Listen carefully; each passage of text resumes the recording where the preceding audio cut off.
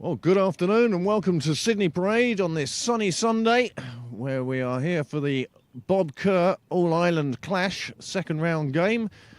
And that's Waringstown have come down the M1 to join us here in Dublin 4. And Pembroke have lost the toss, and as you may have guessed from the picture in front of you, they have to field first. Waringstown winning the toss, deciding to bat. They obviously want to put up a good total in a cup game to try and get through to the next round. The winner of this game, of course, will have the unenviable task of travelling for Pembroke well up Anglesey Road, and for Waringstown another long trip down the M1. Byron McDonough is fielding at third man today. He's starting to make that position his own. Suggests he'll be opening the bowling from the St John's end. But at the moment, an opening from the nursery end, going through his final run-through. Nick Stapleton, the umpire, holds the ball aloft as if it was Simba in The Lion King. Shows it to, well, I don't know who you're showing it to really, perhaps the other umpire. So Nick Stapleton will open the bowling from the nursery end, and we will get this Bob Kerr All-Ireland Cup second round game underway. Pembroke coming off the back of 2 victories yesterday in T20s against Railway. It was more just a run-out. The batting order in the second game was changed dramatically in order to give guys time in the middle, and Pembroke will be hoping that will pay off. So, on a lovely blue sky with fluffy clouds day, we're underway. This is looking like it's going to be a cracking game of cricket. 2 top-class sides. One might almost have expected them to meet in the last 4 rather than a second round game, but that's the nature of the competition. And this competition, of course, going from strength to strength over the years now. We also have the National Cup being played today. Some of their games were called off last Sunday as well. And there's 3 or 4 games that were scheduled to be played in the NCU that ended up down here in the LCU, or CL, as it now is. So 2 dot balls to start.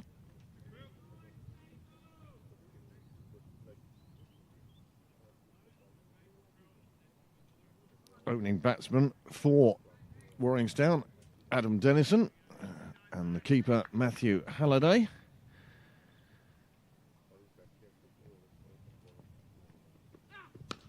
Punched away on the offside, it's through the field, and it's the first boundary of the day, and that is a super, super shot.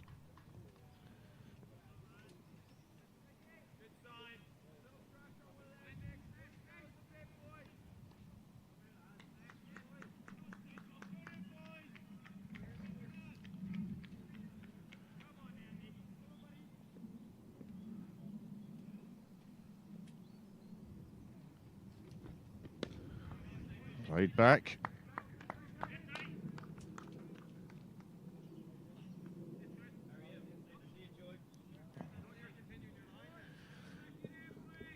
Already we're starting with a massive crowd for Pembroke Cricket Live TV on YouTube.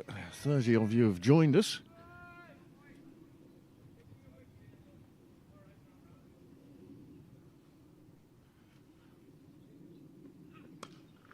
Another shot to the offside, this time straight to the fielder. Dot ball. Afternoon, Joe. How are you? Good, how are you? Grand, you know. Yeah. Big day, big game. Good to see. Be a good crowd down later. 100%. Might have been a good toss to win. Yeah. But it might also get easier to bat on later on. It is a used pitch now, though. Yeah. Spin is going to play a big part, I feel, in today's game. See you later, Joe.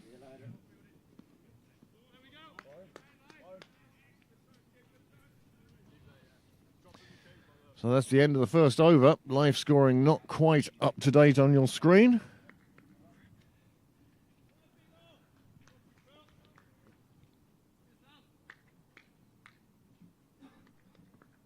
And that would probably be because it's not up to date on NV Play. However, we did see that cracking 4 through the covers. Waringstown getting their account underway.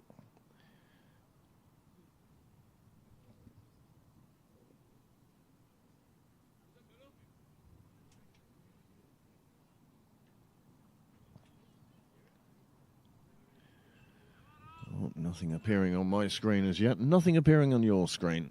But I will, of course, bring you up to date as soon as I have an update. But the update I can bring you now is that Ollie Riley will be opening the bowling from the St John's end. There's a 30-yard run-up to deliver a ball 22 yards. Ollie Riley just getting better and better each time I watch him down here, playing for the first 11. Good height, good pace into the wicket, nice action. And certainly one for the future, one to watch. Hi, Ruth.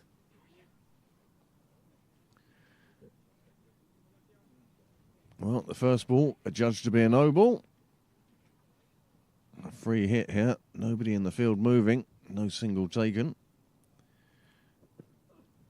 And he's gone big to cow, and that will be successful, and that will reach the boundary. Second boundary of the day, this one off a free hit, and it was a good strike. And it was a safe strike, and it reached the boundary in no time at all.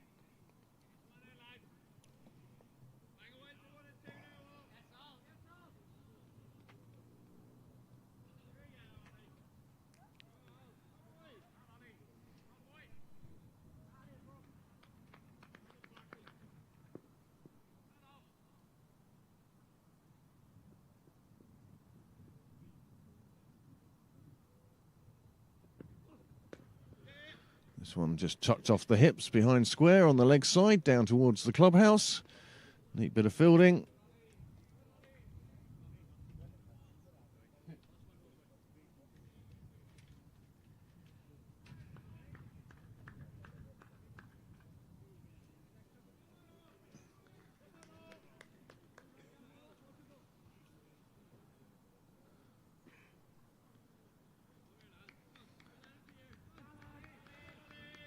Good afternoon to those of you watching this lovely summer's day now. Plenty of blue sky around. Well, hasn't the weather here dumbfounded the forecasters early in the week? Dive by Fiacre Tucker isn't enough to get near the ball, and that's another boundary plundered on the offside. And Waringstown are off to an absolute super start. Certainly better than the 0 for 0 that's showing on your screen and showing on NV Play.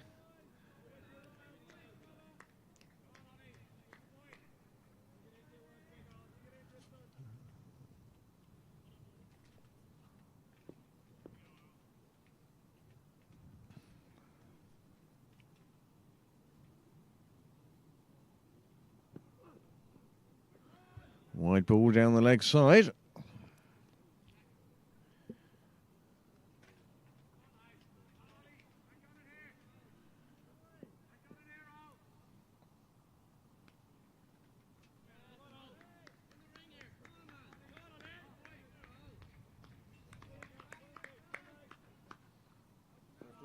We're roughly alive the same way, except I've done replays.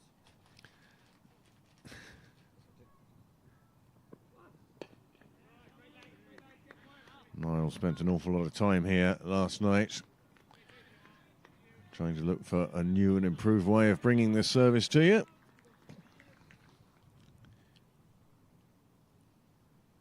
more an old and improved way.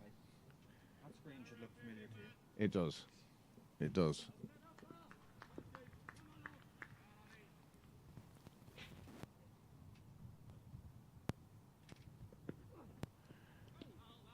Umpire, well, cocked his head looking at that one, decided it wasn't wide enough for the signal.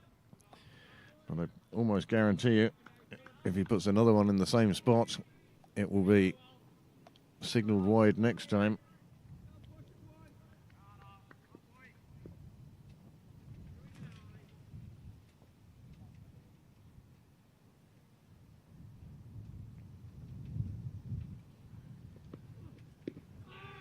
This one getting past the bat on this occasion.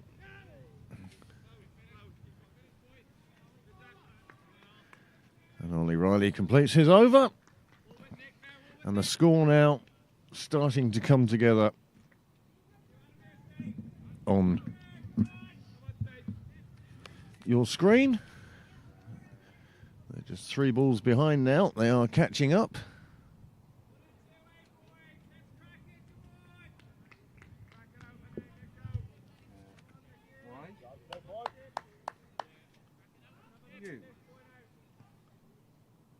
So why is that one and you is that one? I did not bother moving any of the round now because that's what they appeared, and actually that works for me. So 15 without loss after 2 overs. And that's an excellent start for Waringstown. 3 boundaries in that 15. And also a no ball.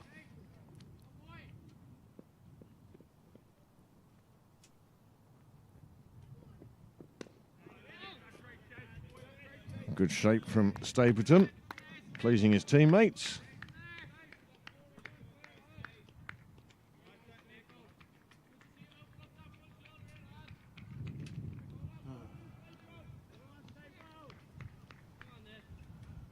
Well, they say you can't win a game in the first 10 overs, but you can lose it.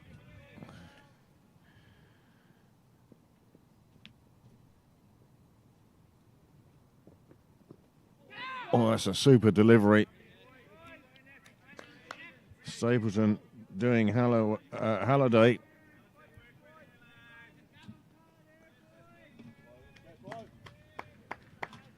A bit of an away movement there. It would have been very easy to have just caught the edge of the bat and flown out towards the slips. Wasn't to be on this occasion.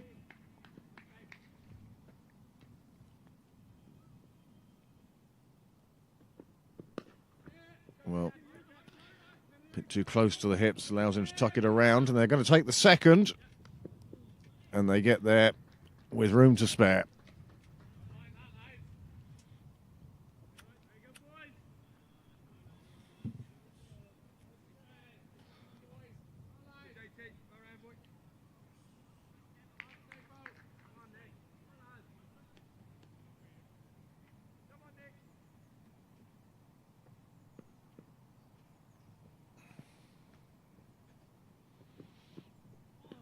Another good ball from Stapleton. Probing, attacking cricket here from Pembroke. 2 slips in place.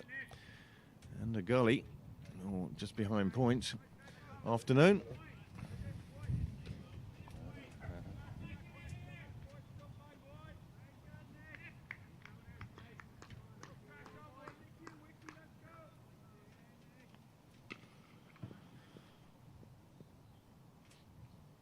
Lovely pictures Niall's bringing to you today.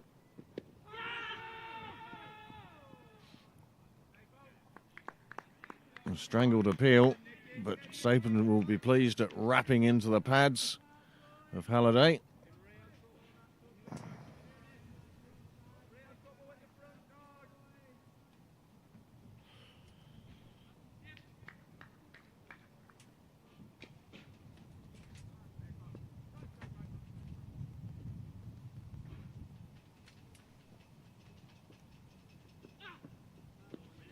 Effort ball from Stapleton on this occasion. Goes through to the keeper, ends the over. That's 3 overs gone. 17 on the board.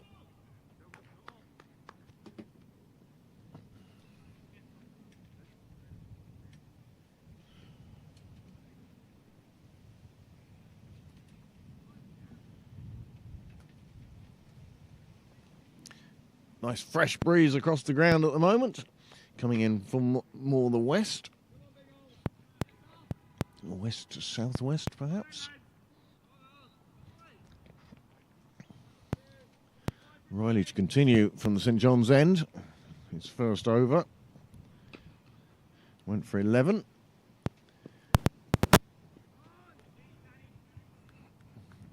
And that's not the best start to his second over.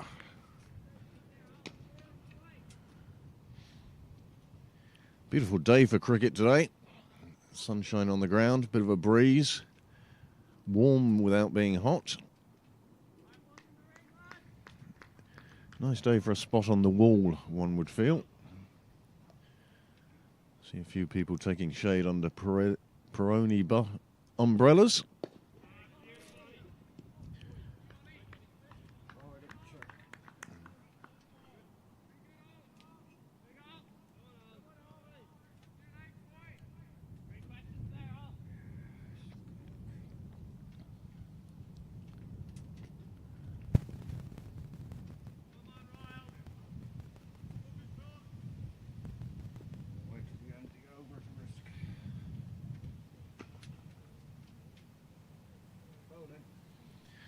MV Play providing a scoreboard for us. I have to say, I much prefer the graphics we get with cricket clubs.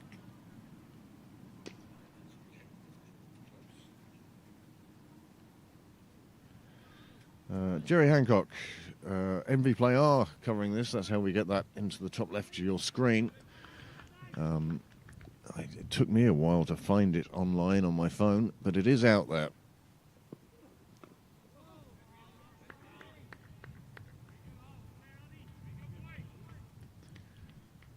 It's an even Steven start at the moment. Waringstown have found the boundary on 3 occasions. They'll be happy enough going along at a run of ball or there or thereabouts.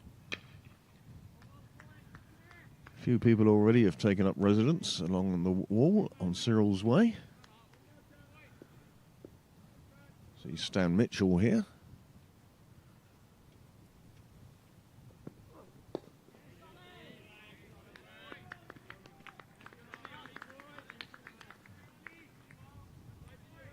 I have an amazing habit of meeting Stan Mitchell at Island away games.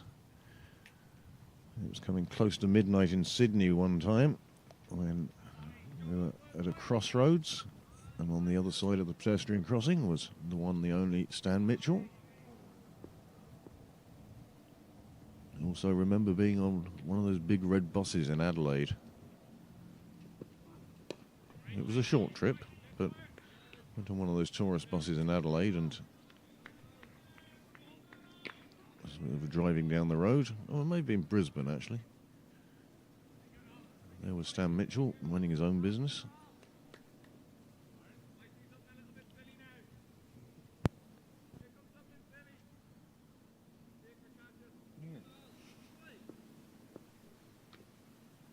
I thought that was deliberate now. It's an edge. It goes past the diving slip. A second slip in place. Well, it would have been straight at them. And on this occasion, it works out as 4 runs for Waringstown as Riley finishes another over.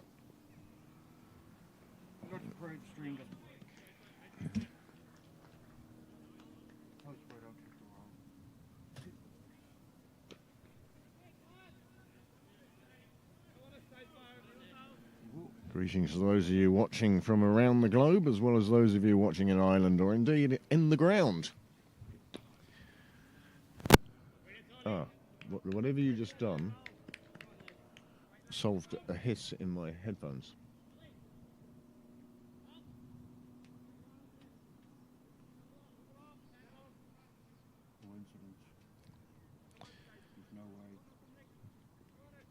It could have been there's a loose wire somewhere and we just leant on it or something.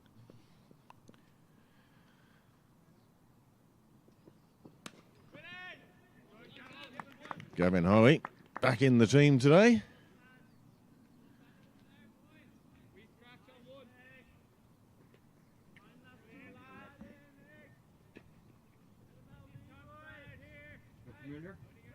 Yeah, but they used to be across the bottom. No, that's that one. That's the replay. Oh, right. Oh, very nice. The Stapleton goes into his 3rd over. Niall just showing me what improvements he's making to the system. It's more behind the scenes stuff than what actually affects what you're seeing on your screen. But the strive for perfection is strong in this one. It affects it a lot. And that's the very reason why I started doing it.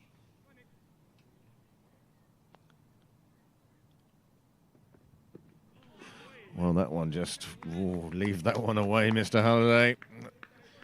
It was wide. That's the shot. That's not the shot you played, and you know it. Well, we've all done that as batsmen. Just reminding ourselves.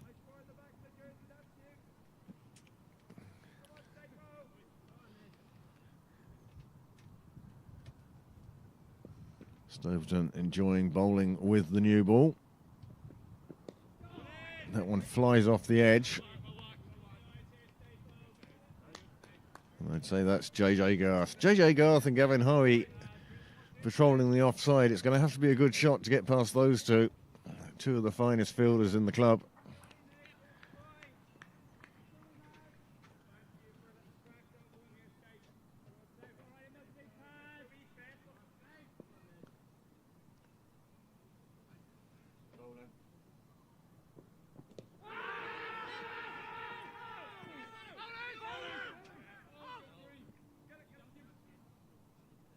Well, it was a long, coordinated appeal from Pembroke. Halliday, well, again, rehearsing in his mind the shot he wished he had played. That wasn't too far away.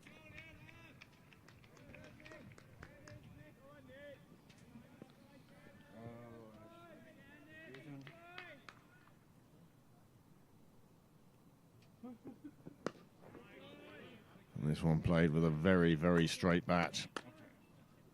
What I want to do is...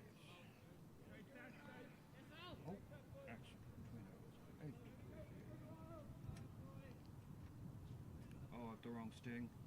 This is going to be comedy. Can I do it? Good. I'll do the wrong one for the laugh. Ah. Well, you can make up your own mind on that one. Is that Belvedere thing on all of them now, or? It's on... Yeah, I'd have to restart the stream.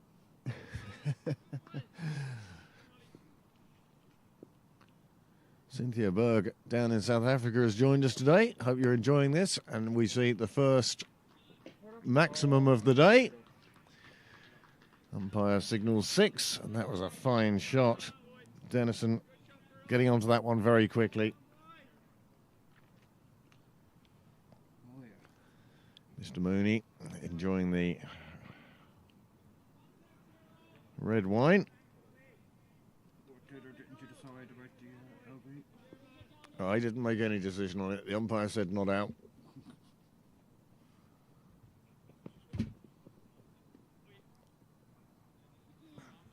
Well, a bit of juggling there from keeper Danny Hogan. Doesn't matter what I think. Hello. Amanda, look how many wires are coming out of the... Oh my word, isn't that fantastic?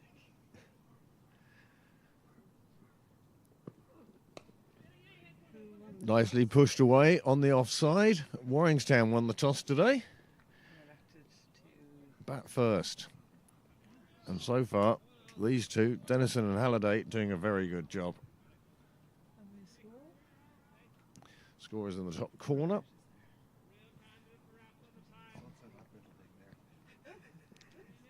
Where's that come from? Well, I was down in Merrion. The Australians are in Merrion. Oh, straight up in the air. Fiacre Tucker underneath it, and he's put it down. Oh, well, that's heartbreaking for Riley. Fiacre Tucker, normally one of the safest pair of hands under the high ball. On this occasion, it escaped his grasp, and there's a deadly hush, falls over the ground. Doesn't last long. Suddenly, there's a huge amount of encouragement. Put them inside. Yeah. I'll bring downstairs. Well, this one then just guided down to third. They look for a second, but decide against it. The arm of Tucker is long and good. Well, that one was swirling around in the breeze for Fiacre Tucker. Wait until the end of the over. It's our first proper replay, and the first one where I don't have to worry about what the next ball does.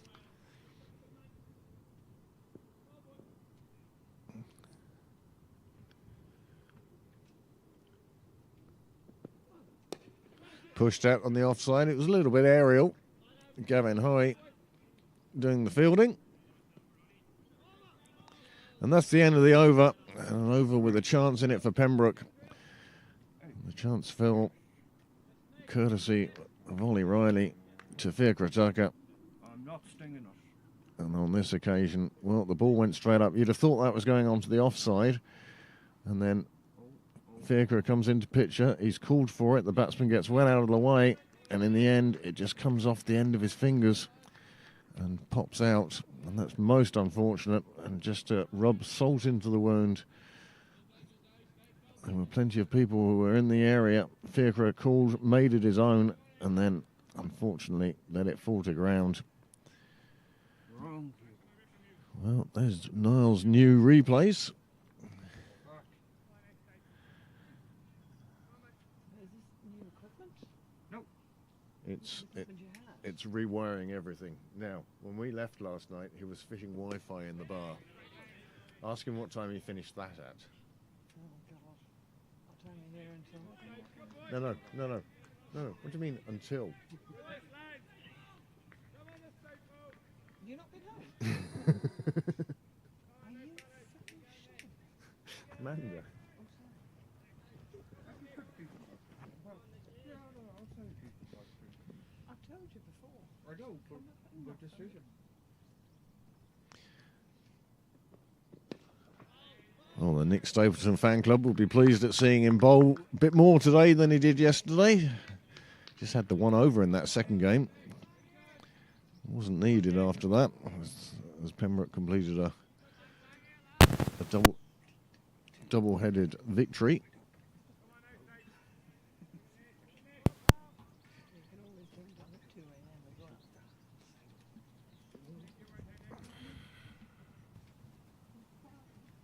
Okay, now. Have you eaten anything today?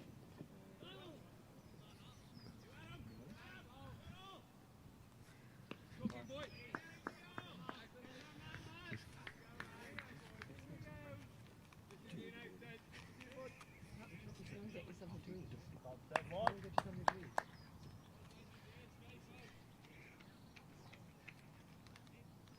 I started with putting that wire, just seeing which wire that class basically that I did. So one thing I did. Discussion going on in the media centre about last night and how much time Niall spent not only fixing the Wi-Fi in the bar, but also rewiring the media centre.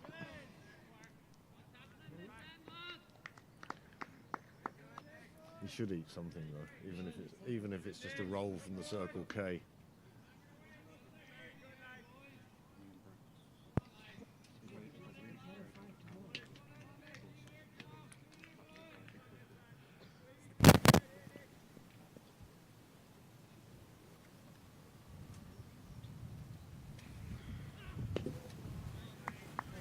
Another effort ball from Stapleton.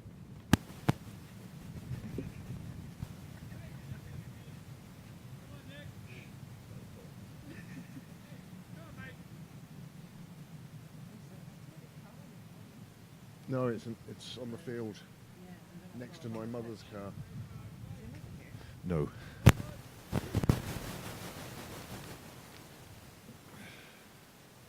Just listen to that one.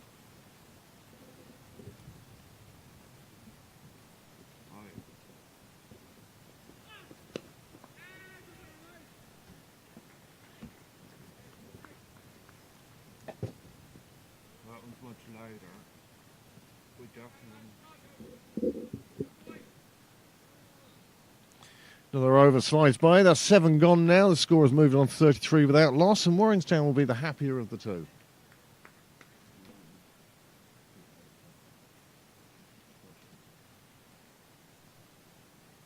Remember I said to you, oh, you've just fixed my ear.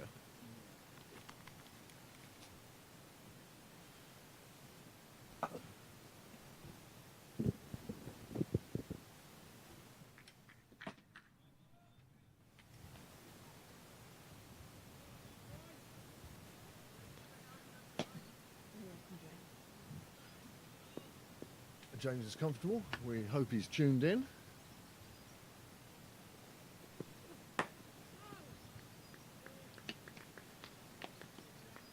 few comments appearing on the live chat.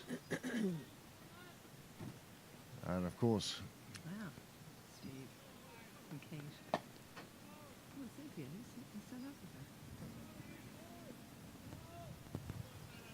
and, you know, Cynthia may be watching because of somebody on the Waringstown team. That's true. Yes. Doesn't necessarily have to be the Pembroke team.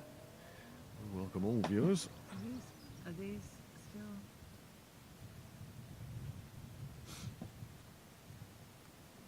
All right. Good afternoon, Steve. And of course, Kate Hurley. No, this is a 50 over game. This is the Bob Kerr All Ireland Cup. 50 overs aside. Well fielded. Getting the whole body behind it and using the whole body too.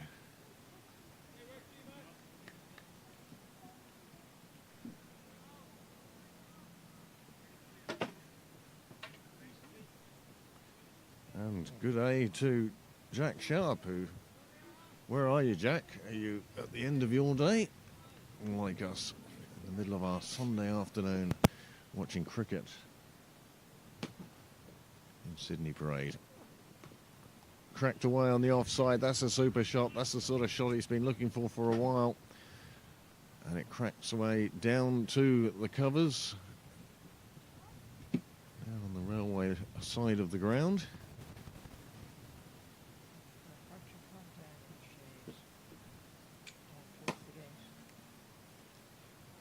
Yeah, my mother has gone into town to Merrion Square. To taste.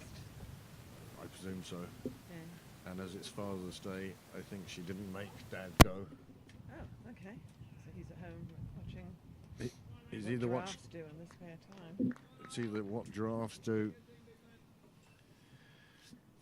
in their spare time, or it's this, or in fact Le Mans is on at the moment, the 24-hour Steve race. is wondering, do you not have full graphics? No, it's MV Play, unfortunately. The normal graphics we have, Steve, are provided with the assistance of information from cricket clubs. That's the preferred app in the Cricket Leinster area. Their live score centre, match centre, is all powered by cricket clubs. And that's what you see most of the time here on Pembroke Cricket Live. However, this is an all-Ireland competition. And as a result, we are using NV Play, which is the scoring app used in the UK, in the Northern Cricket Union, the North West Cricket Union, the Munster Cricket Union. I don't know what they use in Connacht. I suspect it's the same. And unfortunately, it doesn't interact with our technology with the same information or coverage that Cricket Clubs does. Ollie Riley pushes one onto the pads, and Waringstown very good at taking those quick singles, and they help the score along to 39 now. Dougal's killed. Yeah.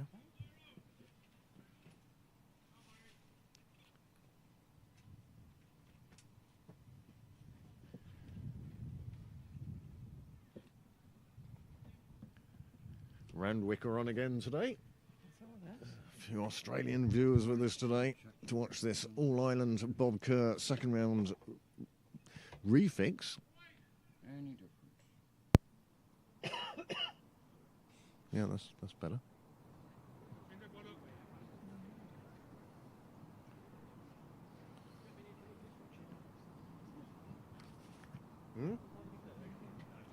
That's the same as usual. Of course it is. Jack Sharp, of course. It's the stage name, the podcast name of one Kieran Sharp. Afternoon, Paul. Afternoon. Paul Lawson has been sent down to third man. Often means he's about to weave his magic with the ball. 5 wickets yesterday, wasn't it? Just the 5, yeah. Disappointing.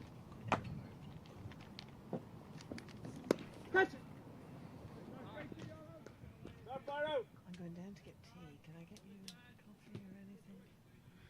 Tea, coffee, Ovaltine, I'll have a cup of tea, please. or have chocolate maybe? Yeah. Yeah. For breakfast? Fresh biscuits? Or do you want to go up to the garage? That one is played down to third, where Paul Lawson is, the fielder. He fires that one back in with his wrist. If you wanted to go up there, you'd get him something proper to eat, even if it's only a chicken sandwich.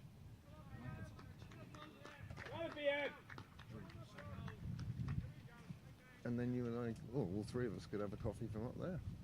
Niall could then take it inside and put 2 capsules into it. An extra shot. How will I do that? Will I go and get your salad? No? And if you're going up there, pastry would be nice. You want my card? Forget about me. For Niall. Pastry would be nice. For Niall. Oh, right, okay. Right, and I'll go and do a bit of shopping. First change of bowling we've seen today. Byron McDonough. He's on at the nursery end. I'll leave these ciggies there. And I'll go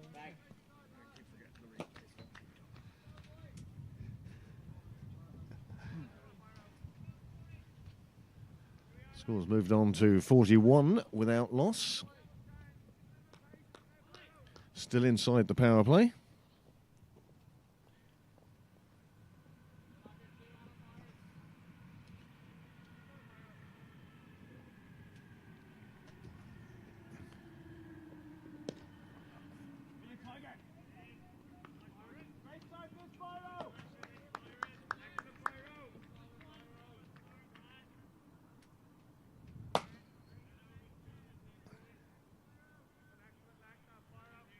Good to hear from the Honorary Secretary that he's tuned in today.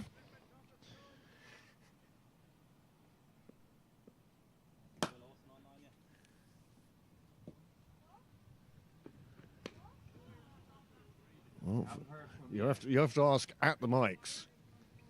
He was on yesterday. Myself and Caroline were watching. He does. He does. So Theo, where is your prediction?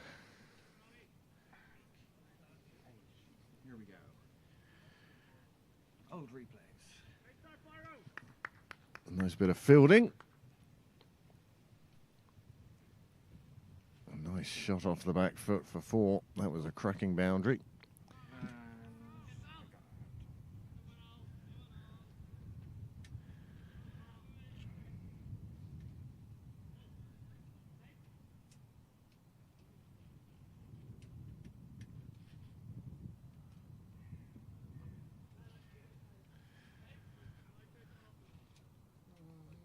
We do have the mute button, and it does get used here in the commentary box on many occasions, if only to save the viewing public from the rants and raves that do occur down at this end of the ground. But for the general chit-chat, well, I'm sure my mother's delighted that 70 people are now aware that she's gone into Merrion Square to taste.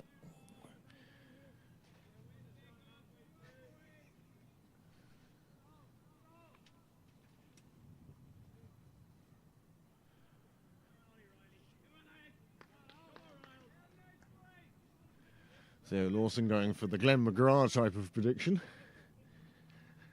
Utmost confidence in the Pembroke 11.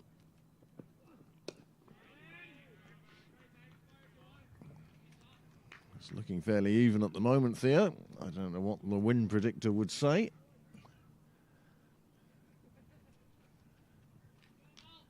But thanks again for tuning in.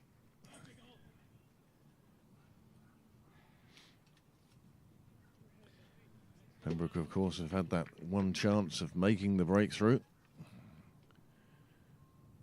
Catch, unfortunately, put to ground. And there we go. He does like that shot. And it does often result in a boundary, and it has on this occasion. 46 without loss. he says, assuming that the live scoring on the screen is behind live action.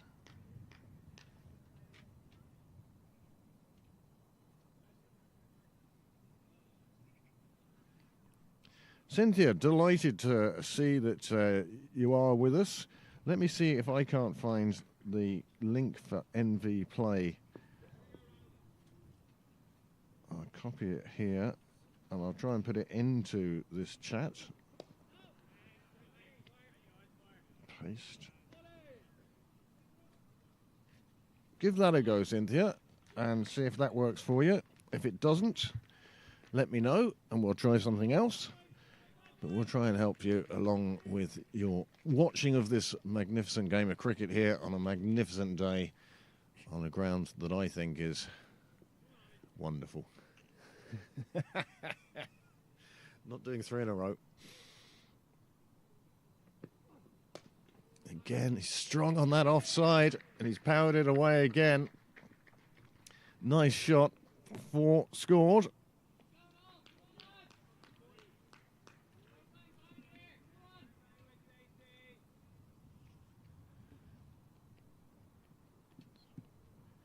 Dennison now on 32 of 36. 5 fours. I bet you if you went back to the coverage, they'd all be in the similar sort of area on the offside. Partnership of 50 has come off 60 balls.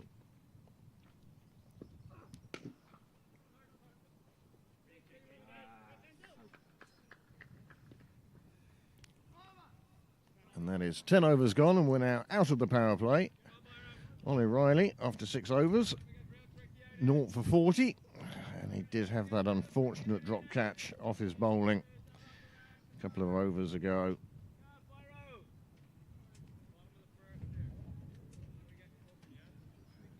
Partnership here of 51, the Manhattan NV Play do give you a lot of graphics. Unfortunately, none I can actually show you online.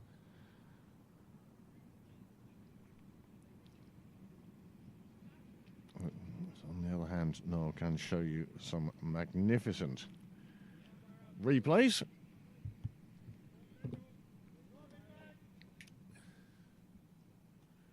See a few of the Waringstown players down at this far end, watching the action.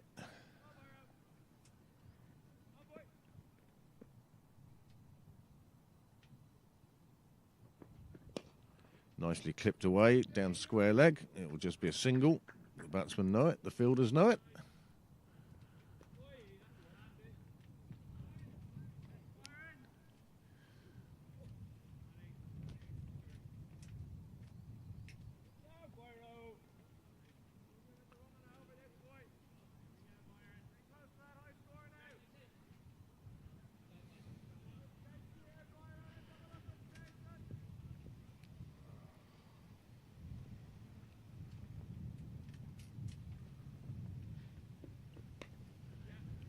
Nicely clipped away off his legs, but there is a fielder down there for that very shot who fires the ball back at a sort of shin-damaging angle.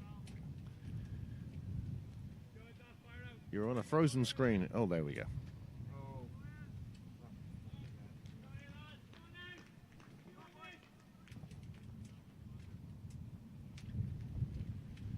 Really is great to know that we're being watched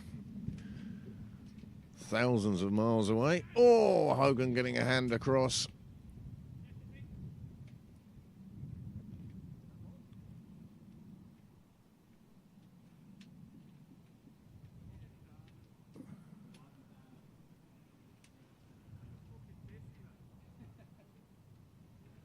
Great effort going across to his left there from Hogan.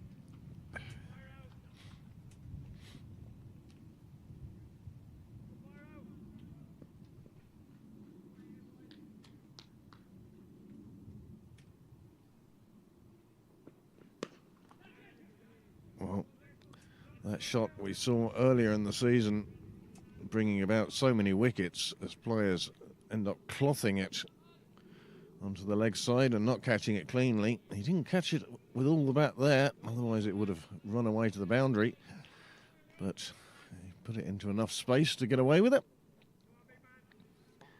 And the This opening partnership continues.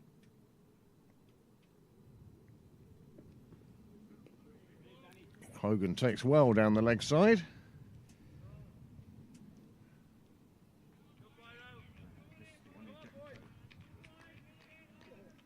Just did well to get across to it. That was at, what was that, normal speed? Hope it wasn't at double speed. Doing a bit of justice.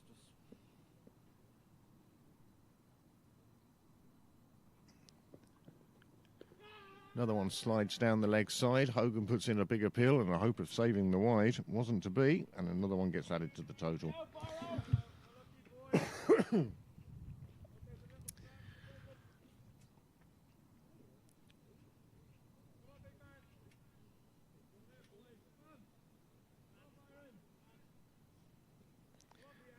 Ryan Hopkins and the generation above and below, all three of them walking down Cyril's way now. As Lawson makes a lot of ground around to his right. But 2 runs are taken.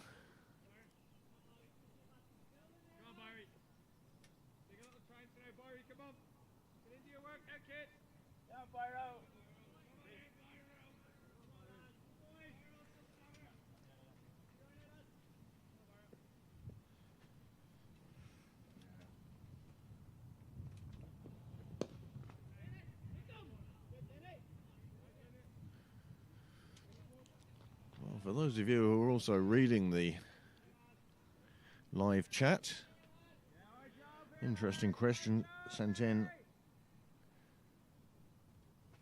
by Steve. The international contingent, when they return, should Pembroke win this game, they'd be available for the next game, which would be away in Merrion. Afternoon, gentlemen. Is any of you Tom Mays? No. Okay. Tell him he isn't here. Ah, Cynthia's going to be very disappointed. She's tuned in all the way from South Africa to watch him. Break in play as the players just take a moment in the middle.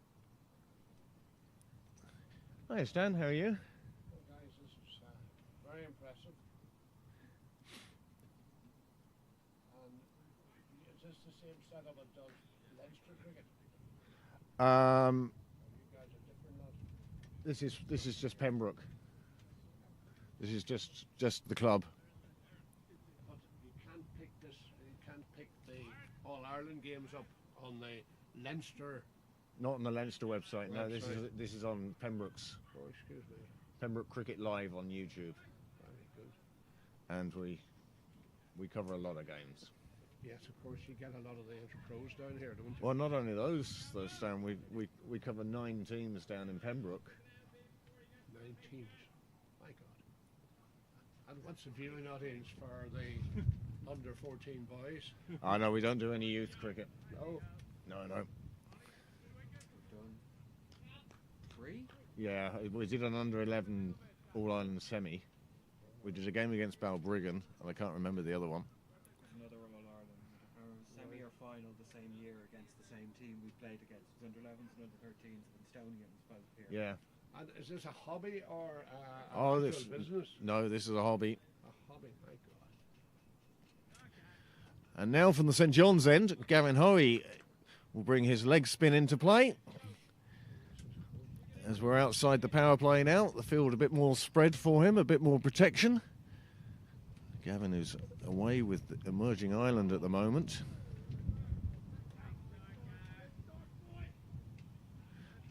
Super start for Hoey. Good ball to start with. And not at all, Stan.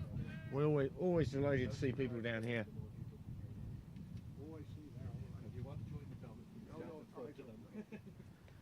Cut away.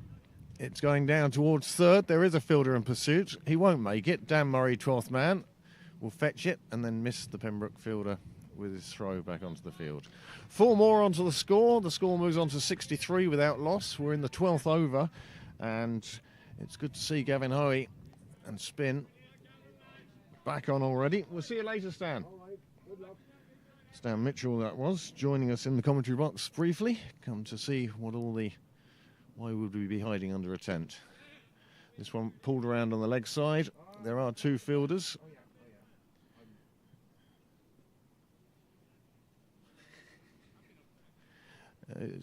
It looks warm enough out there. Plenty of sunshine. You can see the sun quite high in the sky. We're getting to that sort of midsummer time of year now. Best month of the summer as far as lateness of the setting sun. Oh, Hoey has just pulled up there. Warning? I think there was certainly a word. Or even better, there wasn't a word. There was a look. That's the best of all. I know, you know, I know. One of those looks.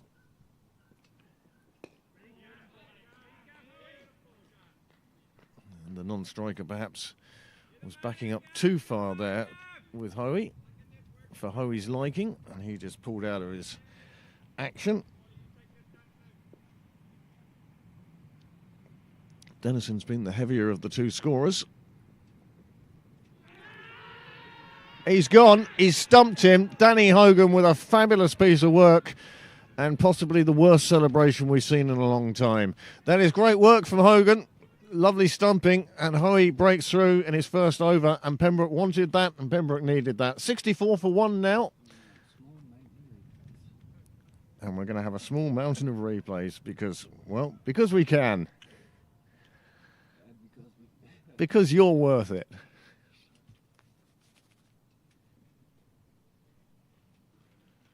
Well, the first wicket falls. Tennyson goes for 41. Right. You ready? Which way? And as you can see, that's the one he cut away. That was Halliday scoring that for. And there's the backing up. Oh, Hoey, Hoey, Hoey. And what a beautiful delivery. My word, if you saw that delivery again, and I have no doubt we will, that was an absolutely beautiful ball. Dragged the batsman forward, and then, oh, Danny. Well, he was happy with that, and so he should be. And that's the first wicket down. Gavin Hoey makes the breakthrough. Ryan Hopkins.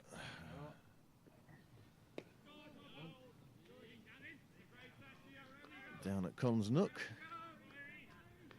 And suddenly there's a bounce about the Pembroke side. Danny Hogan comes down to congratulate Gav Hoey. Why wouldn't he? What a fine wicket that was.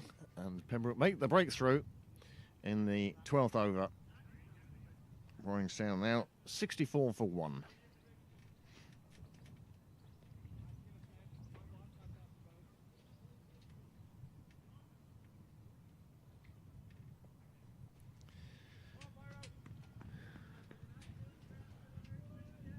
Well, spin has certainly worked at the St John's end, and Paul Lawson is stretching and warming up because he's either coming on to bowl or that wind is a bit colder than we think it is.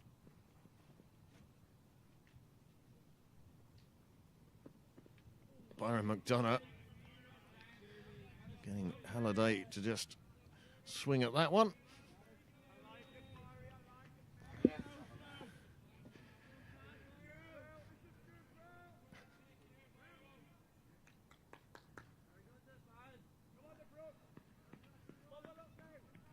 James McCullum is the new bat. A fine batsman he is too. Pembroke will want to see the back of him sooner rather than later. If he keeps going, he could take the game away from Pembroke.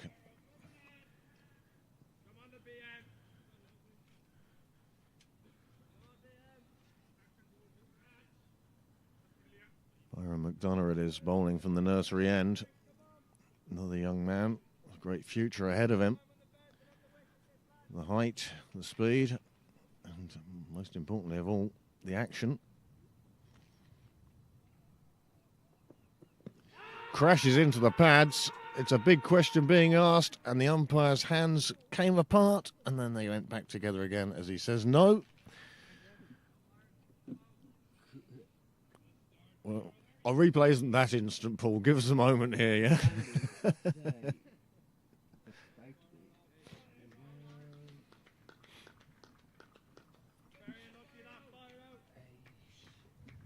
I think that's the right call. Very unlucky. Could have gone either way. It was a very confident appeal. Back with the live action now. We'll get that replay for you very shortly. He's hit him again, and the umpire has given him this time. Well, Byron McDonough with two lovely deliveries, and that's the wicket that Pembroke wanted. James McCallum is on his way without scoring in this All-Ireland Bob Kerr Cup second round game. Waringstown, well, they were 65 without loss, or 64 without loss, and they're now 65 for 2. Byron McDonough has struck again.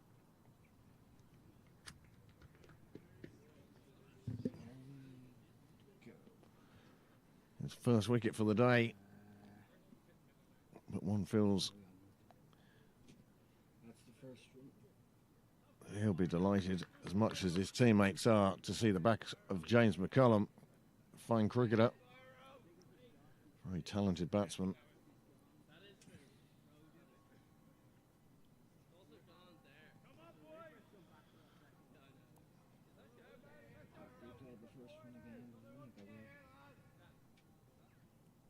The celebration from the Pembroke players shows you just how important that wicket was. 2 wickets in 2 overs.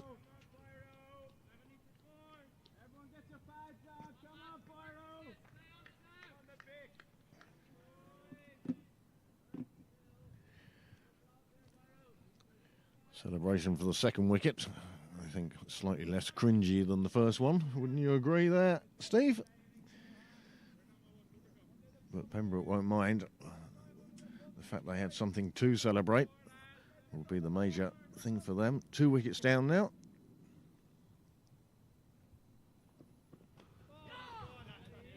And Fia Krataka showing fine reflexes in the slips, collecting that ball off the edge.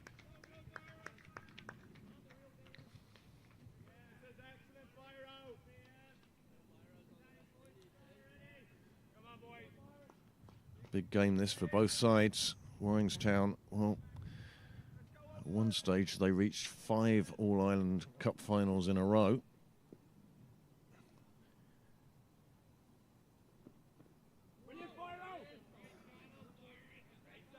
Pembroke with many members of the side that won the Cup back in 2019. I'm playing them again, mostly because I want to try and get the first run slow.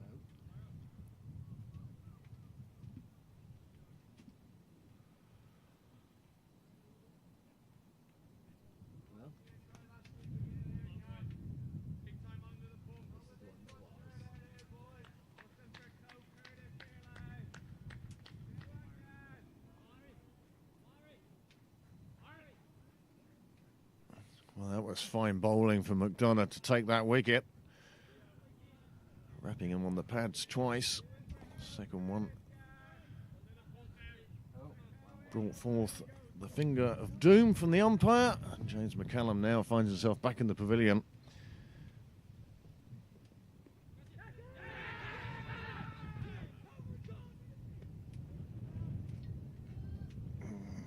Big appeal from Pembroke. As Morgan Topping has now joined Matthew Halliday in the middle. Morgan Topping, who, like Gavin Hurry, has been released by CI, currently in the middle of a emerging island West Indies. Is it West Indies under 23s, I think, series. Nice ball from Hurry again. Lawson makes sure that there is no single taken.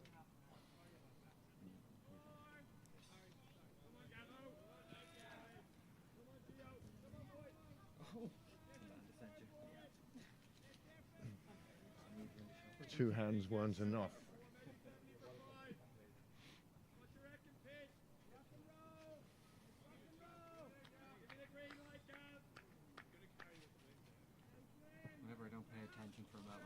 That's when you could have had a And I replay. could have showed it. Howie again coming in from St John's End. Oh my word! He is got this ball on a piece of string at the moment. How do you play that? Oh, it's the cup behind.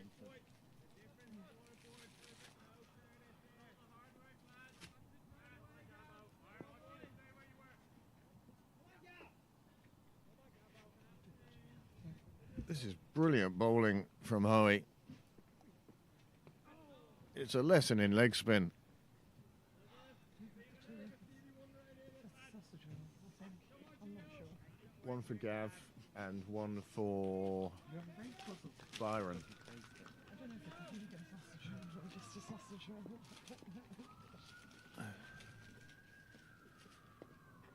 You got the wicket, sorry, one for Gav and one for... Well, that's gone away for 4, but it wasn't an overly convincing shot. Howie won't mind that. Hmm?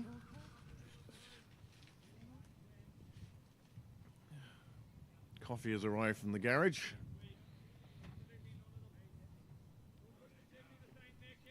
Courtesy of Amanda. Niall's tucking into what might be a vegan sausage roll. How disappointing would that be? You got to taste the event to find out what No, you because can guess no. what it is. No idea what it tastes like. Looks alright. How about taste? Like a sausage roll. Okay, well then. We're good. We know that Niall isn't a vegan. Do because he hasn't told us. He hasn't mentioned it in the 5 years, or the 6 years we've been doing this. That and the breakfast rolls, I suppose, would be a clue. Yeah.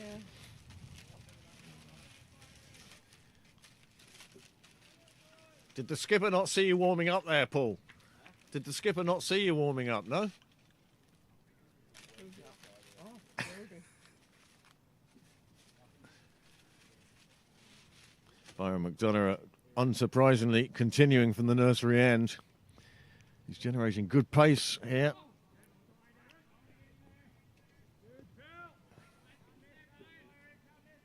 Suddenly there's a bit of life, a bit of excitement in the Pembroke fielders.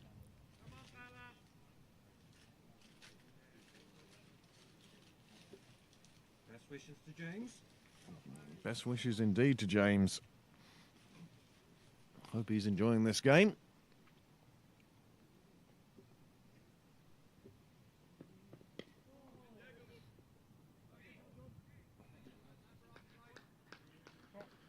Oh my word. How far is he going to go?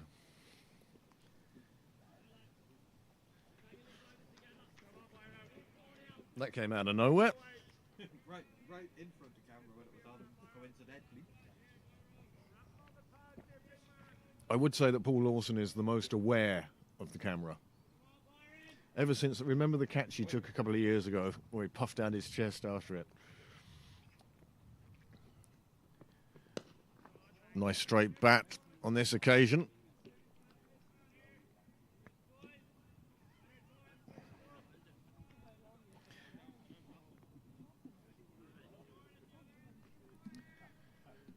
McDonough now with figures of 1 for 13. Halliday, Matthew Halliday, he's moved on to 23. And Morgan Topping, just a single to his name so far. And he's gone. He's gone. He's edged it through to the keeper. He's disappointed in himself. Byron McDonough is delighted. He picks up his second. Simplest of catches for Danny Hogan on this occasion. And suddenly a third wicket has gone down with just 70 on the board. And suddenly Waringstown are going to have to do some rebuilding. What's happening? Replay.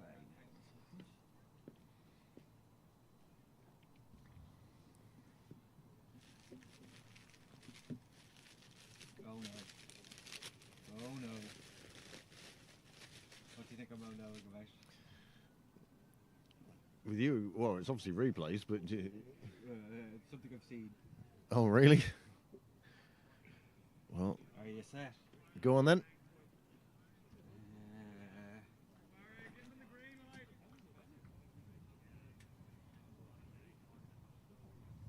That's all fine. Keep watching down. Oh, no, he does it again.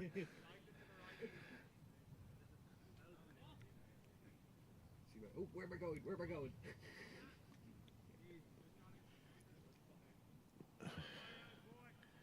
Pembroke lads, I think, are just letting Danny finish his celebration before celebrating with him. A third wicket down, though. 70 on the board, 15th over. And Waringstown, well, they need a partnership.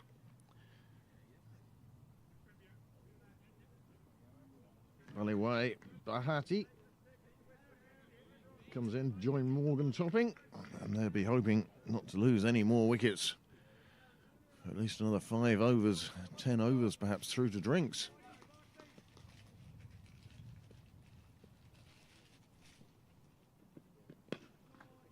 Good full ball from McDonough, first up.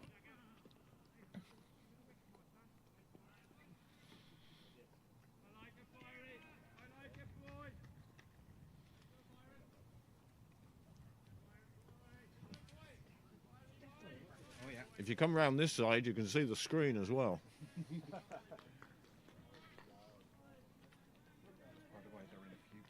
One ball left in the over, according to the score on the screen.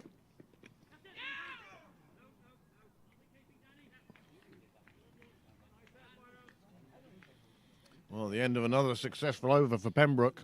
Waringstown now 3 down. After 15 overs. Yeah. I was saying, all 3 generations with you today. Absolutely. You can stay. 3 Hopkins, hopefully there's a third wicket here. Oh, that's the third there, sorry, yeah. There you go. Just keep walking. Hopkins women will be down soon, so that'll be fine. Another lap, please. Here's another 2 wickets driving in as well.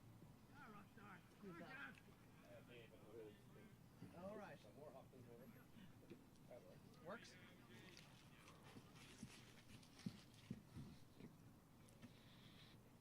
Unsurprisingly, Gavin Hoey will be bowling still from the St John's end.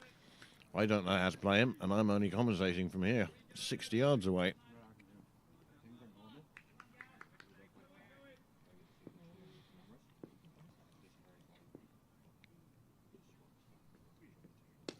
He's getting great drift. Have you two seen how much drift he's getting here?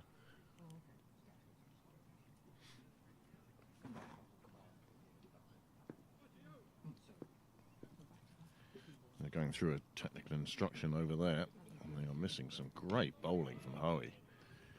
Drift and turn. Just come and watch this bowling. No, I'd say to you as well, watch this. Watch the drift.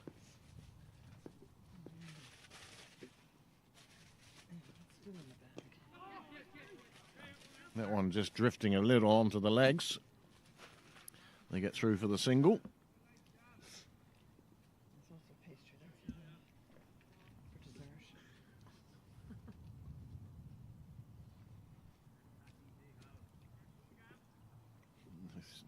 dessert. Unsurprisingly, the batsman meeting in the middle for a bit of advice on how to play Gavin Hoey. I could sum it up in 3 words.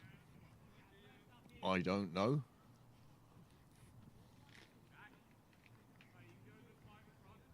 Taking middle guard in the hope that will cover most of the stumps.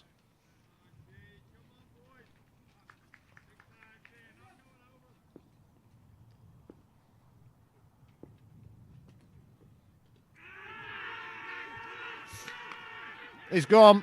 Yeah. We wait for the umpire's decision. Danny too close to the other players to get away with his celebration on that occasion. But a 4th wicket falls, 71 on the board. And Theo Lawson. Just keep going. Bring more. More up. A 4th wicket falls. And after an opening stand of 64, in the space of 7 wickets, 4 wickets have fallen.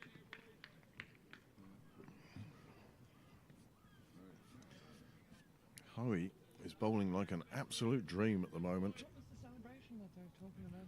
Oh, Oh, there's another one coming. He's done it twice now. Who has? You ready? Right, go on then. Under edge into the keeper's gloves. And he's given. Oh, I could run that one for longer. And here it is. He didn't- That all? Oh, Good the lord. least of them so far. Okay, right.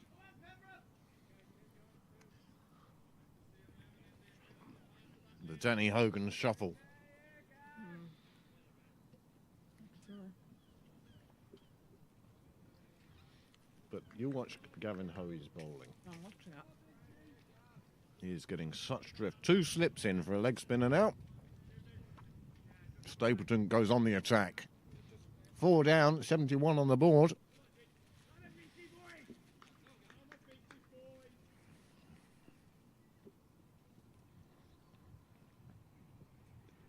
Oh! Oh my goodness. Greg Thompson at the crease. Do they have their players? Were their players released? I presume they were. Yeah. Morgan Topping's batting at the moment. All right. And the other gentleman, Matthew, is it? Sam, I don't know whether he was because he's under contract to Sussex. All right. I thought there was 2 M toppings.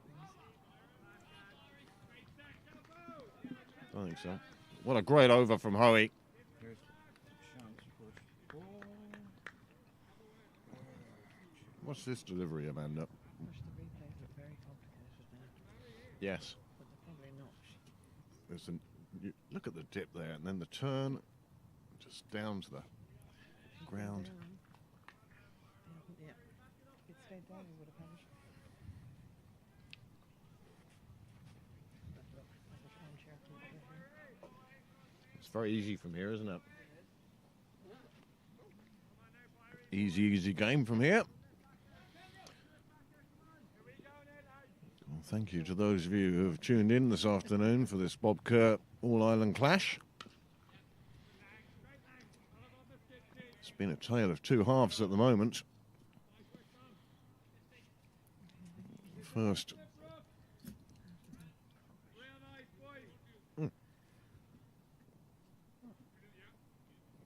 They're in the bag with the cups from Sean. Oh, right, okay. Oh, sometimes do something like that. Well, you want to put the balls in the car.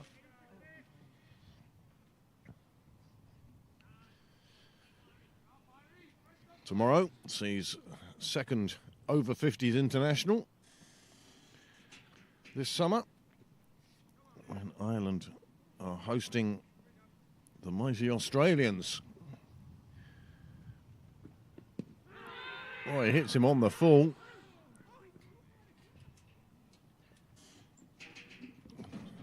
Niall sets up another replay.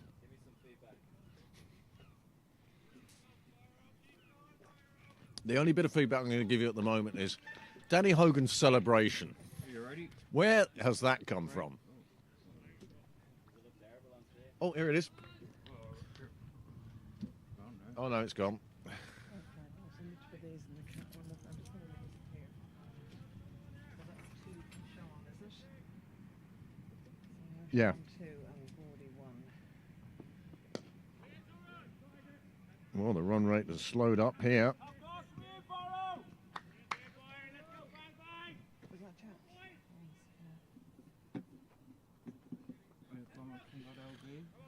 Show it again properly. Show it again, probably.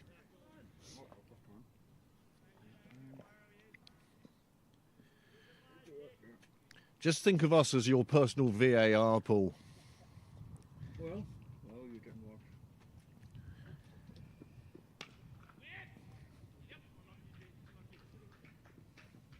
I did. I saw. Paul?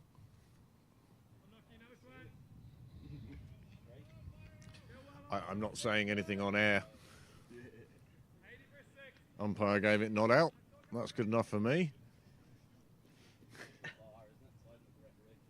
Yeah. Yep. When in doubt.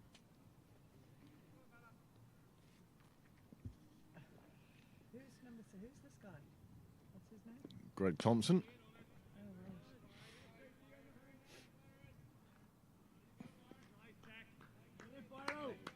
versus Gal.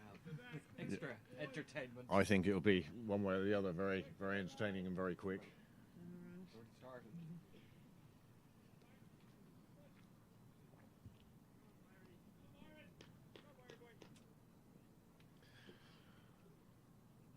Byron has bowled beautifully this afternoon. Nice bit of fielding as well. Backed up by his field. Ends the over. That's 17 gone now. Waringstown with 4 wickets down. The big TV down there shows the replays as well. I definitely have to get him a more permanent home. Yeah. And I'm thinking a 20-foot container there. 20-foot container. He's going to fill it with reels and reels and Even a 10-foot. You know, one of those sort of... That's Oh, I'm going to connect it to that, don't worry. I don't want to have to build anything because we can't put foundations down because of all the pipes and wires. yeah. But if you've got a self... He went up.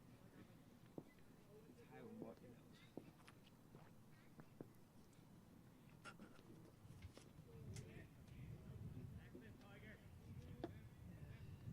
So windy you can't put it. Oh, there's a butterfly. A flutterby butterfly.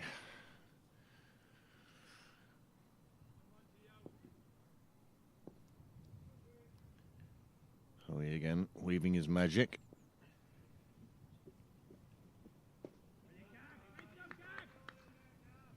He's being treated with the utmost respect there now.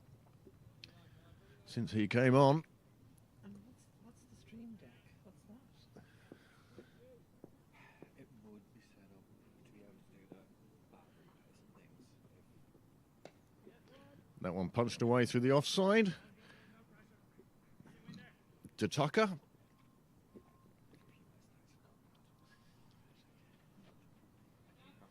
Down at Tucker it is down there, patrolling the railway line.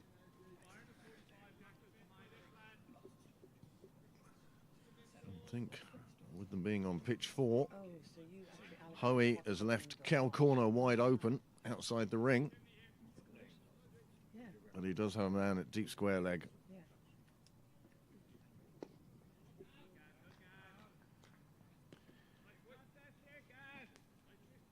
Thompson controlling his, well, I suspect is his normal batting. Where did Charlie go? He's gone off to play for the Leps. Oh, right, okay. He's been introduced. Pete Prendergast has introduced Charlie to Dick Forrest Brilliant. and Dorky Archives. And Charlie is so keen to get a game of cricket. Have gear will travel. Yeah. That he's joined Taverner's team. He's joined the Leps. Yeah. He's on their list now. So Oh, brilliant. I think it's brilliant. You're getting so much cricket. Well, another Hoey over goes by, this time without incident. Tunnel. What does that mean? Oh, ton up. Sorry, I thought you said tunnel. Is that weird?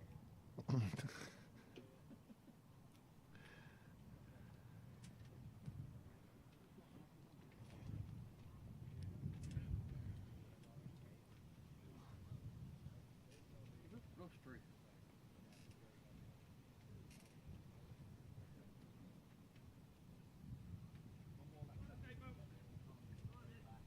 No, he's not old enough.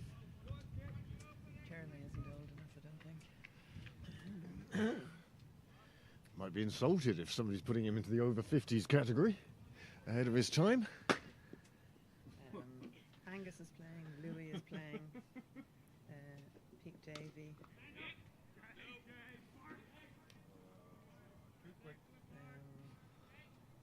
Angus, Louis, Pete Davey out of the team here. Ifti, Shahid, Sadat. Give you the team here now. Team is last.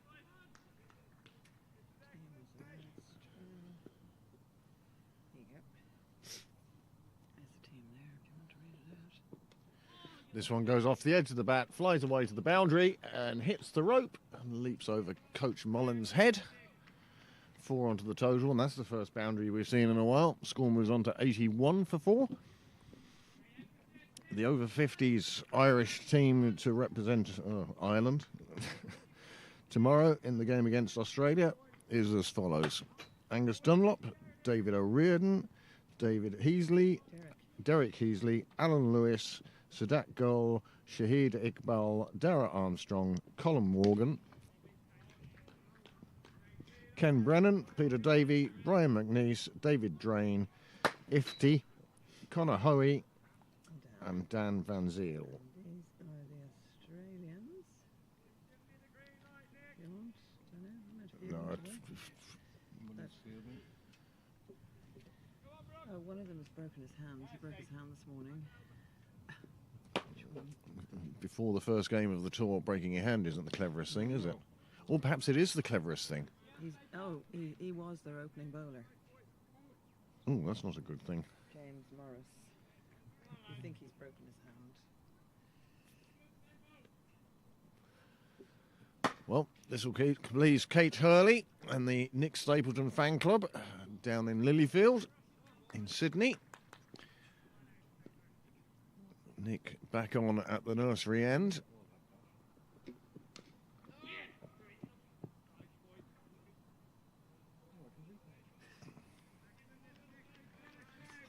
A few people filling up the wall now along Cyril's Way.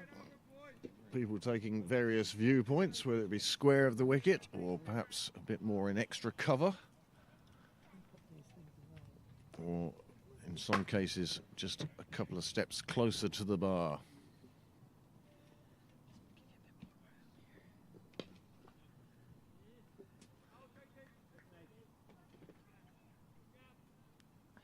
Another over done. That's 19 gone now. Score 81 for 4. Just that 4 off the edge of the bat in that over. And Waringstown really, well, they're setting about rebuilding.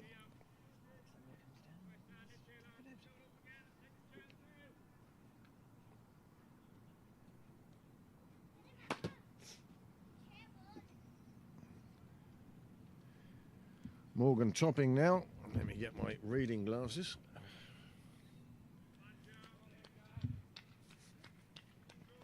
Has moved on to 8 from 16 balls, and Greg Thompson is on 4 off 10 balls.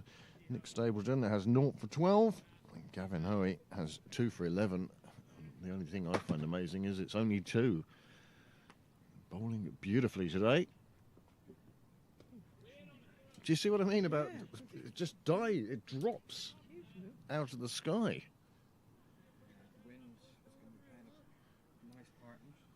Oh, look at the flag. The flag is... And he's still getting that amount of... When can his dad bowl like that tomorrow? That was the wrong one. Came into the right-hander. Played round to square leg. And it'll be Morgan topping, facing the delights of Gavin Hoey.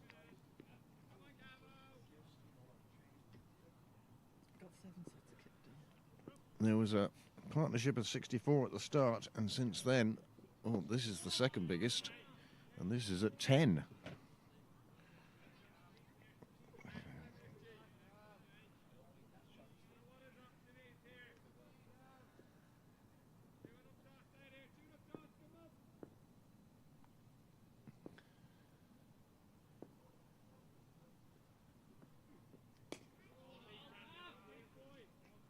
This is super bowling from Gavin Hoey.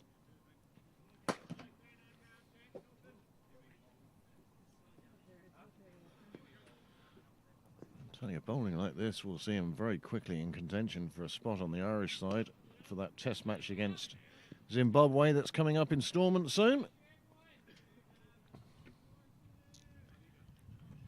Gavin, of course, brings a good deal with his batting as well as bowling and weaving such magical spells.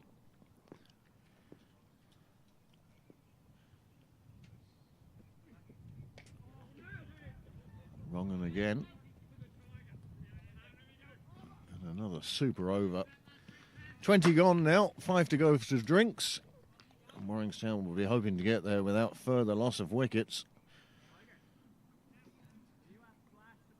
Topping and Thompson standing between Pembroke and another wicket.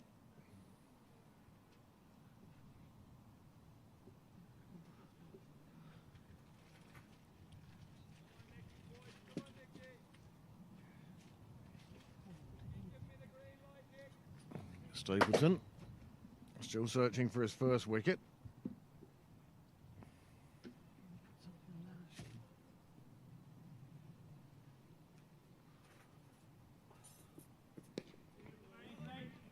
Good delivery, attacking that off stump. Hit the top of off stump so many times. And that's what bowlers get told to do.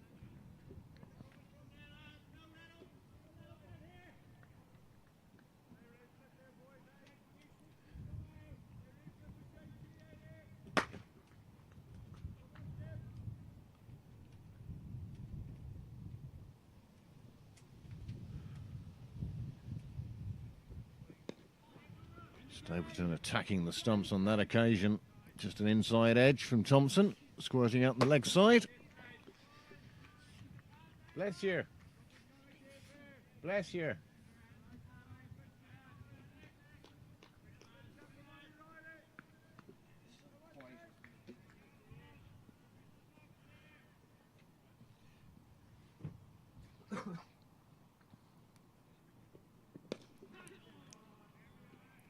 Well, he thought that was the one to drive, just push away. May not have been all there for him.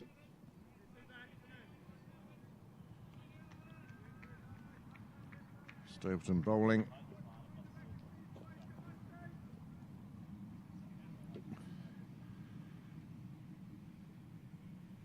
Such great control. Ball now 20 overs old. Just chipped up on the leg side. Plaintive cry of catch.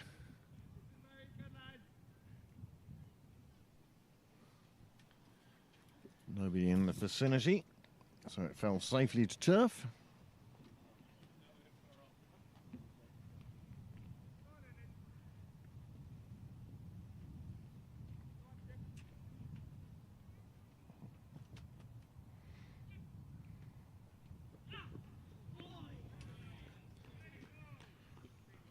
Well, this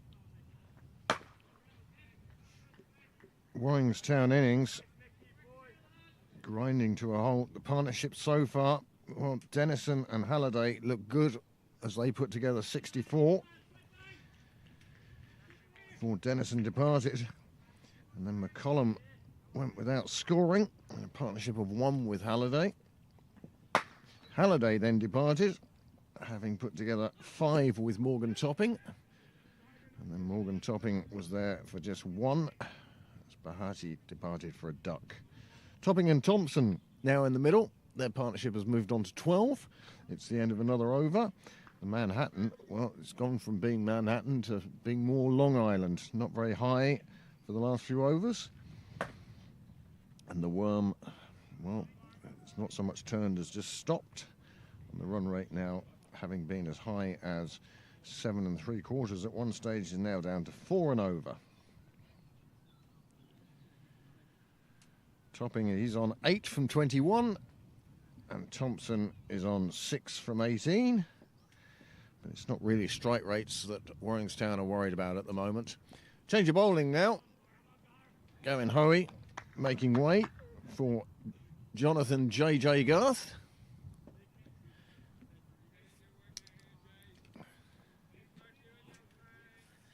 J.J. who had a fabulous day yesterday, both with bat and ball, picking up wickets, scoring runs. Oh. One of the other refixes today, Brigade are playing Leinster, and Brigade find themselves 45 for 6, and they are in a bit of trouble there. Brings after 17 overs. J.J. Garth then to start his spell.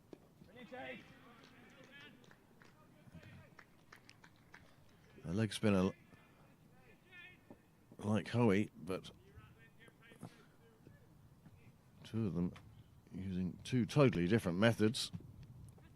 Oh, the reverse hoik comes out of the toolbox nice and early. Greg Thompson looking to power that one away. Fiacre Tucker lying in wait around the corner. Balled away to the leg side. It gets between the two fielders over there. It runs away for 4 runs. And Garth just giving them a little bit of room.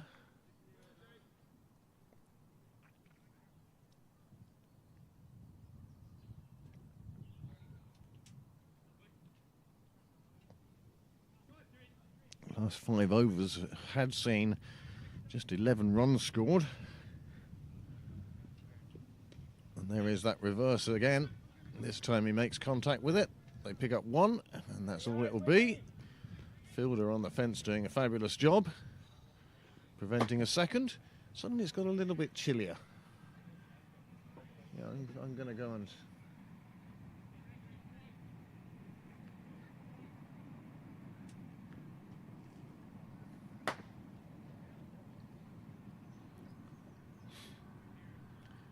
Pembroke making an adjustment in the field,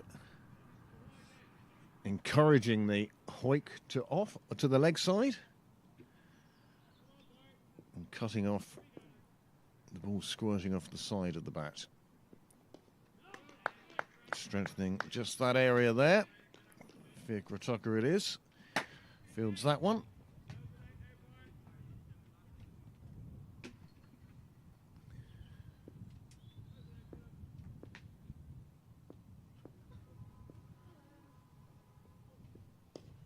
This one just played away on the leg side. Everyone agrees it's going to be a single, and a single it is. And that ends JJ Garth's first over. Run a ball.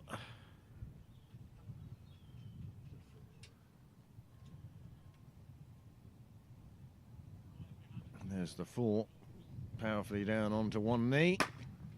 Dragged it through mid-wicket. Picked up the boundary. Well, there's going to be a change of bowling again here now. Paul Lawson coming on at the nursery end. He had a great success yesterday at the top of the railway batting order. Be nice if he waited for you, wouldn't it?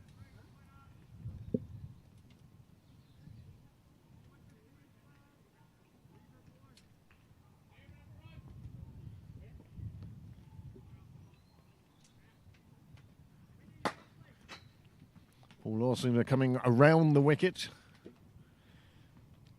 That's where he's found a lot of his success this season.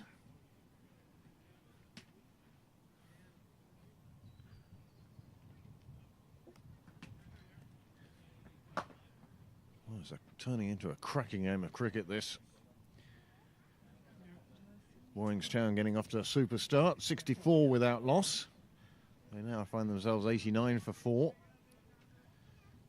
With those 4 wickets falling very quickly and very cheaply to Garth and McDonough. Evening, Eli. Evening, how are you? Good.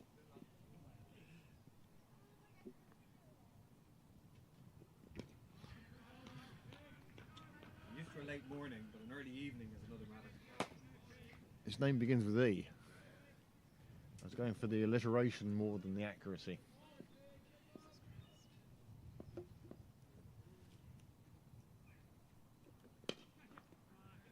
Lawson gets down well to that one.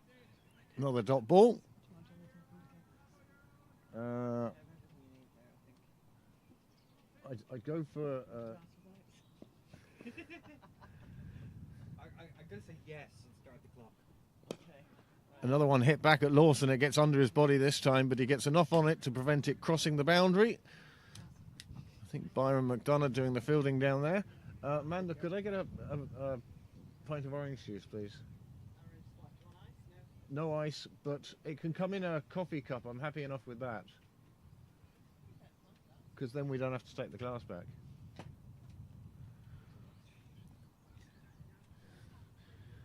Paul Lawson posing all sorts of different problems now. This coming round the wicket, you can see the batsman's open stance. Timing off on that occasion.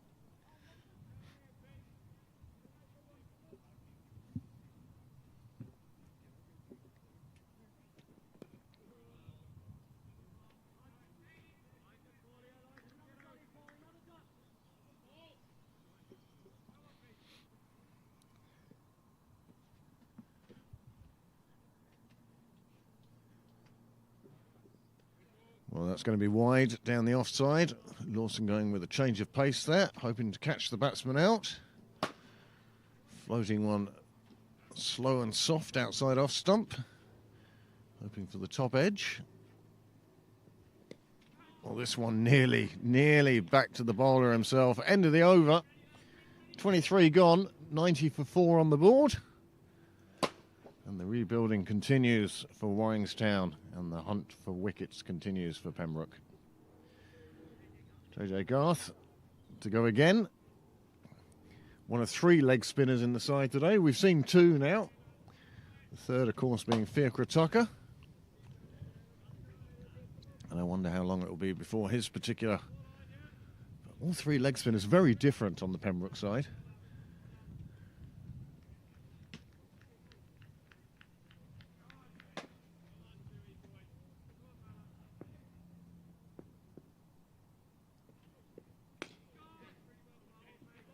Lawson jogs in, just to make sure there won't be a second.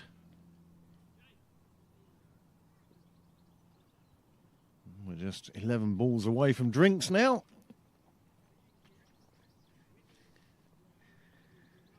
Where the whole media team will gallop up to the clubhouse to use the facilities.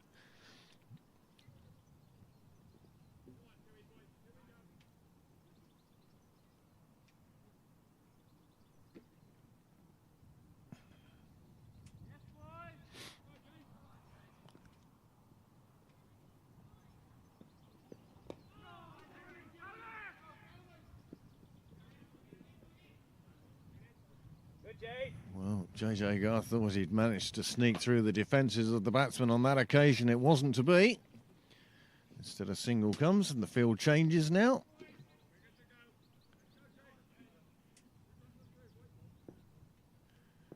Topping facing Garth. Cut away square on the offside. Tucker. Doing the tidying up. Another single taken. It's almost like both sides now are waiting for drinks.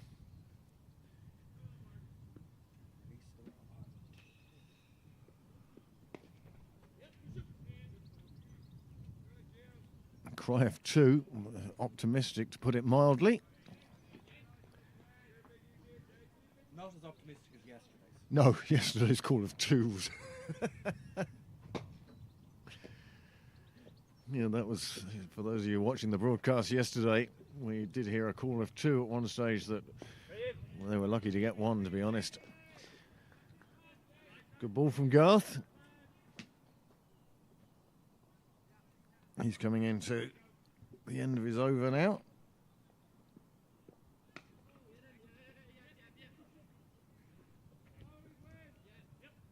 He'll take 2 this time. Tucker having to cover a lot more ground to get to the ball. That ends the over.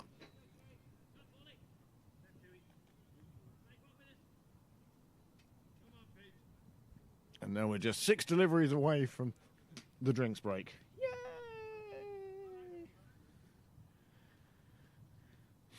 I'd like to warn people in the bar now. Make way, I'm coming through.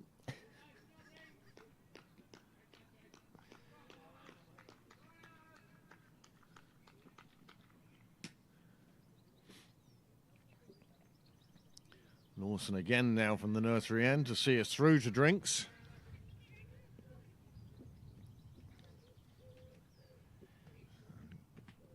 Craig Thompson plays that one with a very dead bat.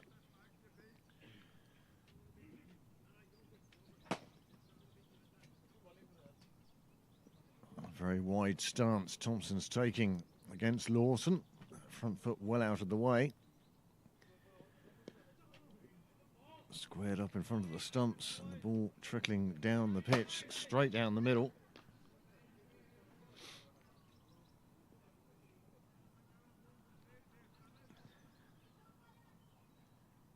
Lawson, as ever, gets through his overs quickly. This time, taken on the full. Man behind, square leg on the boundary. Does the work.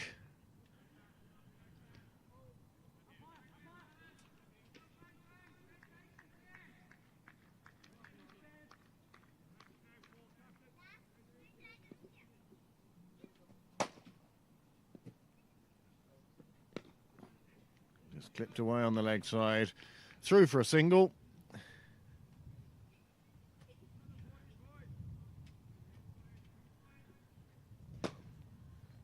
Two to go in the over.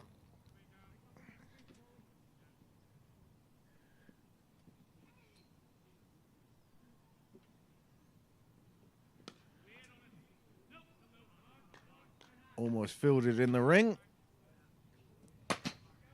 Tidied up by Fiacre Tucker. Artificial causing chaos again. With balls leaping from the edge. And that is the over, and that is drinks. I shall take a short break and be back with you at the same time the players are, hopefully.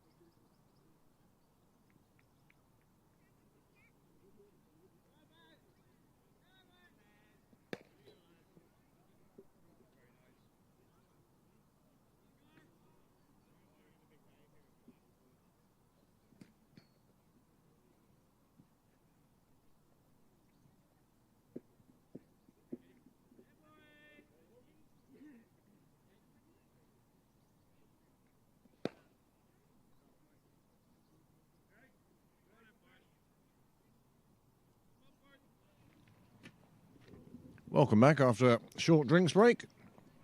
Drinks for some, facilities for another. JJ Garth now to continue from the St John's end as we enter the second half of this innings with Waringstown on 99 for 4.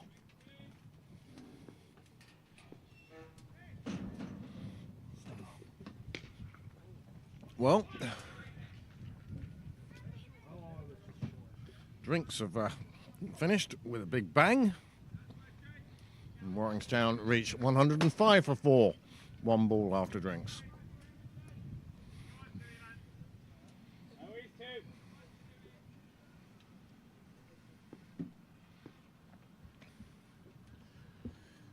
Well, for those of you who want to watch Ireland against Pakistan this afternoon, the latest weather report from Florida is it's weather set fair. Game should start. Many thanks to Steve McCarthy for that weather update from Florida.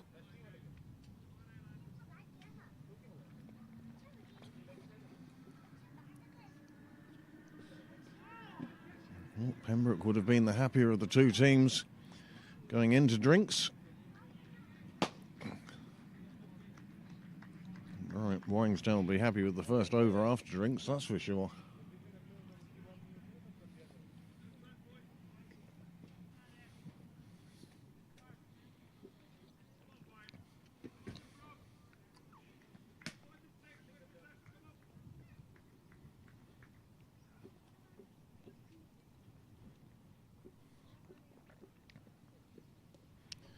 The Waringstown batsman now obviously targeting Garth.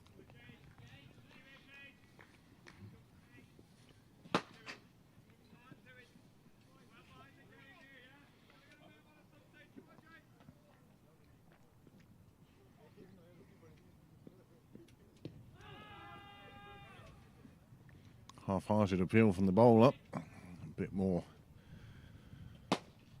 vocal from Jack Tector, fielding in the covers.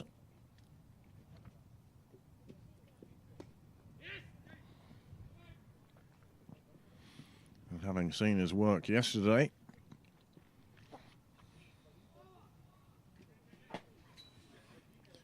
one would be wary of taking a single to Jack Tector. So the first over after drinks, probably a win for Waringstown. Mixing up my Northern Irish towns and my North of England towns.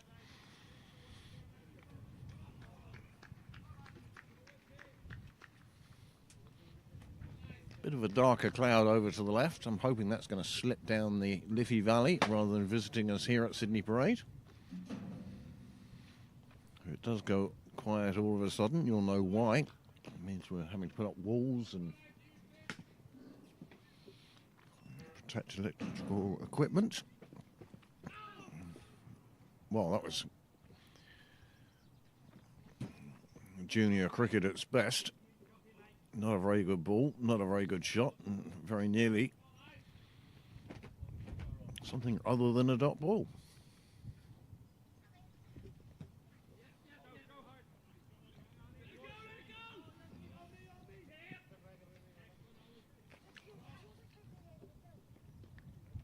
Two more added to the score in a less than convincing fashion.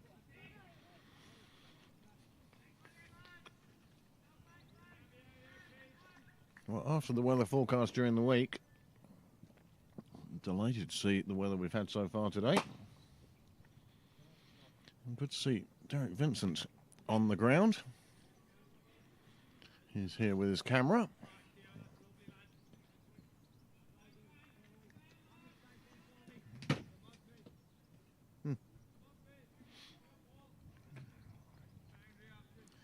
And also one of the big movers in the veterans cricket in Ireland, Greg Mullins, he's also on the ground.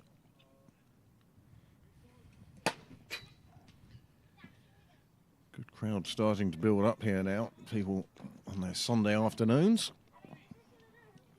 deciding to come down and watch this Bob Kerr second round clash.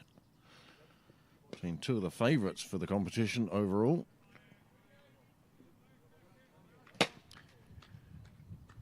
Waringstown Pembroke made for a cracking final in 2019 and a cracking semi-final last year. Slower ball from Lawson. And JJ Garth does the tidying up of his own misfield and ensures that no single was taken. Dart heading into town.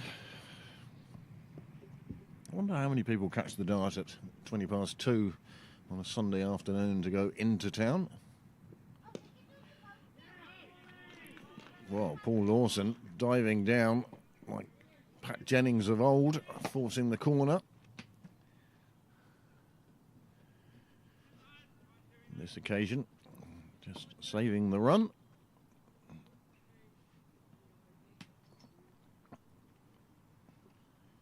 These middle overs absolutely vital to both sides. Pembroke doing very well in preventing Waringstown reaching the ropes. The last live comment catcher at another country.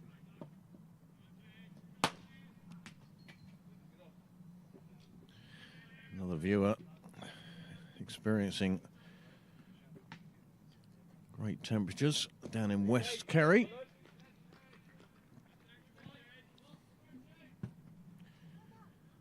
Ross Garvey is tuned in to keep an eye on the brook.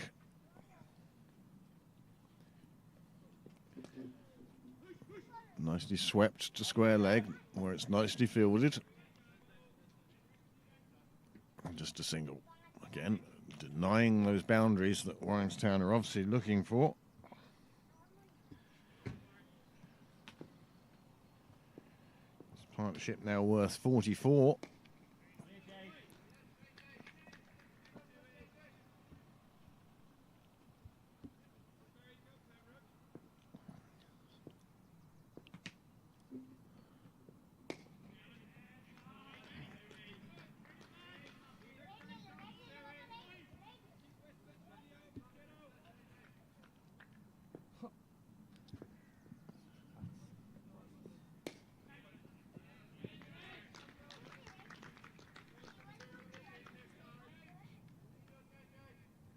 Oh,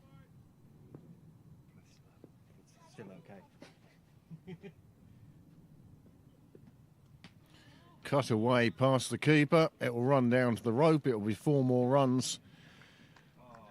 And Pembroke may be regretting not having had a slip in there. That will bring the partnership to 49. And these two have done a super job of rebuilding for Waringstown after the loss of a clump of 4 wickets between the 11th and the 16th, 17th overs.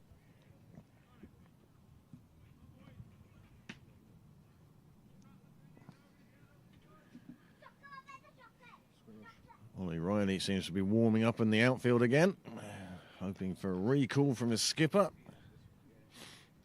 But at the moment, Stapleton has decided to remain with spin.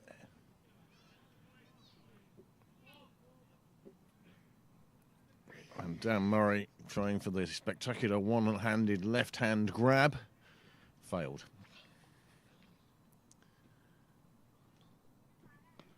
Paul Lawson with a bit of a loosener there. Just too full. Ended up being a full toss. Thompson turned on that very quickly.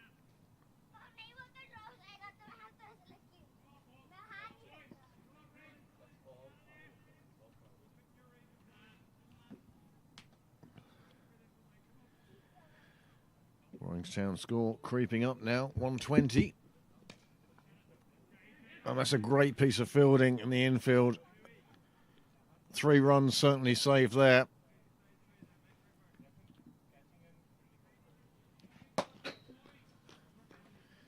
As good a bowler as he is, an even better bat. One feels that JJ Garth just loves fielding.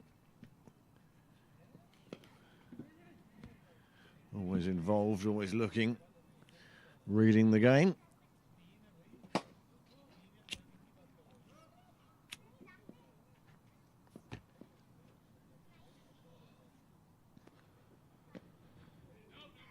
This time, Lawson gets the length right.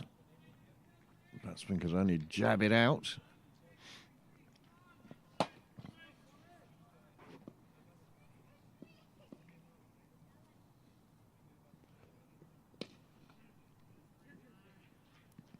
Lawson again, palming it around the corner.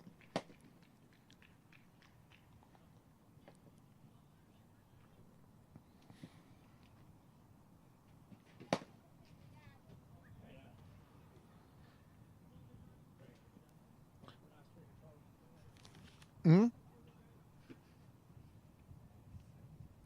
Last wicket? About 70. These two have certainly put on 50 partnership. And they really have dragged Waringstown back into this game. 50 partnership for the two of them. And the score moves on to 130 for 4 after 29.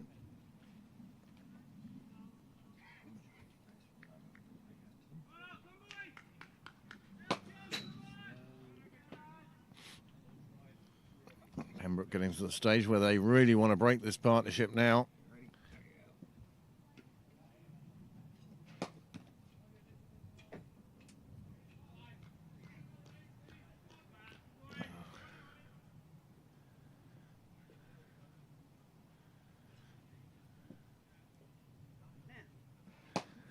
Oh, I forgot Jay. It was JJ's fielding. Thank you. A glass of ice. No, put this over here.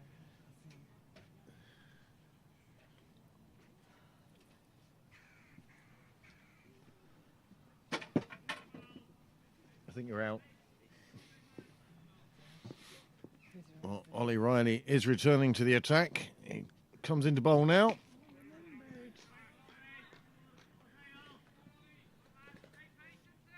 Stapleton returning to his opening bowlers. He's already had his second spell. And now Riley coming back for the 30th over.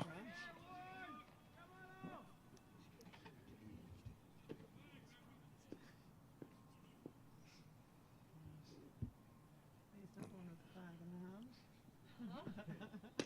He tries to go big. It's going to clear the fielder. And it will make the boundary. Topping taking on Riley. It was a bit aerial. But it had enough on it to make the fence and 4 more runs. As I say, the one thing Pembroke have done well through these middle overs so far is prevent the boundaries. But on this occasion, Morgan Topping straight down the ground.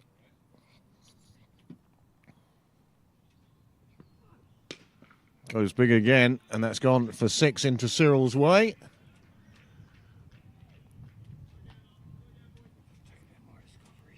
And Morgan Topping has decided enough is enough.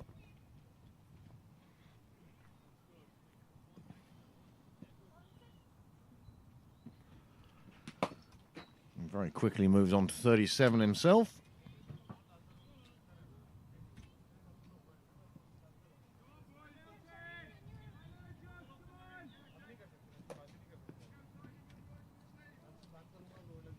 .37 off 46. These last two deliveries have certainly increased his strike rate.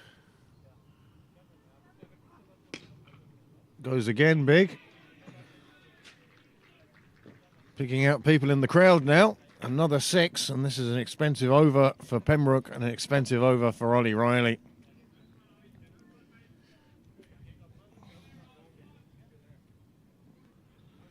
Topping moves on to 43.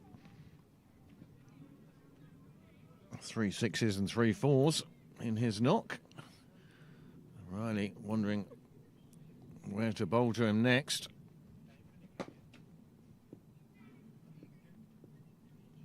Just searching for that top edge really at this stage.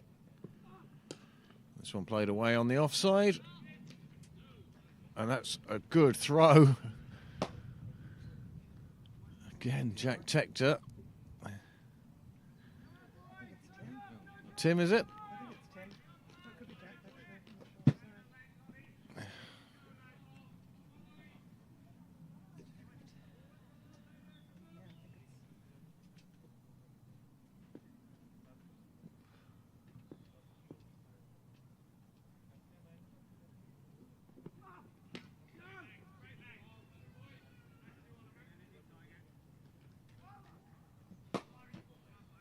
Either way, it was a fine piece of fielding.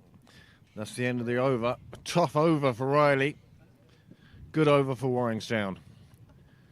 146 for 4. Lots of replays. And 30 overs gone.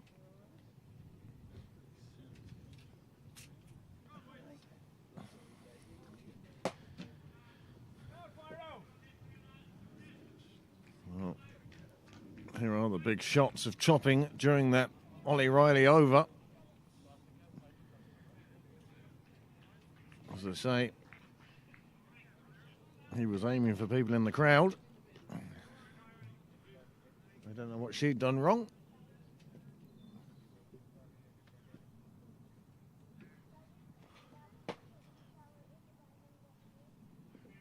Topping now on 43 and Greg Thompson on 32. Partnership of 75 now off 86 deliveries. And a bit of sight screen moving going on. Byron McDonough it is, returning at the nursery end now.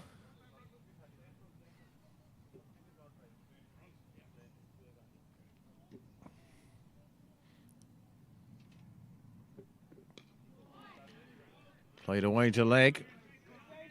Late closing of the bat, sending it down to third, where Ollie Riley fires it back in towards the square, somewhat unnecessarily.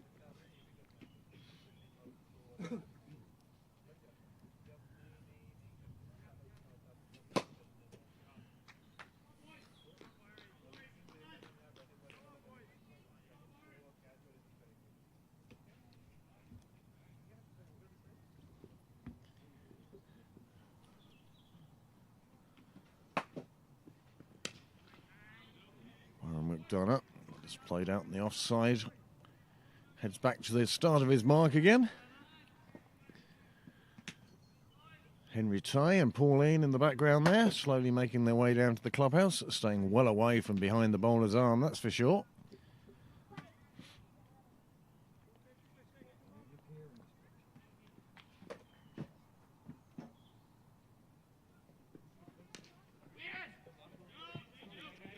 JJ Garth again showing his class as a fielder.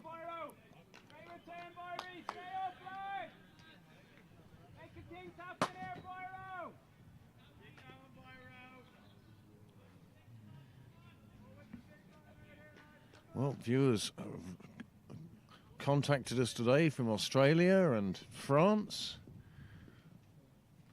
How are you, sir? I'm very good, how are you? Good. Big swing of the bat on this occasion. Not far away from taking the thinnest of edges through to Hogan. He knows it, the batsman knows it. Happy birthday, by the way, Skip. Thank you. I did say happy birthday online, but now happy birthday again. Prashanth Nair, captain of the fifth 11, one of the teams thrown off the ground today to allow the first 11 have this refix with Waringstown. Byron McDonough coming into bowl. Oh, again, just inches away from where he actually wanted to be. This one comes off the inside edge again. Ollie Riley again firing it into Hogan. Forget about testing the people backing up. He's testing my ability to cover the people. A few more people arriving down now. I see the captain of the over 50s Irish side in discussion with his sister, Angus Dunlop. And they're down chatting, I suspect, about tomorrow's game. This one taken on the full, clipped away on the leg side. Thompson gets down to the non-striker's end.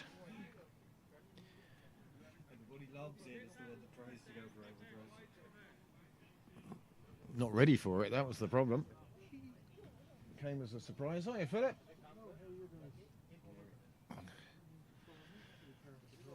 End of the over.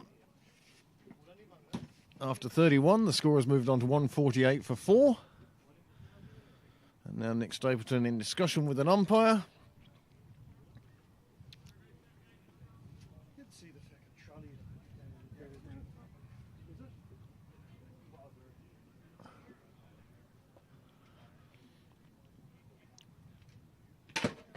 And there's a change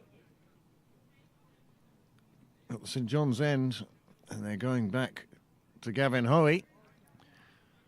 Well, I think this is a good move from Stapleton. He's using his most potent sacking threat today at a time when the Waringstown batsmen are looking to get on with it a bit. Well, they might look to take on Hoey here, and this will make for an intriguing battle. Battle of wills, battle of wits.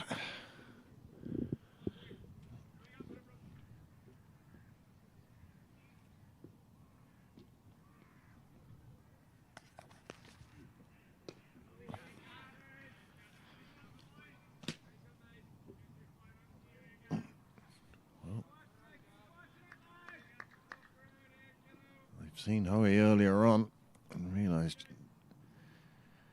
just how bamboozling he can be in this sort of form. Just swept around the corner, but absolutely horizontal to the ground. And there's a, well, it'll certainly be slightly happier Waringstown bench than it was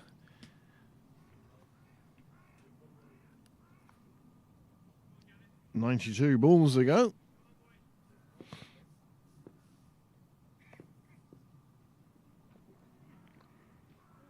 Oh, this one goes through everybody. Careers into Danny Hogan's midriff. Thompson couldn't get near it. Hogan's gloves were nowhere near it.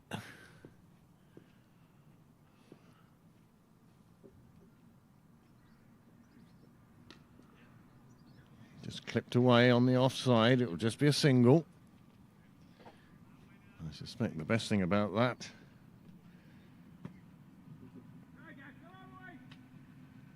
will be you can get down to the non-striker's end.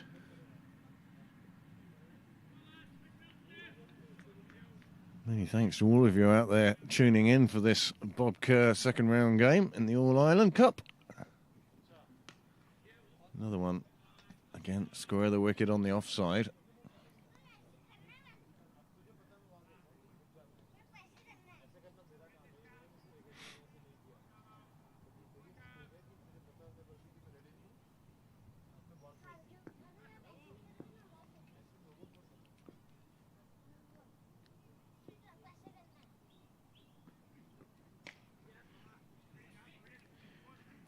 Waringstown doing enough.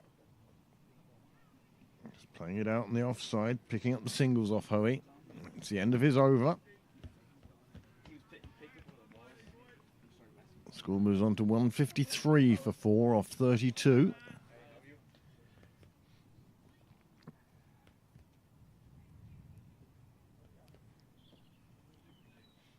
Captain Stapleton taking the walk back with Byron McDonough.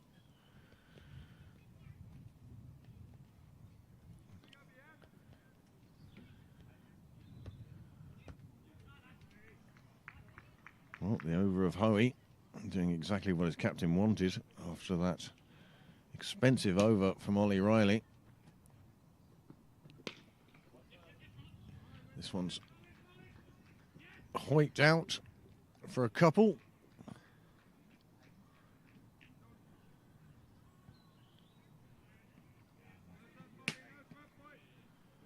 Partnership moving on to 84 now. And it's been an absolutely vital one for Waringstown. They did lose those 4 wickets in about a 5 or 6 over spell. And they were 71 for 4.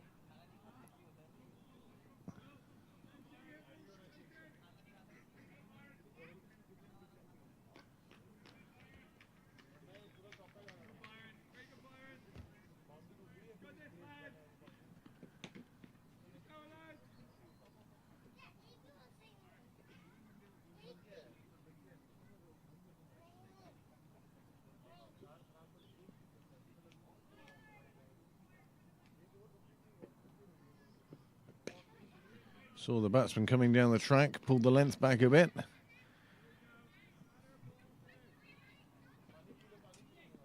Good cricket from Byron.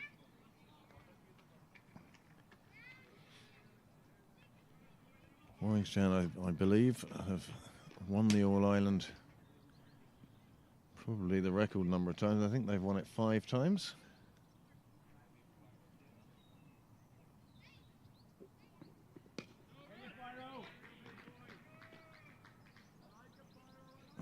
And this All-Ireland Cup, of course, named after and in memory of Bob Kerr.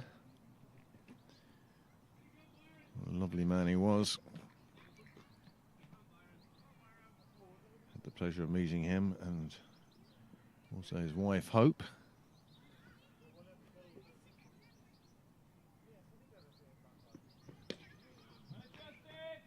McDonough again. Seeing Thompson taking that stride down the pitch.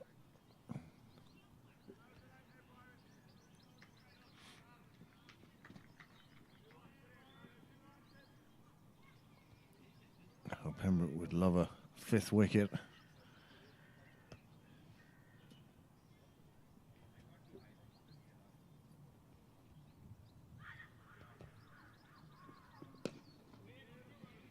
Another dot ball, an excellent over from Byron McDonough.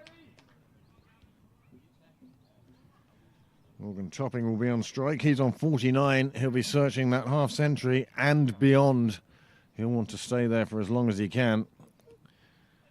Get his side up to a defendable total.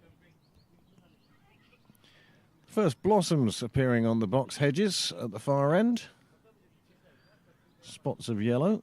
Highly appropriate with the Australian over 50s here tomorrow to see some canary yellow on the background of green.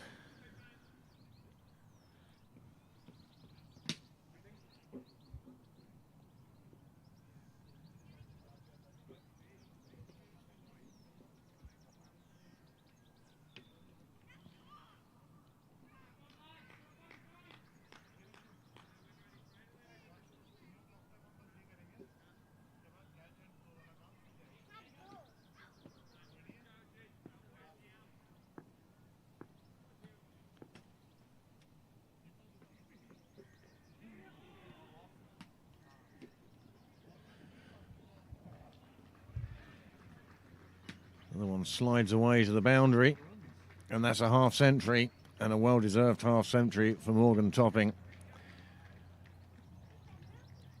Released from the emerging island side to play in this game today, and he's making the most of it. He has, in conjunction with Greg Thompson, really brought his side back into this competition.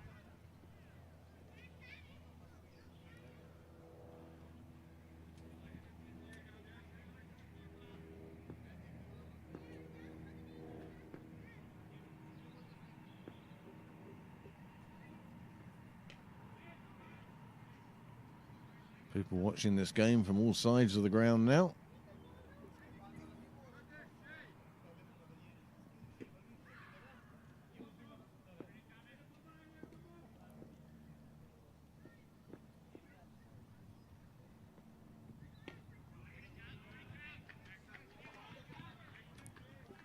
Oh, he's still...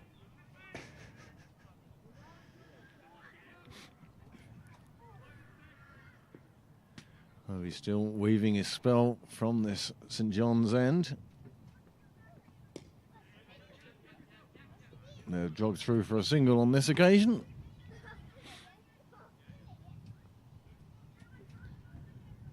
You're quite right, James Cresswell. They do mean Australian gold. And there'll be plenty of that on display tomorrow.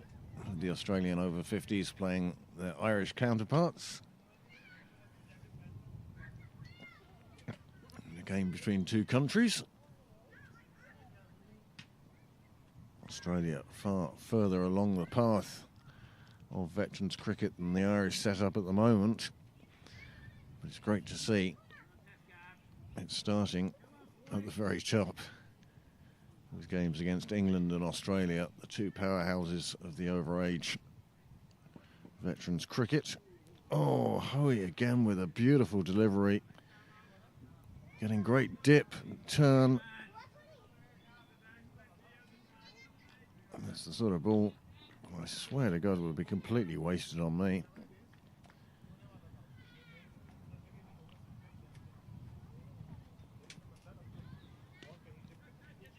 This time paddled around the corner. A shot inherent with its own risks. And another hurry over finished. And it's been an absolute delight to watch him bowl today. I've been watching ball after ball, and you see it, the drift in. Oh, just getting past the edge and running away for 4. Well, it brought up Morgan Topping's 50, but he's played, well, a lot more convincing shots than that one in this innings.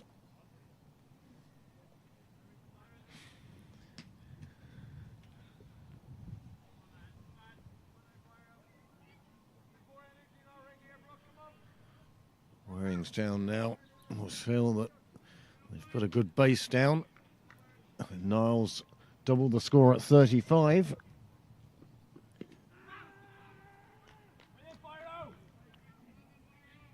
Wick enough wickets in hand. Well, 4 is a bit marginal. 4 is very marginal.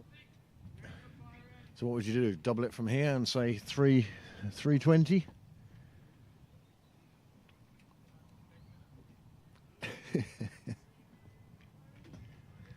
$280, $300? Depends on the wicket taking, doesn't it, really? Lovely shot down the ground.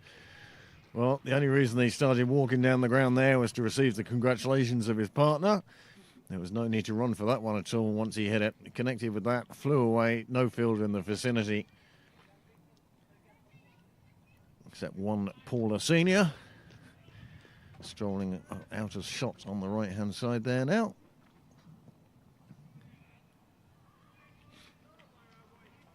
Having spent her time in town. Merrion Square.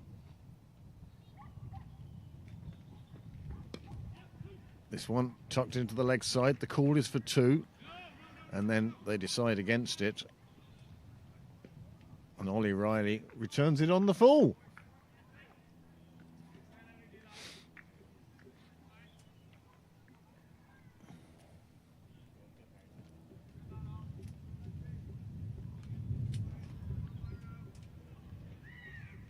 Well, there's been plenty of cricket here on Pembroke Cricket Live this season. We'd like to thank all of you who have subscribed to the channel.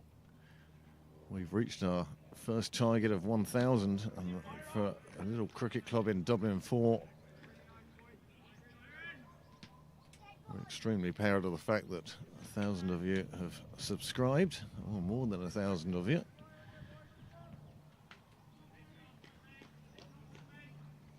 We now go through a process of verification by YouTube, and Noel fills out, I don't know how many forms. Another one driven down the ground. This time there's a fielder there for it.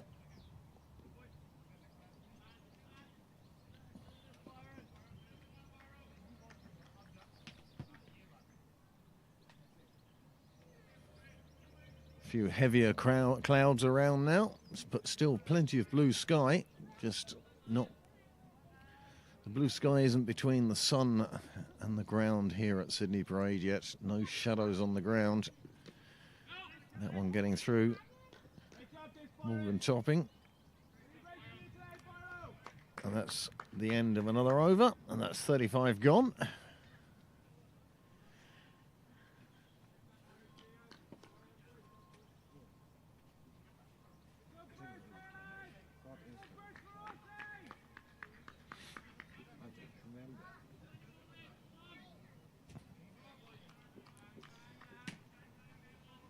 That was the one that shot away for 4.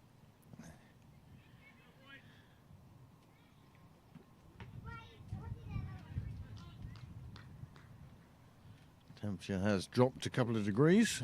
I may have to go and get another layer. The 4 I have on at the moment, not quite cutting it for me.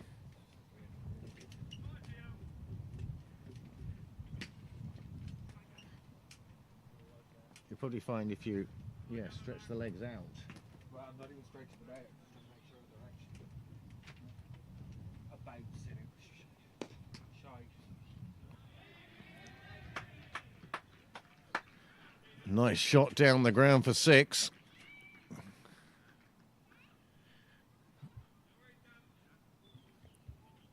15 overs to go. May just be the point at which Greg Thompson says, yes, please.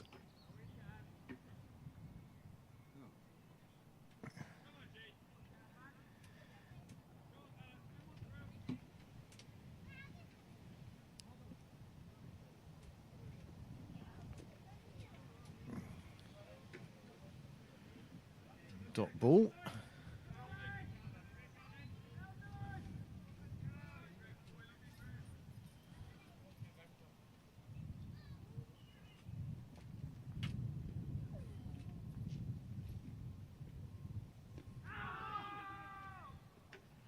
Strangled appeal, not really a serious one. Thompson gets down the other end.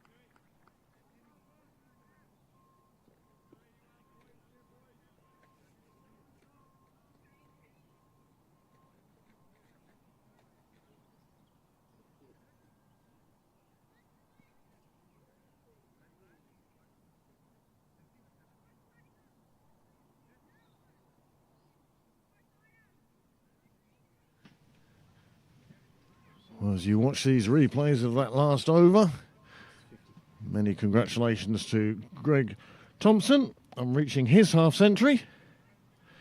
And these two now, well, they've put on a century partnership and they've both picked up half-centuries. They've brought Waringstown right back into this game. 176 for 4, 14 overs remaining.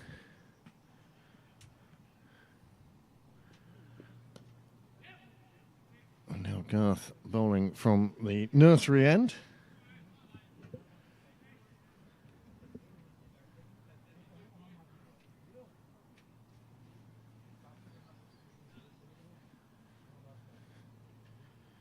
Change of ends for Garth.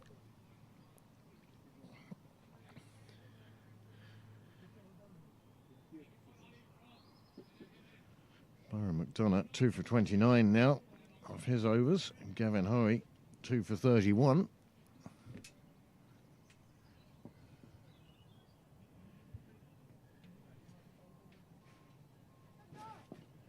They're the two wicket takers for Pembroke so far. It seems a long time ago that Pembroke took a wicket now.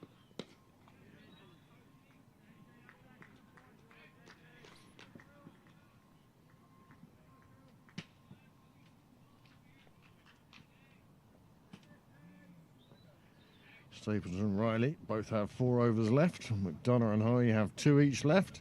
This is Garth's 5th over. And Paul Lawson has 6 left. Having used the 6 bowlers, not everybody's going to have to bowl a full allocation.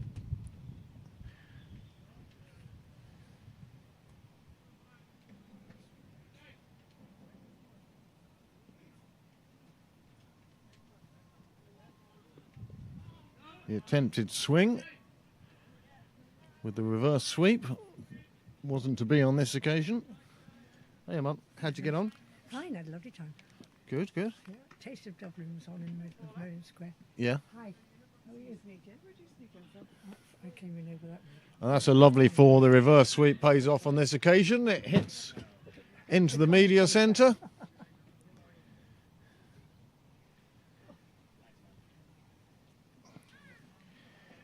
Four more onto the total. I went to the National Gallery to see the Vermeer room. There's two Vermeers in there. One belongs to us and the other one belongs to the Frisk Museum in New York. And they're doing the Frisk house up, so it's quite nice. And I looked around a lot down there. This time tries to cut it away on the offside. It succeeds, and that one's going to run away to the boundary as well. And another four for Waringstown, and another four.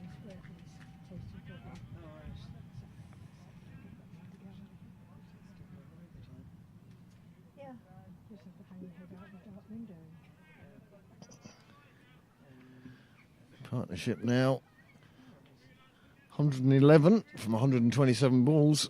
Pembroke need a wicket, and they need one sooner rather than later.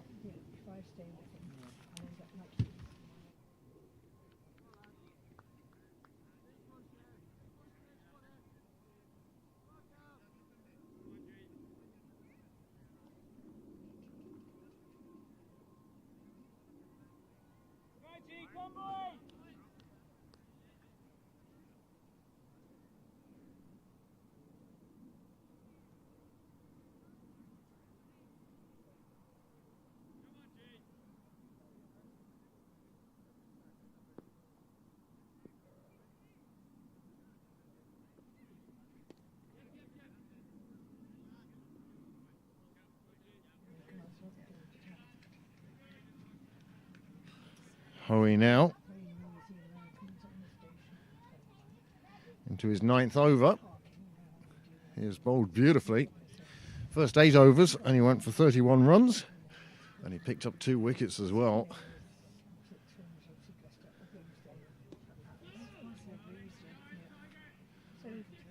Oh, the misfield. Tector lets them through for a single. Waringstown going along at 5 and over, and they'll be looking to push on from that now. I think the fans of the Nick Stapleton fan club are going to be delighted to see he's warming up as if he's coming on to bowl next.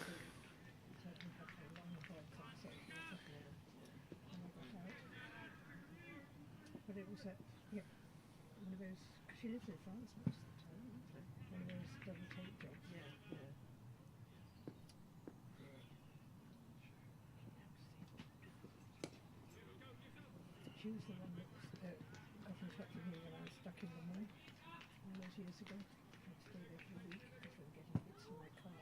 Oh, right, I didn't see that. And she emailed me and said, oh, it'd be wonderful I could just pop you on. You're on our way. We're not far from Toulouse. And it'd be lovely to see you. All this enthusiasm. And then it was, but we're going to Dublin on Tuesday. Well, that was your captain. I wasn't too enamoured anyway. Good ball from Hoey. Well kept out by Topping. And this has been a battle. It's a battle that Waringstown will feel that they're coming the far side out of the dark tunnel. They were 71 for 4. They're now 188 for 4. And still with 12 overs to go, they will be looking to push on from here. They know Hoey's only got 1 more over left.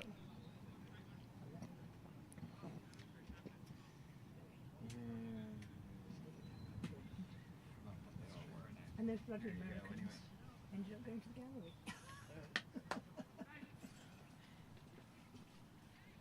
There's a nice 4 that was clipped away. Right,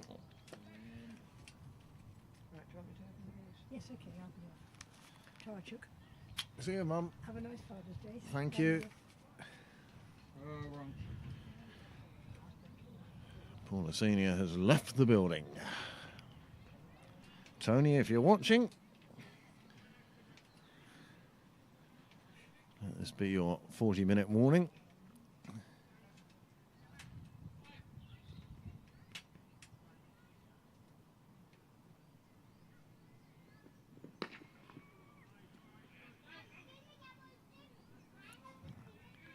Stapleton bringing himself back on in an effort to break this partnership. And the talk of a pass score, what will the batting team reach? Well, I'd be thinking 260, 280. This one comes off the edge of the bat, but with no slip and soft hands in place. Not even a chance for anybody. Paul Lawson does the fielding, keeps it to a single.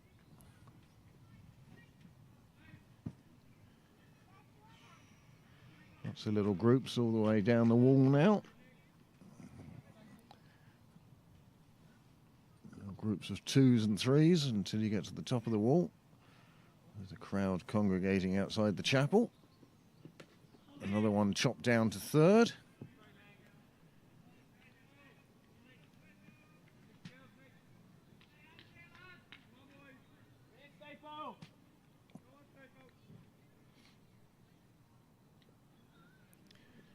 It's not great news today that Tom May's not appearing in this game. Great shame, not only for Cynthia in South Africa, but also for all of us who have come down to watch today. Tom May's a fine bowler. Seen him playing in the Interprovincial Series.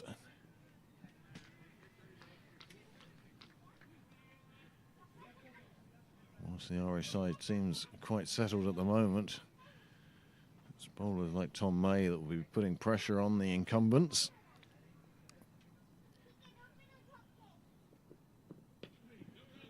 Nicely off the shoulder of the bat.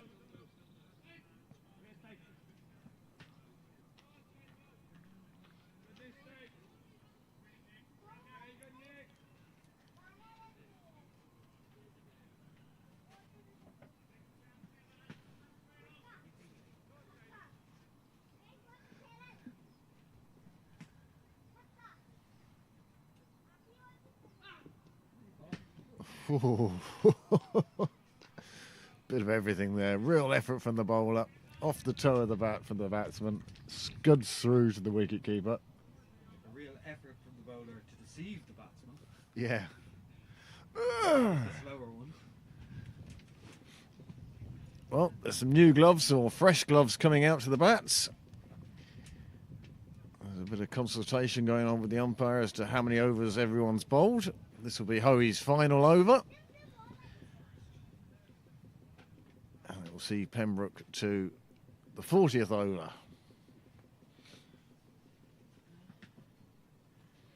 Question of a pass score, of course.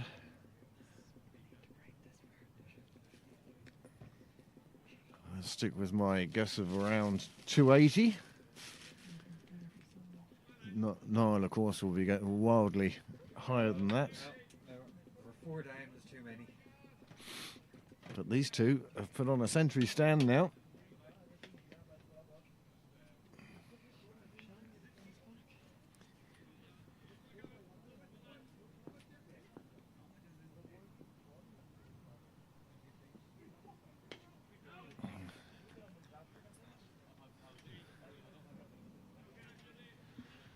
Some of this bowling today.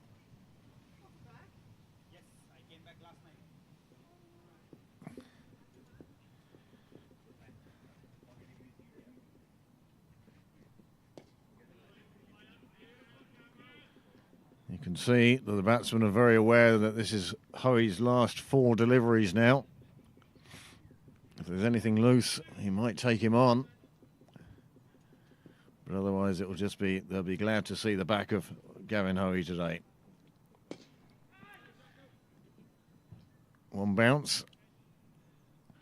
Out to the fence at Cyril's way.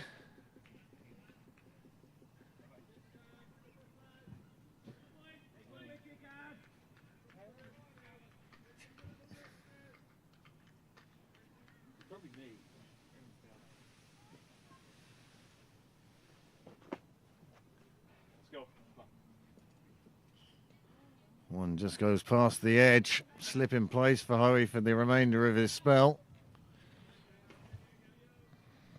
He's bowled exceptionally well today. It's been a pleasure to watch him.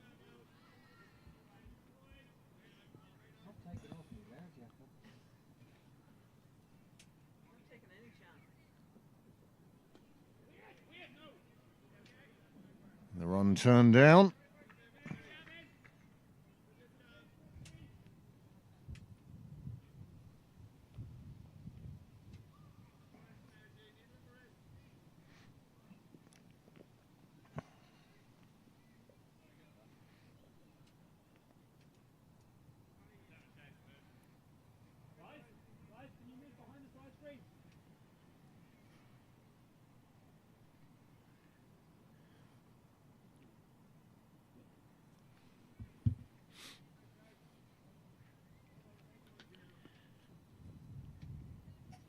So Greg Thompson to face the final ball of Gavin Hoey today. Gets a bat on it, goes for the single and makes it just about. And that's the end of Hoey's spell. 2 for 35 from his 10 overs, and he's done a super job. But it's more than that. If you go back and watch the replays of his overs, just how much drift and turn he was getting today. He'll bowl worse on another day and pick up a sixfer. But today, just the 2 for 35, and he's done a super job for his team. And meanwhile, in the middle, Greg Thompson undergoing somewhat of a wardrobe adjustment. I'll stay on the camera. I'm on. I think we'll leave that on the bench at the moment. Don't think anybody really needs to see that.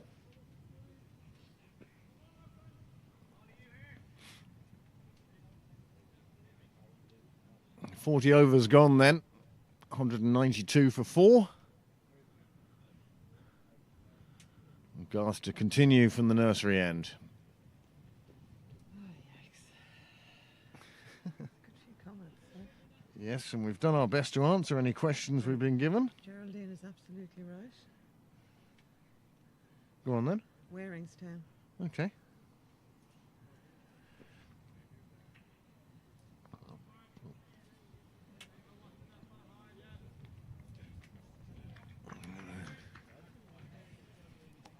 Well, the umpire is either wax on, wax offing, or he's signalling the start of another power play as we enter the last 10 overs.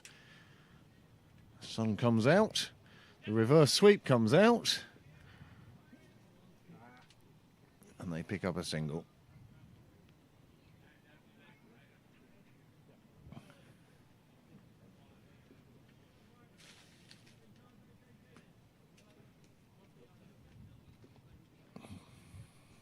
Final 10 overs of this innings.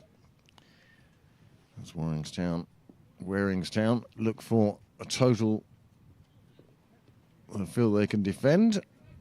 This one pulled down short and wide. Signalled as wide by the umpire. Nice delivery. Just played back down the track by Topping.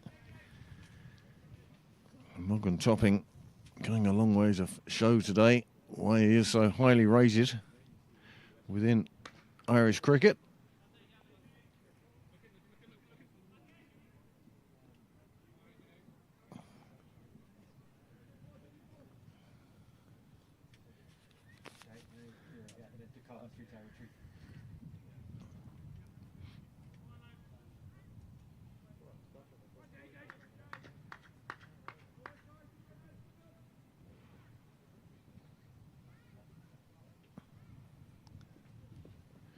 Good length from JJ Garth. He asks the question of the umpire and he's given it, and that is the stand broken. And finally Greg Thompson is on his way. Himself and Morgan Topping have done an absolutely fabulous job. But on this occasion JJ Garth breaks through and they take the wicket. And Greg Thompson it is who has to depart. 63 runs to his name.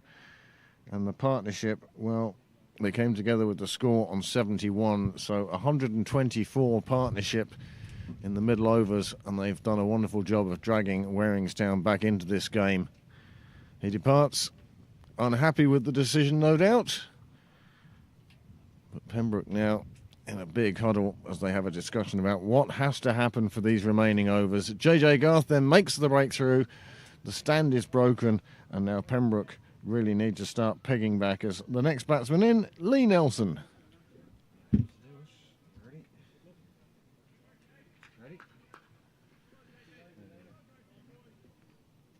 Hey, Johnny. Well, it pitched in line.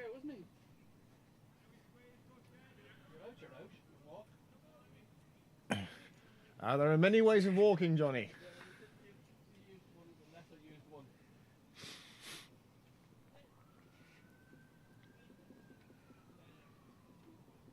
195 for 5 now.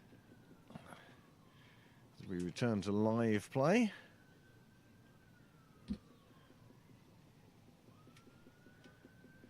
And how Pembroke needed that breakthrough. Lee Nelson coming in at number 7 for Waringstown today. Greg was here earlier as well. Greg. I saw Greg down at Merrion, yeah. Okay, but he was here. Yeah. He went out sneak as well. They're coming down. Swept away to the leg side. The fielder prevents the single. See you later, Johnny.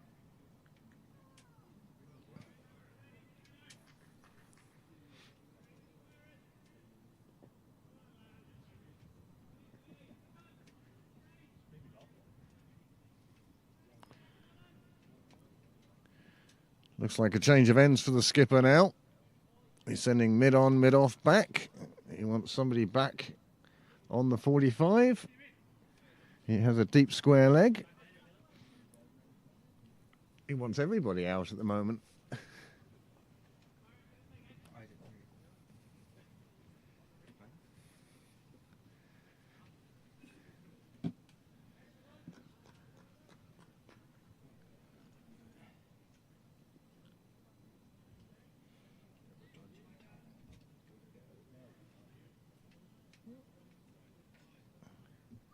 hear you. Oh, that was a replay of the LBW again. And now Stapleton from the St John's end. I don't know what it is, whether I prefer seeing the back of his head or I just feel that this end suits Nick Stapleton better.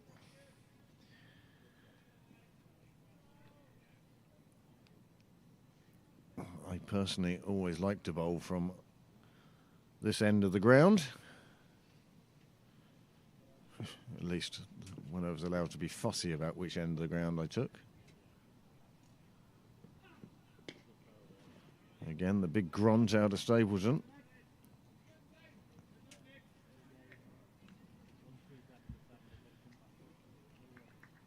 And again, it's still boundaries that Pembroke are looking to avoid. Morgan Topping, he's not out on 60 now.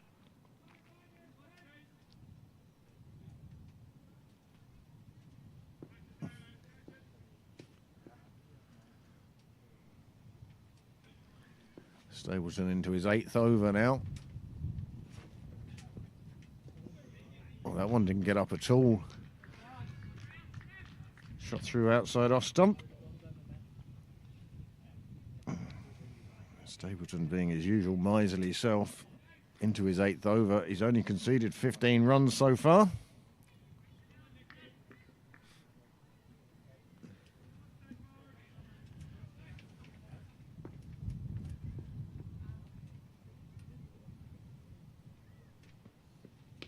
It's up in the air, and it's straight up in the air, and it's Danny Hogan that's underneath it. And Morgan Topping, he departs, and we see the silly celebration again. Hogan, he's having a good day behind the stumps. Wouldn't be such a good day on the stage of Ireland's Got Talent. So Topping departs. He played a massive part, along with Greg Thompson, in getting Waringstown into a good position here.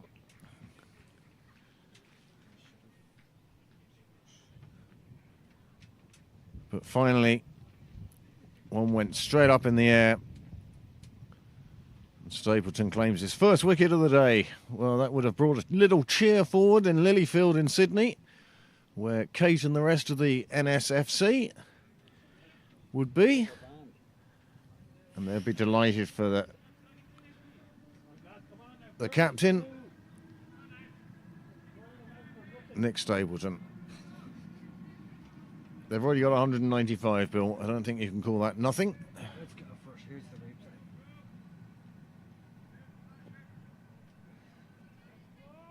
On replay. I see the comment on the live chat there about the previous LBW for Garth. Well, everyone's entitled to their opinion. That's what happened.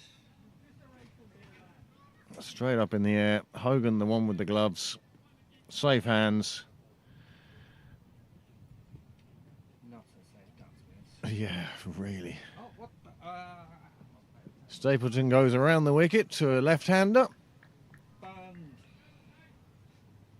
that the over? And that would explain why your pitcher is now way off to one side. They've moved the sight screen for the bowler coming around the wicket. And they've moved it a long way. They have moved it a long, long way. Probably about pitch and a half, 2 pitches across. It'd almost be straight on pitch 2 now. As you can see, they're playing on pitch 4 today. It's played away, square on the offside. It will just be a single. And there seems to be a change in the air now that those two, Thompson and Topping, have both made fine half centuries. And they appear to be the main pet of the batting here today. 196 for 6 then after 42.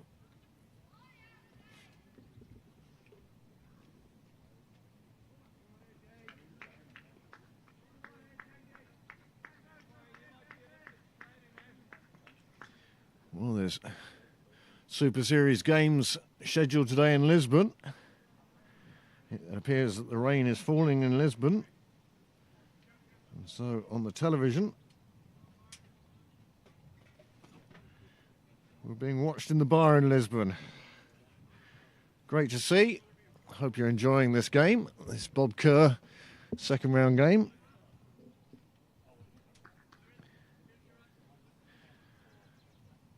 As we go into the last 8 overs of this first innings. Well, that one's on the full.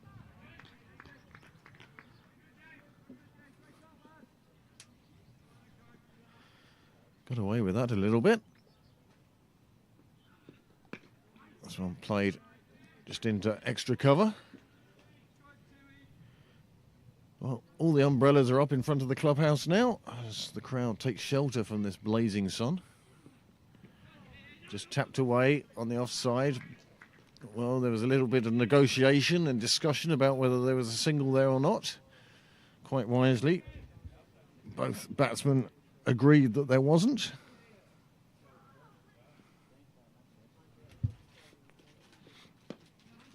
It's played straight back to the bowler on this occasion.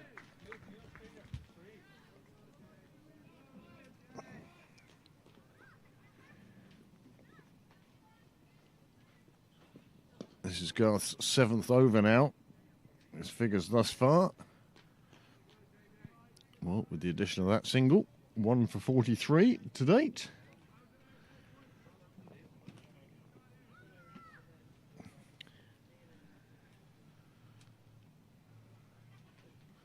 Two batsmen now, James Cameron Doe and Lee Nelson.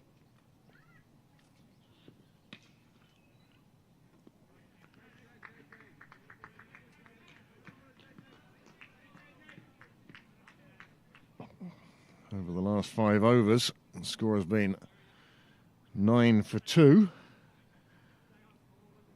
And there are now 7 overs remaining. The current run rate of 4.60, below what we'd consider par in Pembroke.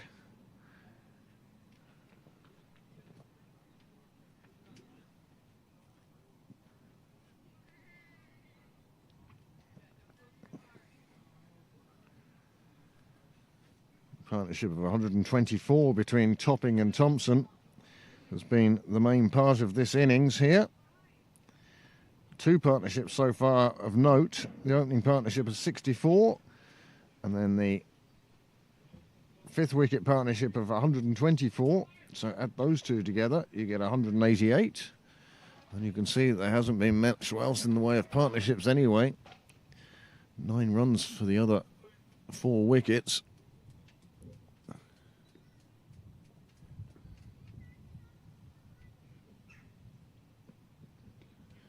Just clipped away, steered down towards Becker's shed. Becker's shed is that wooden shed just outside the clubhouse, up where, well, Lyle and myself spent many a happy hour. The first sight of the media centre before we were given the score box somewhere more permanent. Afternoon, Tim. First time you've made it round to us today. There were also a few not so happy hours in that corner in the rain, dragging gear in and out. This one just gets played, threaded into the field to allow them the single.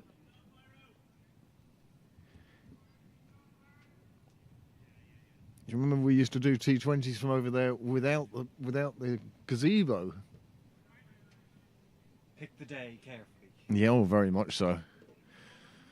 Very much so. Like, you remember us starting in the little corner there, just hiding in the corner at the boxes, and Staying out of the way, really. a couple of tarps at best could be arrived somehow. Oh, your sight screen's on the move again. The left-handers should be barred from the game. Well, you'll get a good shot of any offside shots now. I'm not going to. No, we're not. We'll just leave it there and hope that the right-hander comes on strike soon.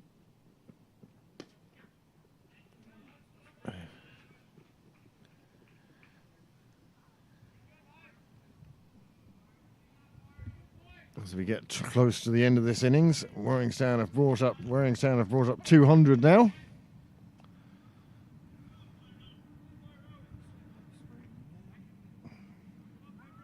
Keep going. Keep going, keep going, keep going.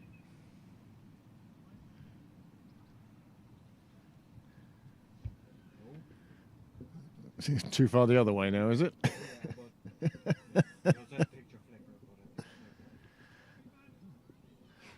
Well, it's getting closer to where we want it to give you the best possible view. But that works as well at the moment. As long as we have that left-hander in, it will be slightly left and right on your screen. Our camera is mounted on the sight screen, and that's the reason why our picture changes so dramatically with the change of bowling action. No permanent mooring place. So sight screen being the second best option. Good ball from McDonough, getting it to tail back in towards the right-hander.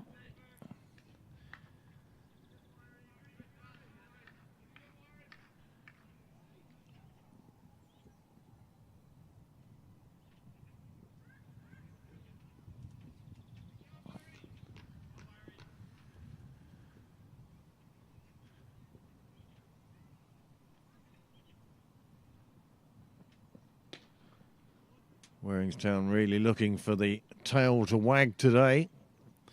6 down now. 6 overs remaining.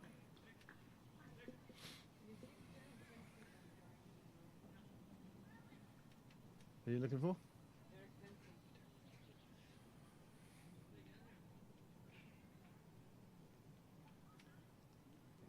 No. He may have gone back up to Merrion.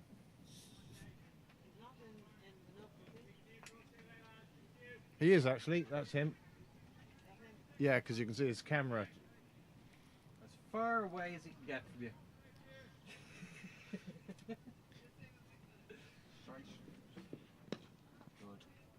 Garth conceding the single.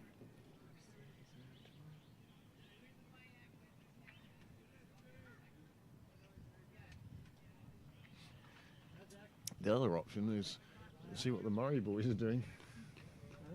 See if the Murray boys have access to a camera.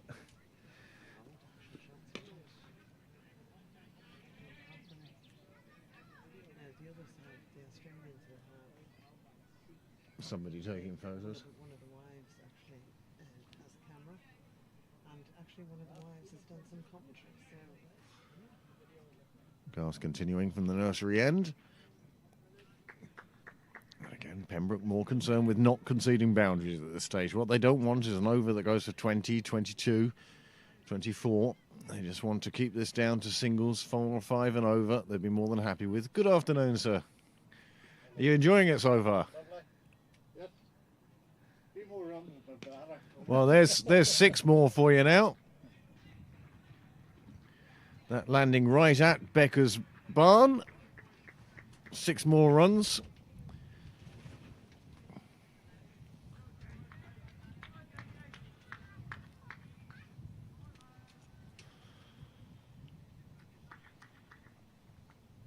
And that's just what Pembroke are trying to avoid at the moment.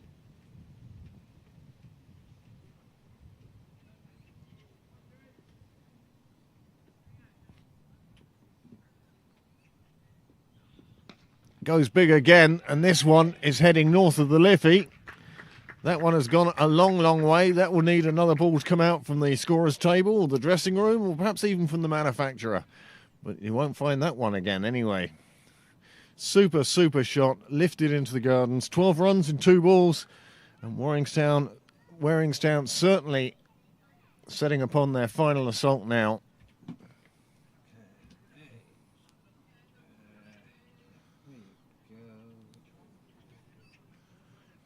More spectators coming onto the ground now. Coming to see the conclusion of this first innings. That's the first 6. That's the one that ended up at Becker's barn.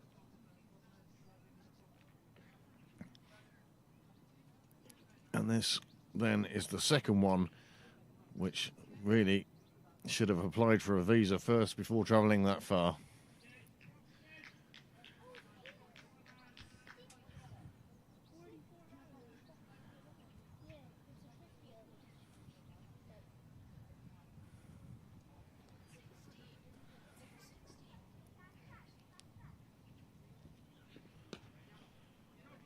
Well, this one pushed out into the leg side will just be a single, but having had 2 6s after the previous 2 balls, deciding not to get greedy. He just takes the single and sees the score go up to 216.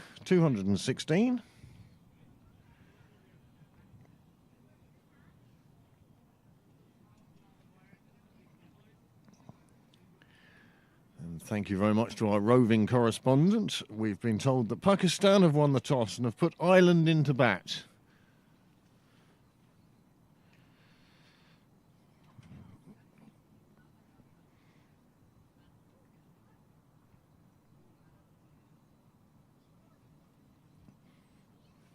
Dead rubber in the World Cup, that one. Both Ireland and Pakistan, of course.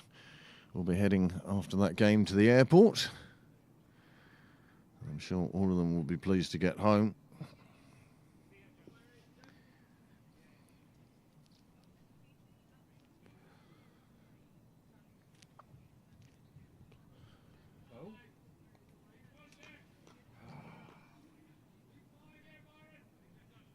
Byron McDonough out, coming around the wicket, so be sure to not adjust your set. The pitch really is over that left-hand side of your screen.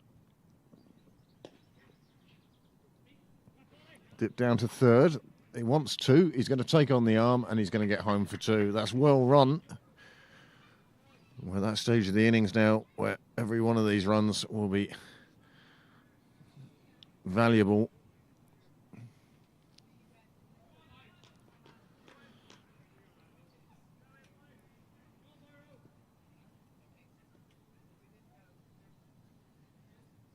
He'll be looking to take on the bowlers now in these last 5 overs. Byron McDonough getting one to lift nicely.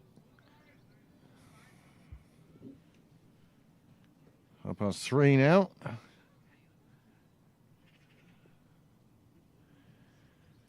Kate, don't tell me you're cheering Danny's celebrations. No. What was the word? My word again? Dinosaur. I am a dinosaur. Oh, hit would have been interesting. I was sure that was straighter. Faster. These two starting to put together a little bit of a partnership. 25 now.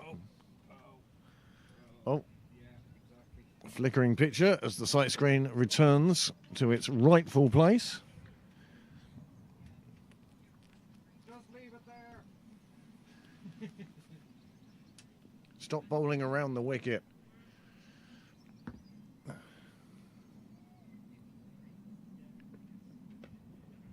Oh, it just squirts away down to third. It will be a single. It will be the left-hander again.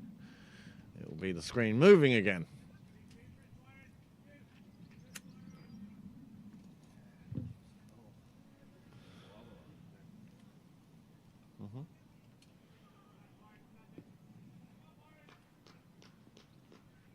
Orange behind you as well, don't forget.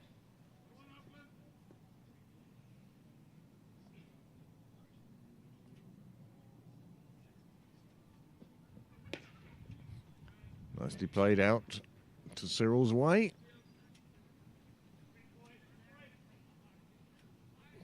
That will just be a single.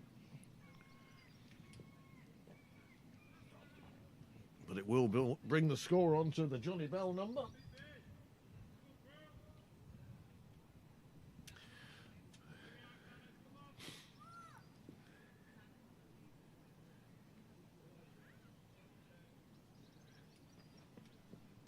Full length ball, it gets past the keeper, it will run away to the boundary, and that will be another boundary. 4 leg byes. And those get added to the score, if not the bowler's figures.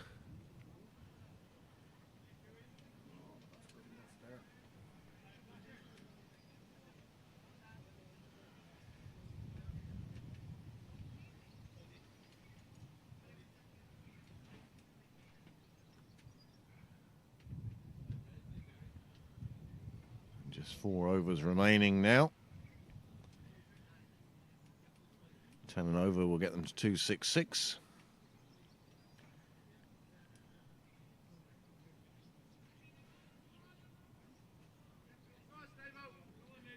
Run a ball gets them to 250.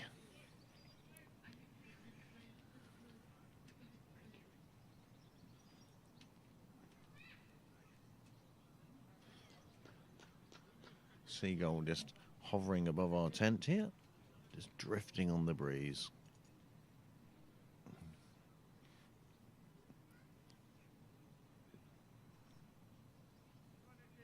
I wonder if birds suffer from anxiety.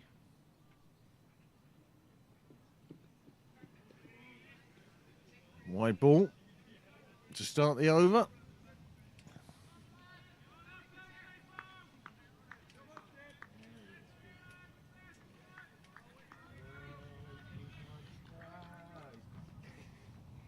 Well, that was very good to stay with him that long. Here he is hovering above the wind. Right over our head. That's why I put phone. Good ball from Stapleton, right up into the block hole. It's squeezed out on the leg side, and they'll pick up a single for it. I don't think Pembroke will mind that.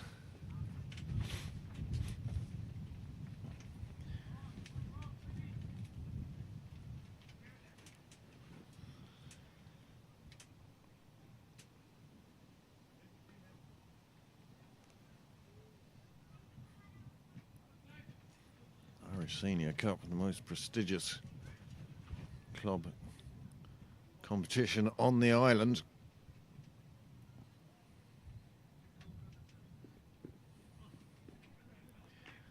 The only other all-island really is the 4 provincial T20 winners do come together to decide who will represent Ireland at the ECN, European Cricket Network, based down in Spain. They hold T10 tournaments.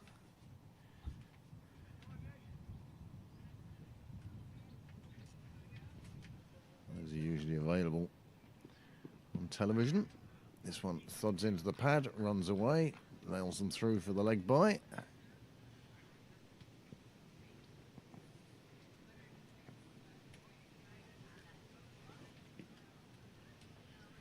Bit of a breeze picking up now.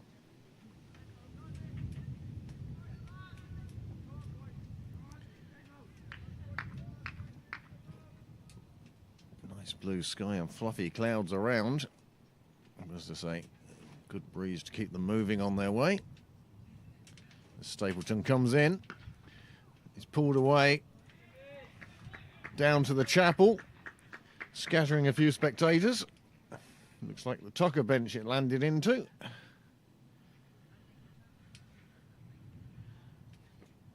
That's exactly what Pembroke are trying to avoid, are those big blows, the big fours.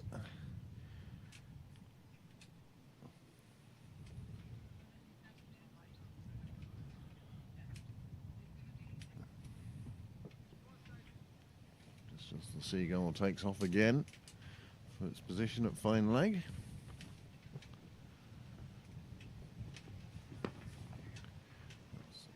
Pushed out on the offside. It's just a single. As I say, Pembroke won't mind these singles. What they don't want are those big boundaries, especially those sixes.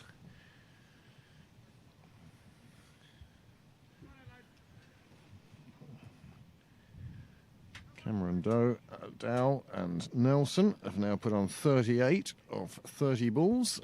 And they're doing exactly what their side need.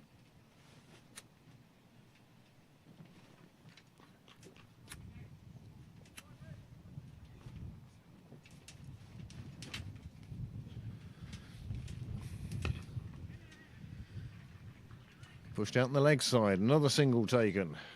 Another one added on. And that is the end of Stapleton's over.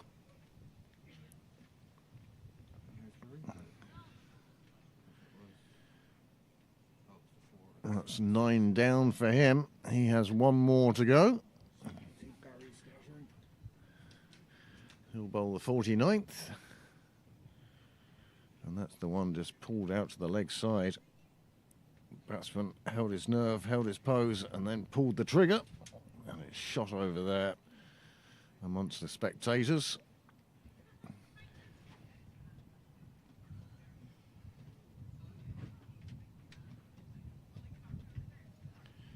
Captain and bowler in chats. Ollie Riley it is to come back on at the St John's end.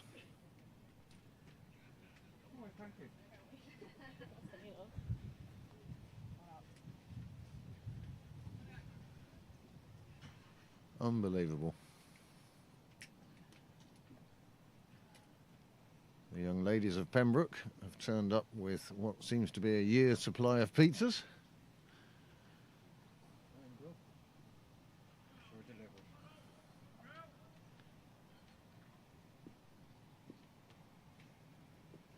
And Ollie Riley now comes into bowl. Played away on the offside.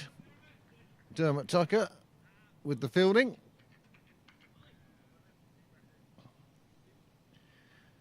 And that brings It's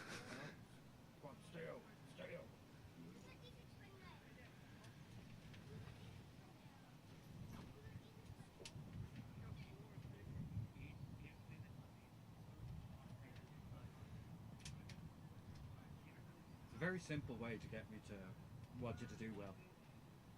Don't go around the wicket. yeah. Don't ask for the side screen to be moved.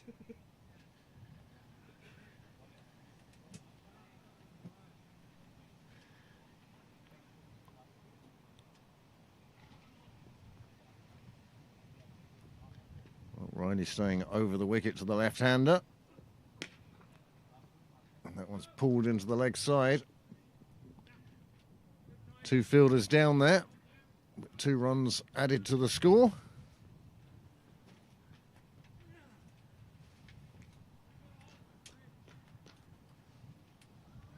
really does show what a star-studded team Waringstown have. Missing Graham Hume, of course, away with the Irish side. A large number of their team with representative honours, full or otherwise. Was that there?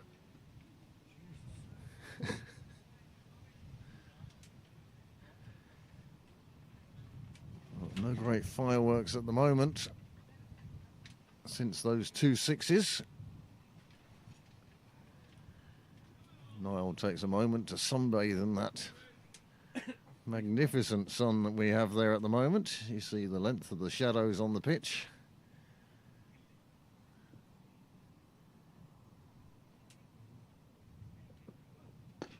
Hit down the ground. It beats the despairing dive of the fielder inside the ring and of JJ Garth. And Tim Textor can't make it from long on where he is over to long off. 4 more onto the total. And suddenly that 262.80 looking back on again.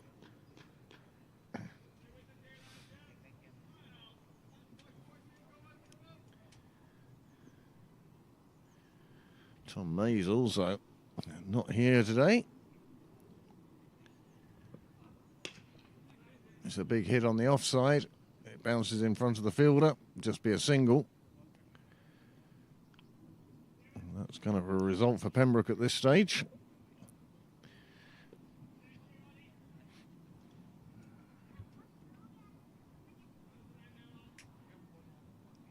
These two now put on 48 together. James Cameron Dow having done most of the work. And Manhattan picking up again at the end of this innings. Hit straight back down the ground. There is a fielder there with a long barrier.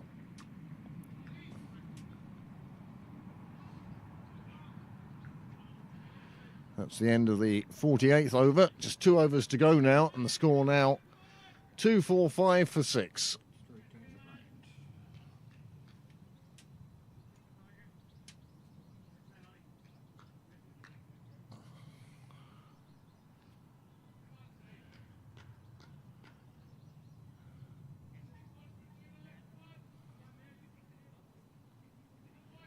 Valiant effort by the 2 fielders to try and save those runs.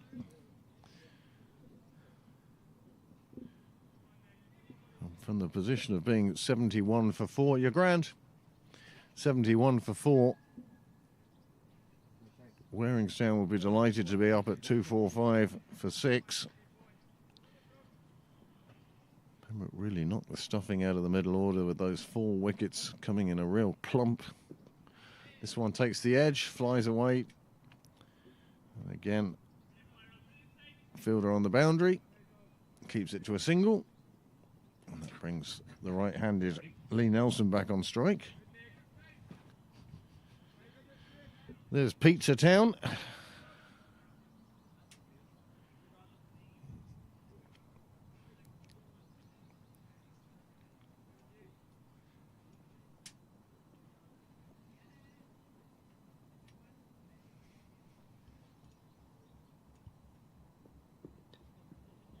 This one played just off the edge of the bat, down to third.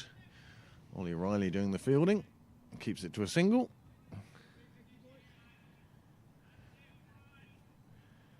.50 partnership up for these two now.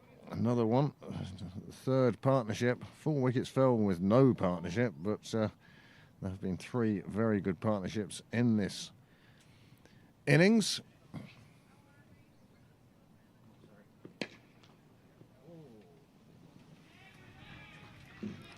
Another one reaches the rope and brings rapturous applause from the Waringstown fans and players.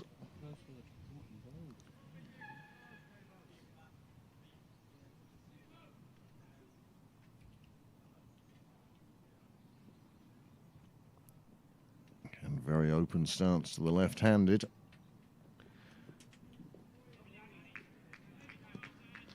This one pushed across him.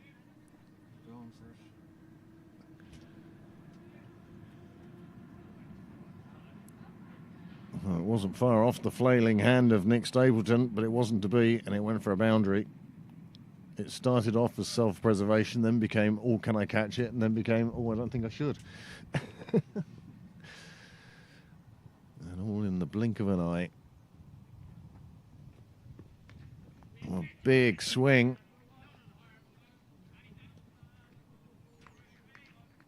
Very big swing from the batsman. Just appears in the book as a dot.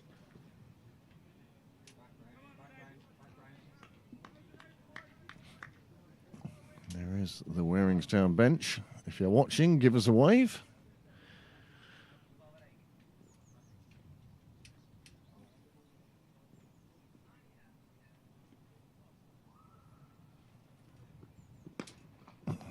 Club down the ground for a single.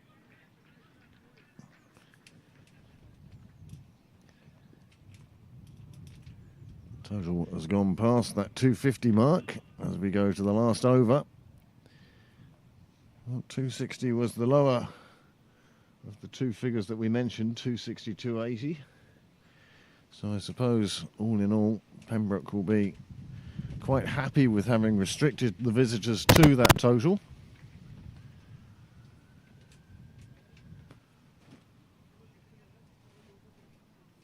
However, having had them 71 for 4, both sides will probably reflect differently on a total of 260. Scores on the doors and scoreboard pressure play their own part in these games.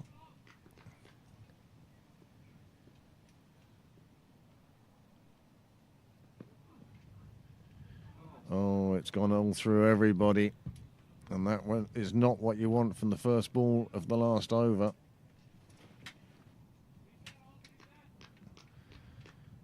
A couple of teapots come amongst the fielders.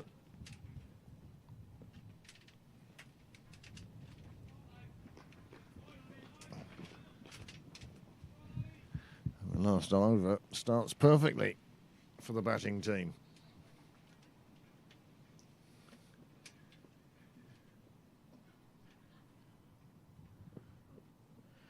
It's another wide. The youngster's going to have to make the adjustment. He's either going to come around the wicket or he's going to bowl a wide down the other side.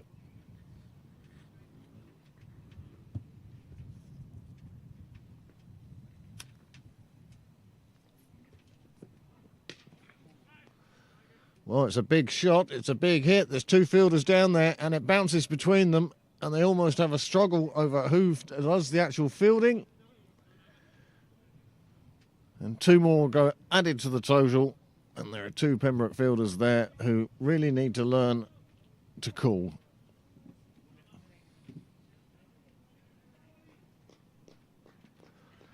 Trouble was that one was both of them knew they weren't going to get to it, but neither one of them was willing to call, knowing they weren't going to get to it, and the hope that the other person would. This one clipped away off his legs, down beyond square leg, and they just get a single.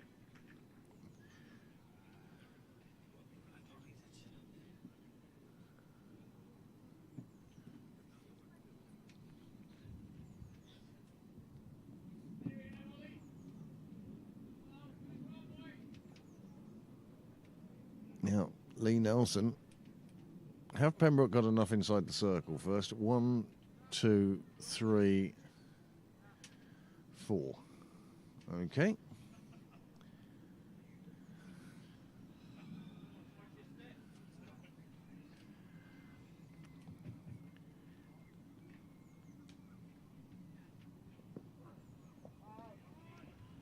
Too far outside the off stump, another wide.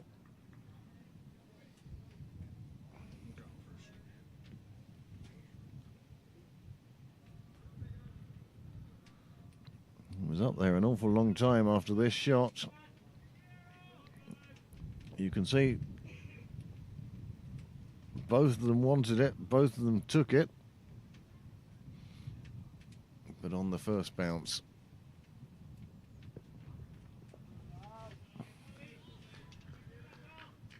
It's away with that one feels.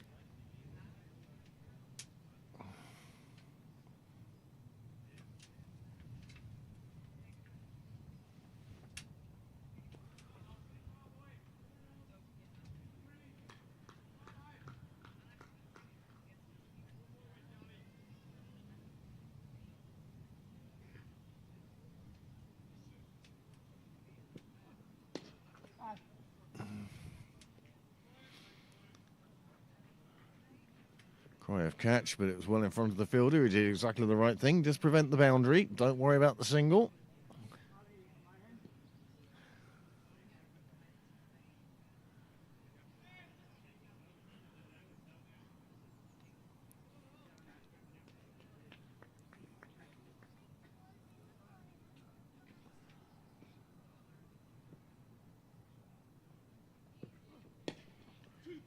Good hit down the ground. The call is 2.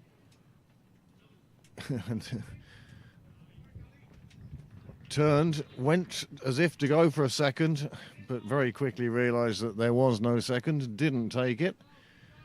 And now we'll face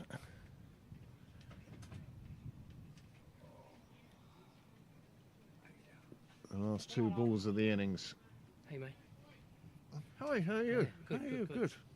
How are you saying? Enjoying? Yeah. This one played away on the offside. It will just be a single. They'll think of a second, but you know what? It's not worth it. And this may yet come down to wickets. That is the end of 50 overs. The score reached by Waringstown is 264, 265. We'll wait for that to click over to confirm absolutely what the score is and what the total will be. 265 for 6. And who will be the happier of the 2 sides? I'm not sure. Those last 5 overs went for 58 runs at 11.6. And the run rate that Pembroke will need is 1, 2, 3, 4, 5, 5.3, 5.35. Good round of applause. James Cameron Dow with a good knock for his side. In conjunction with Lee Nelson, the 2 of them doing a wonderful job. One of 3 decent partnerships during that innings.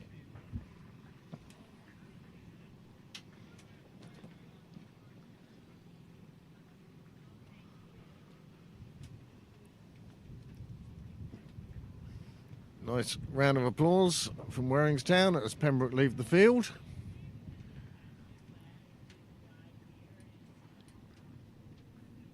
And for those of you who are also watching the T20 International at the World Cup between Ireland and Pakistan, I have 4 texts here from a correspondent.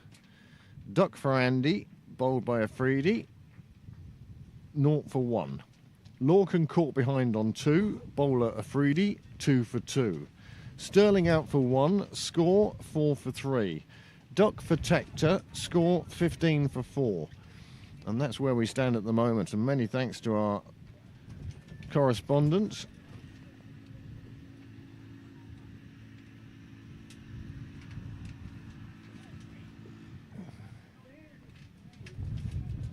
So not going well for Ireland in Florida, but it's gone quite well for Pembroke. And Waringstown would also consider that they've done well, considering where they were earlier in the innings. Many thanks to the 6 of you who have subscribed this afternoon. I hope you remain subscribed, even having enjoyed this game. And at this stage, whilst... No, you wouldn't just pan your... Oh.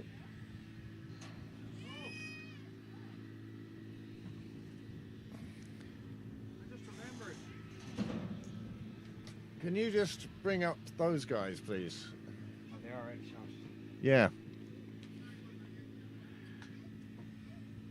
And there you see the Australian over 50 side.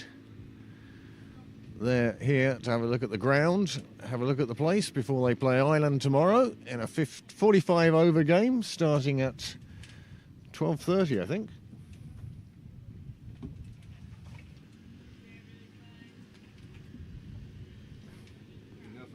long highlights. Niall is now going to show you a huge amount of highlights. Normally I'd show you cards at this stage, but with it being NV Play, I'm unable to, I'm afraid. But you can look at NV Play online and you can get the entire scorecard there, including some very interesting stats. Well, I consider them interesting, you may not. So until the second innings, I shall leave you watching some Australians in Canary Yellow and talk to you for the second innings of this Bob Kerr second round game. Mistake, half speed.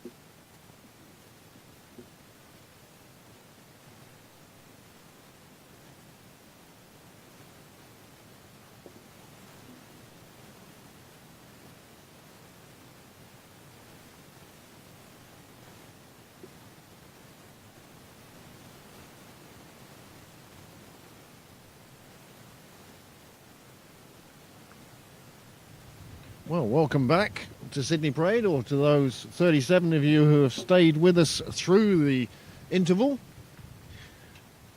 Waringstown now taking to the field. The umpires and batsmen are out in the middle waiting for them.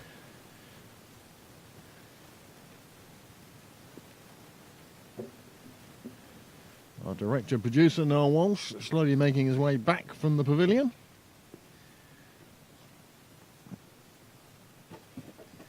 And opening the batting for Pembroke today will be Dermot Tucker and JJ Garth. Target is 266. And just to remind you that Waringstown won the toss and decided to bat first. And now they will look to keep Pembroke under that 265 they amassed in their 50 overs.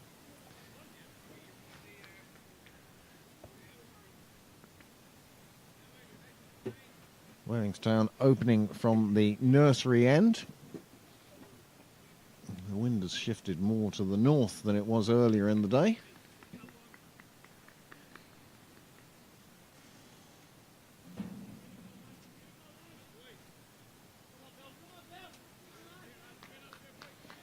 A bit of cheering and encouragement at the start.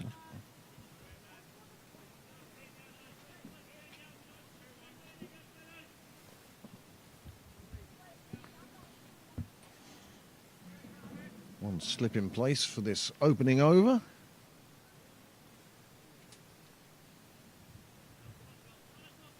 Pembroke now in pursuit of 266 off 50 overs.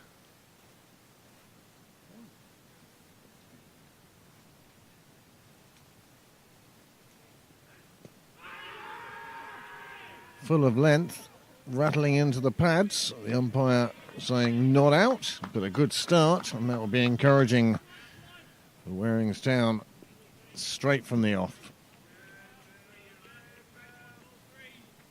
A reminder that you can keep up to date with the scores, ball by ball, or even statistical analysis of this game on NV Play. I think I put a link up to it on the live chat of YouTube. This one signalled wide, and Pembroke are off the mark. Here's that double shout. This was the very first ball of the innings. Well, it hit him in line with leg stump, but was continuing down the leg side, it looked like. At least that's what it seemed to the umpire, who gave it not out.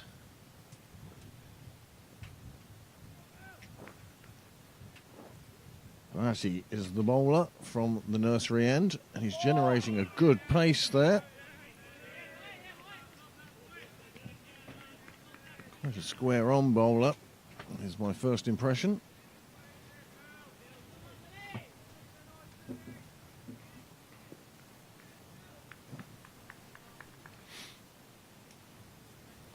Peter Prendergast's feet disappear beneath the score at the top left of your screen.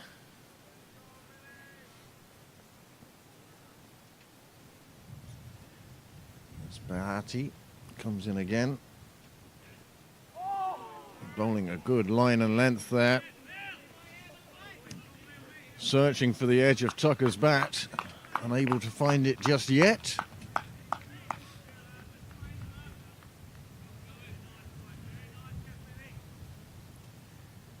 Sun bathing the ground, the breeze just keeping the temperature down at the moment.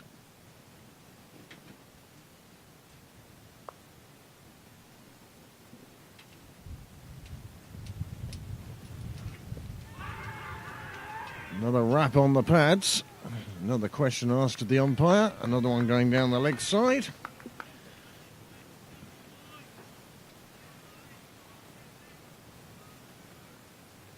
As the bumblebee flies into the media centre and very quickly makes its way back out again. Don't blame the little fella. Quite chilly under here in the gazebo. Sooner a benefactor comes forward with the Money required for a permanent home for the commentators.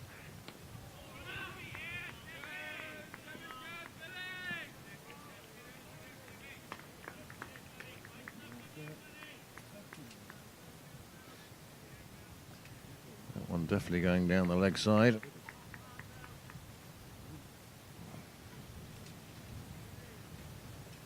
Back with the live action. This has been a lively first over.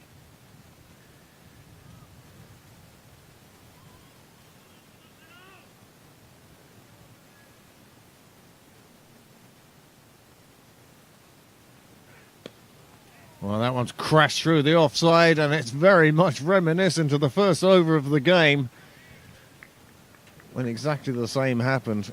Well, that one cracked through extra cover by Tucker, not letting the bowler get on top.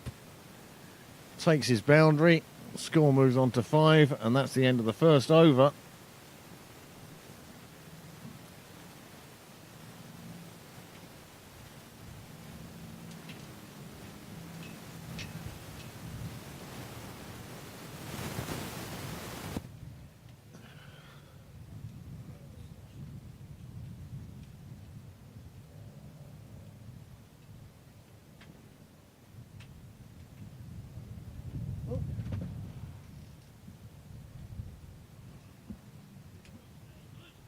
Is that what you were looking at, or were you... Again, I have a buzzing in my ear. And when you touch something down there, it changed. So that's why I was looking to see if it was going to change again when you took your hand off it. It didn't. You didn't.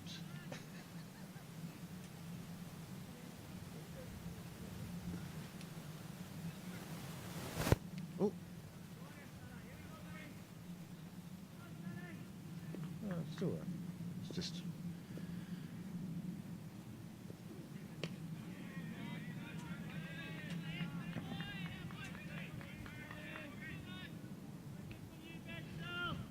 Benjamin Smell opening the bowling from the St John's end. Sun disappearing behind one of the fluffier of the clouds.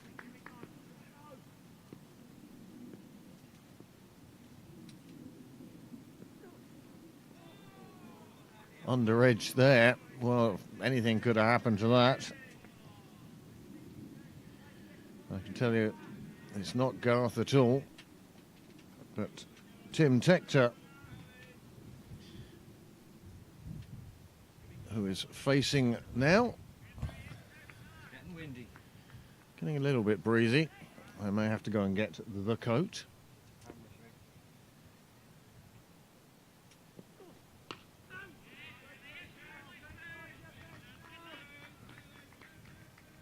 Far steadier shot.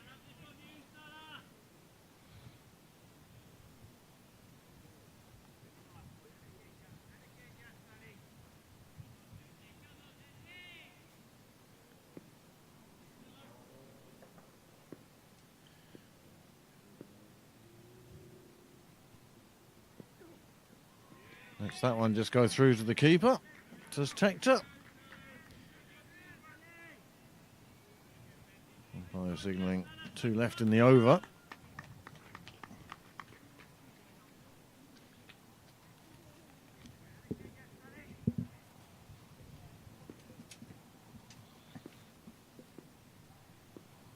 Snell bustling into the crease.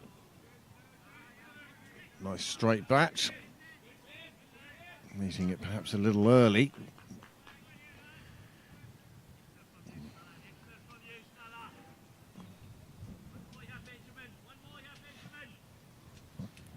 Cries of encouragement from the fielders for the bowler.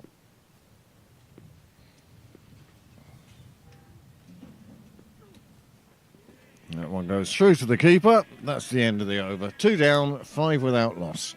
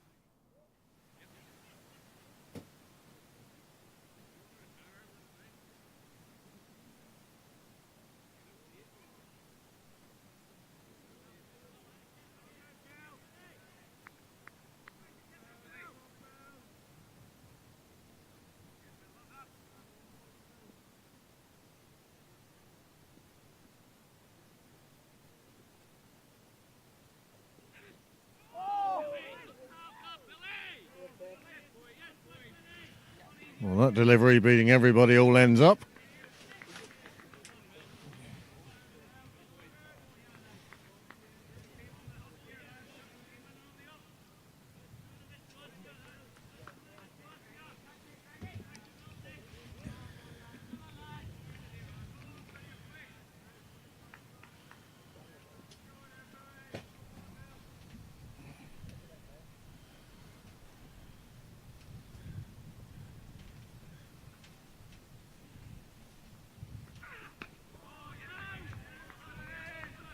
Change of encouragement here for the fielding side.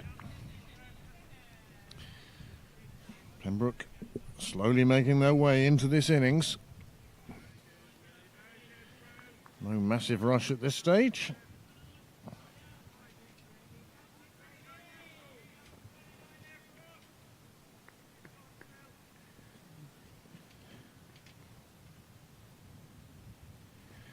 little bit chilly on the ground now with that sunshine.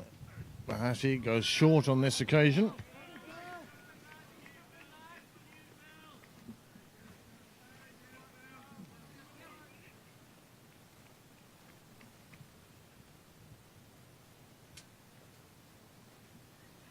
The only ones that look unusual are those two.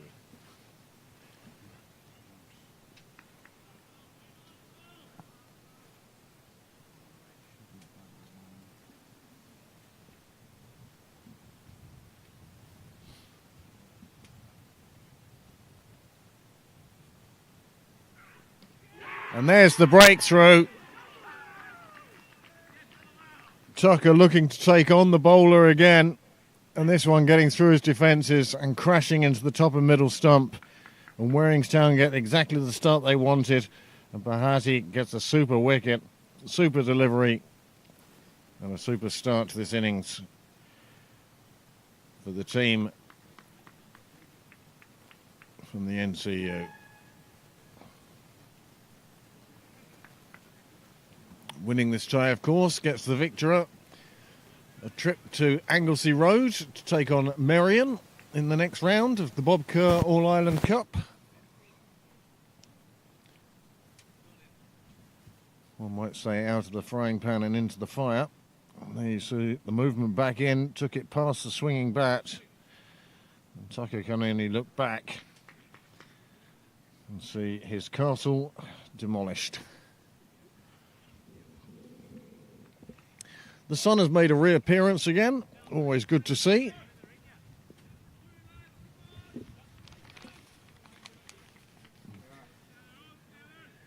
Just as a dart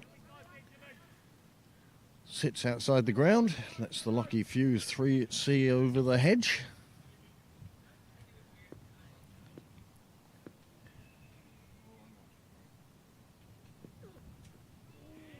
Well, that was the end of the over. 3 gone. And it was 5 for 1. No, that's the first ball of the next over.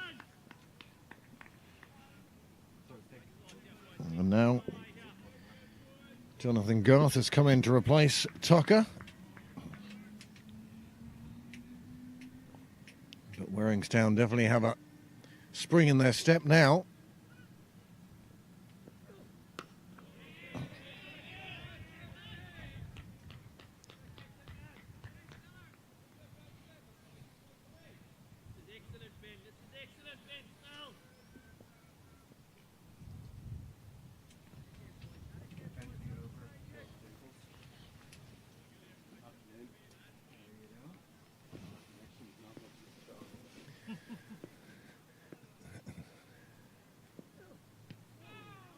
That one flies off the pads, no run taken.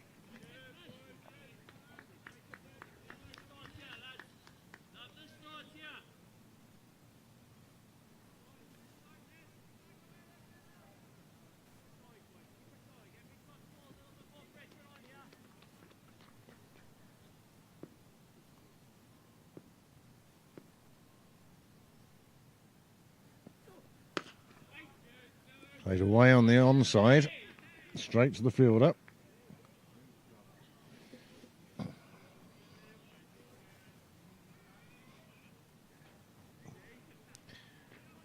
The T20 World Cup not going quite Ireland's way in that game against Pakistan.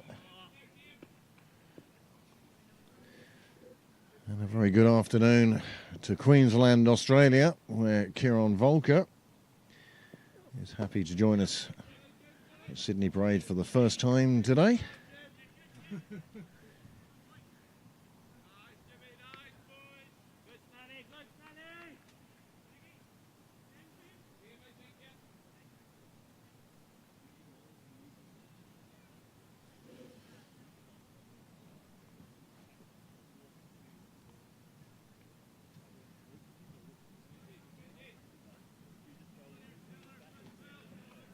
Ireland, after 12 overs, are 76 for 7. Mark Adair and our very own Barry McCarthy at the crease at the moment. Snell gets one just past the edge of Garth's bat. It's the end of the over.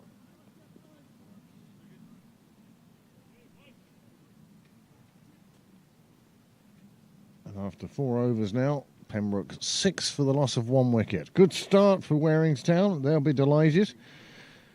Bahati with a wicket taker.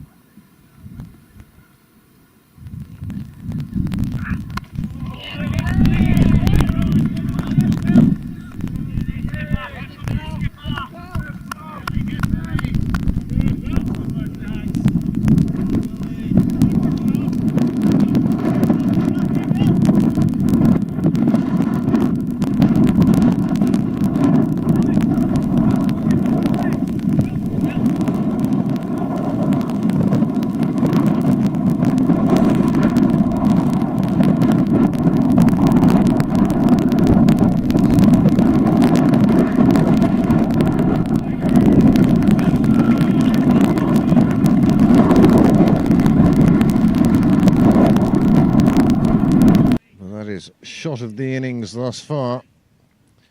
Just beautifully guided down behind square on the offside.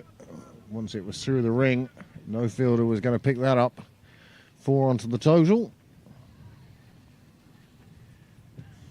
4 less for Pembroke to search for elsewhere. Okay, we should be back to normal now. Shilling in the meter.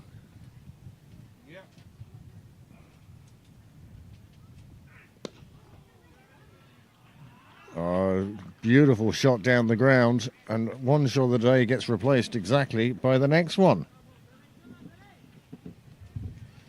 Our Italian viewer from yesterday hasn't reappeared today yet, but of course we do know that the Nick Stapleton fan club doing a magnificent job down in Lilyfield, staying with us. I'm sure their man will be next in. The next name on the batting card. The Australian over 50s have come down to the club today in advance of their game against the Irish under 50s tomorrow.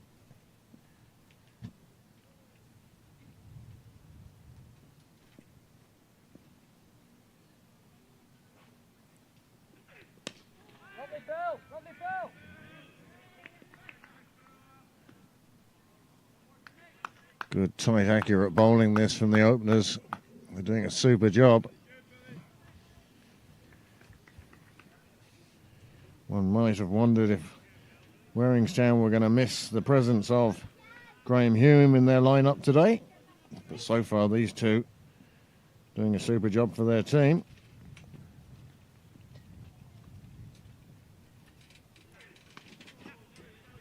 Played away down towards third. Intercepted before it got too far. 67 for 7 now. 76 for 7 in the Irish game. 16 for 1 here at Sydney Parade.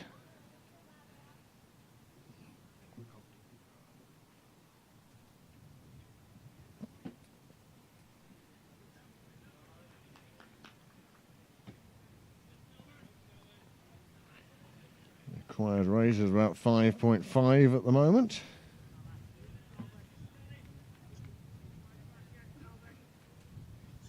$69 for 7 in the T20 against Pakistan. Can't believe that that's ever going to be enough.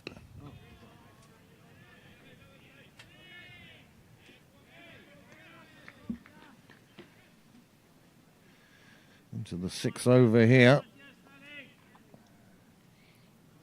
And despite the early loss of Tucker today, Tector and Garth together.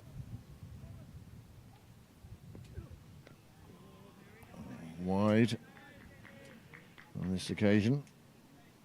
Tector not making the contact he'd want to, and turning down the chance of the run.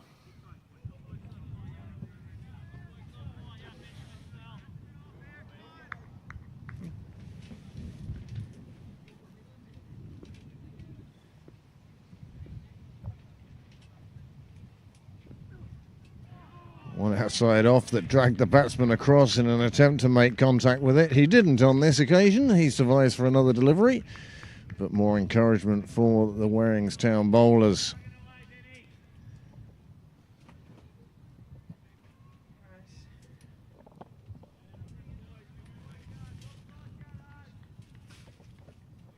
I'm going to eat that before it sort of blows into railway.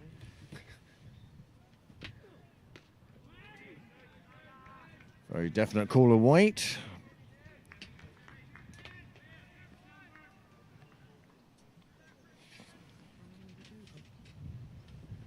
Yeah. Another wicket falls. Ireland now find themselves 79 for 8 in the 14th over.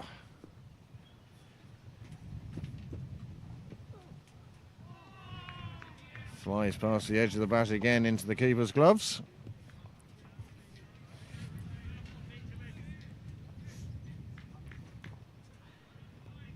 This is once again good bowling from Waringstown.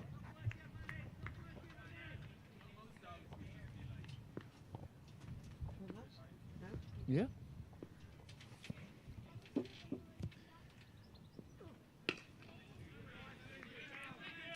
And that's the first 6 overs gone. And Pembroke have moved on to 17 for 1. Batsman in, Tim Tector, he's on 12. And J.J. Garth, Jonathan, he's yet to get off the mark. Bahati's bowled the first 3 overs from the nursery end, and he's the one who's taken the wicket. But Benjamin Snell, 3 overs now. 1 maiden. No, that can't be right. Must be 2 maidens and 1 run.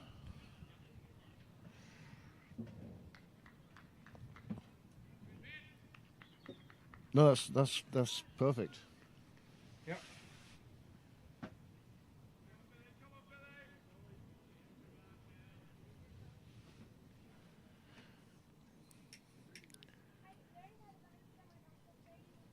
Well, the openers are continuing. The sun back shining. Lovely Sunday afternoon. An excellent crowd down in Pembroke. Belies the theory that the online diminishes the crowd that turn up. gone right down to the boundary, over by the railway line. A slight misfield, but they get back.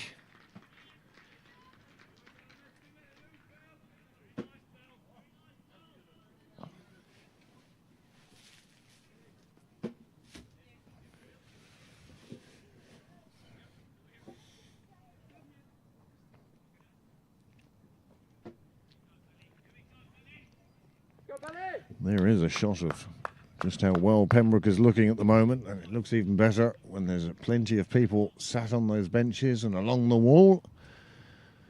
And even Anne O'Rourke sat down in Con's nook. Another good pace from Bahati, bowling with good aggression. It's already brought in 1 wicket.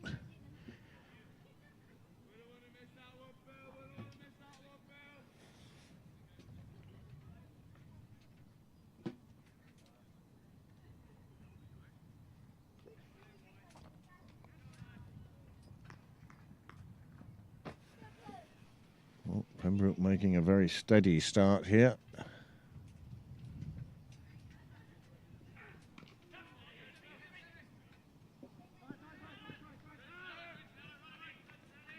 Misfield doesn't cost any more, just the single. Pembroke making steady, nothing more than steady progress. Well, there's the legend that is Theo Lawson talking with Barry Tucker next to the team bench. We're all watching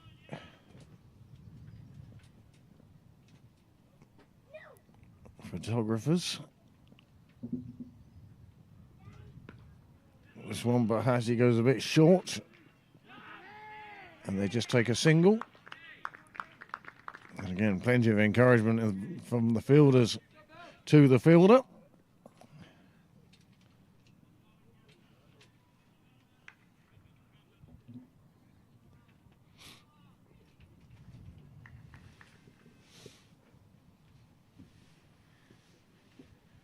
Amongst our viewers around the world, we know that Ed Dwyer, he certainly tuned in earlier from Florida.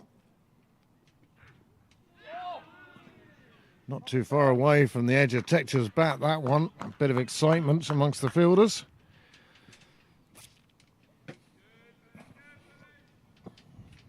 You can see some supporters have just set themselves up next to Becker's barn, right at the far end by the hedge, almost underneath the Pembroke logo there. Nice little spot, might be out of the winds there as well. Well, this one just tucked away, fine leg, it'll just be a single, and the throw will overthrow the keeper by a good 10 yards. And that's the end of the over, and that's 7 gone now, 22 for the loss of Dermot Tucker. Briefly going back to Ireland. I say briefly because they're now 81 for 9 in the 15th over. Josh Little batting with Ben White.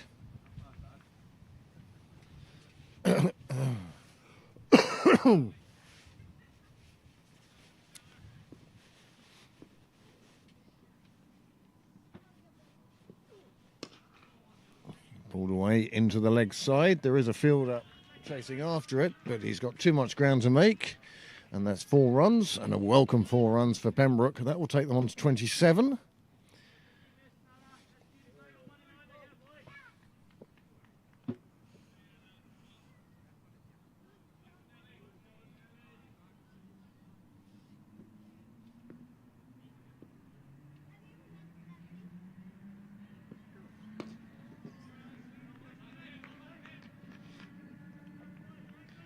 First real blow in anger that Snell has had to endure. He'd only conceded 1 run from his first 3 overs. And on that occasion he strayed. And Tim Tector took full advantage. It's gone too short again, but this time the fielder on the boundary doesn't have that much room to make up. And he can get to that one quite easily, and that's just a single.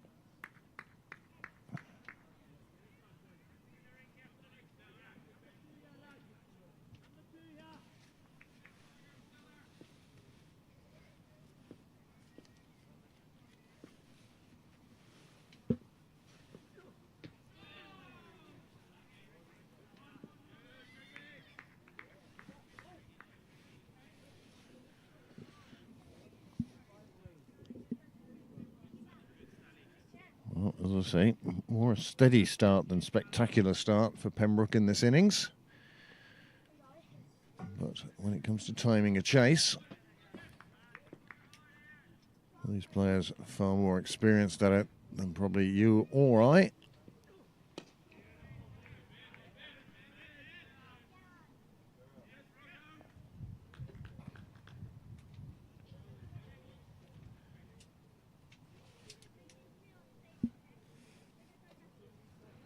Tim Tector on 19 at the moment from 30 deliveries. Garth has moved on to 5 from the 4 he's faced.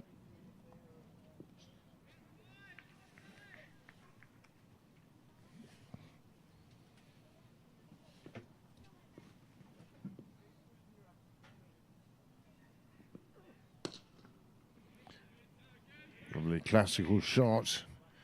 Nice follow through, hold the pose. And it's a dot ball. End of the over then. Another good one from Snell. First one he conceded a boundary in, but he won't be too upset at that. He's bowling very well. And his captain will be delighted with his contribution thus far. 8 overs gone then. The score 29 for 1. And it looks like the 2 opening bowlers will take us all the way through the power play.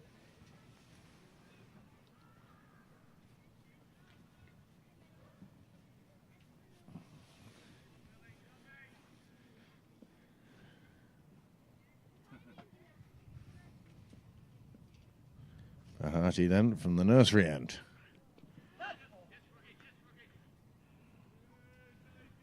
Nicely tucked around the corner for a single.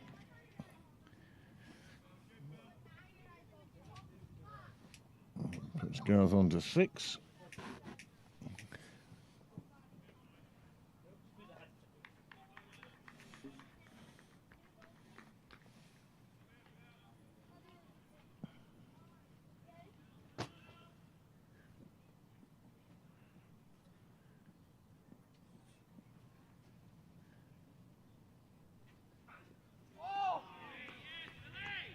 Well, that one flies through to the keeper. And at the World T20, Ireland now 89 for 9 from 16 overs. Well, if they can see out those 4 overs, they may get up to 110 or even 120. But with just 1 wicket remaining, it's going to be a tough ask, even for Josh Little and Ben White. Meanwhile here, Bahati once again keeping the batsman quiet. 30 for 1 after 8.5 now.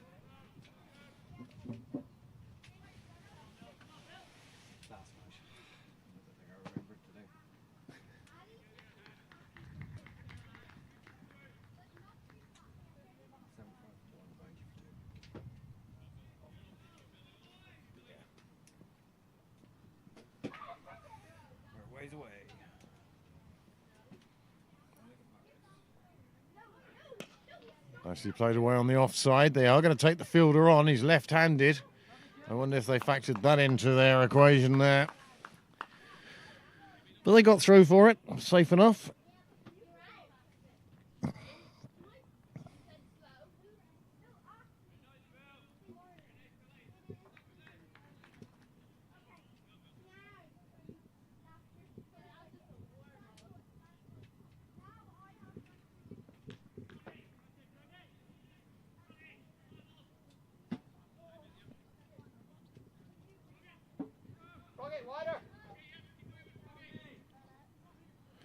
few minor adjustments in the field, delaying the last 2 balls in this over.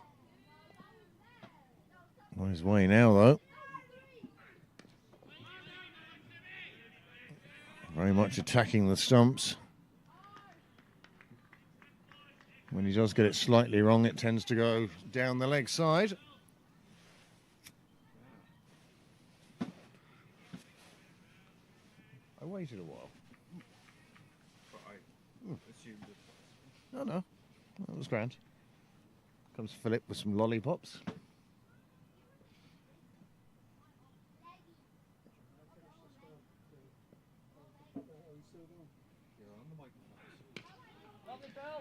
It's played away on the offside. That will end the 9th over. Score of 31 for 1. There's a strange man carrying lollipops for children going around the ground. Stranger danger.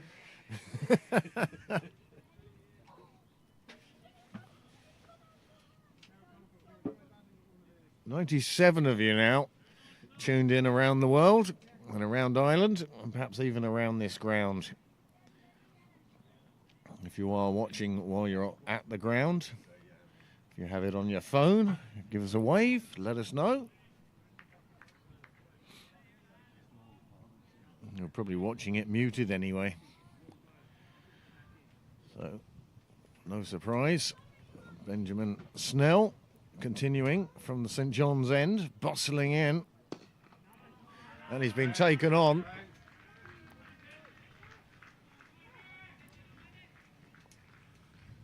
Well, Tim Tector deciding to take him long, take him to the nets.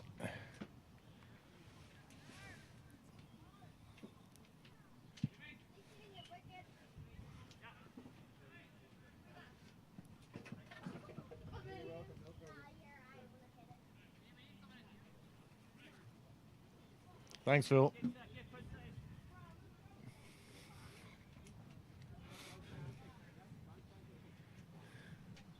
Amanda, what's the name of that guy who's walking around the ground giving lollipops to children?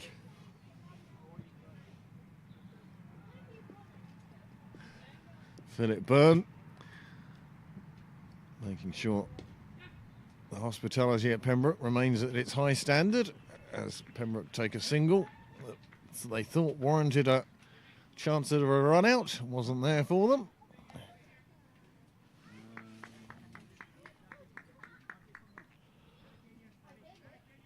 There you go. What a lovely clean shot that was. Look how balanced the batsman is. Oh, right. Why was I thinking like that? I thought it was over.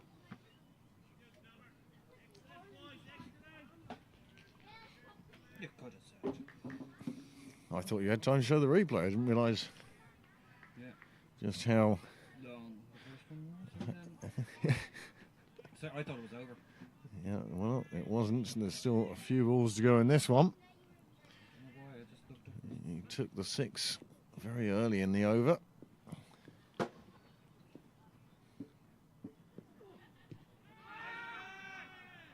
Half appeal. Bowler backing into running batsman. Problem averted. Here's the missing ball. Exciting as it was.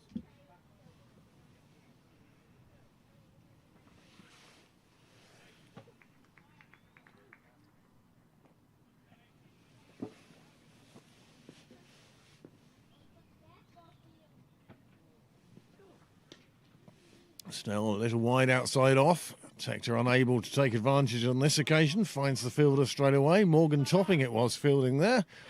Out at point.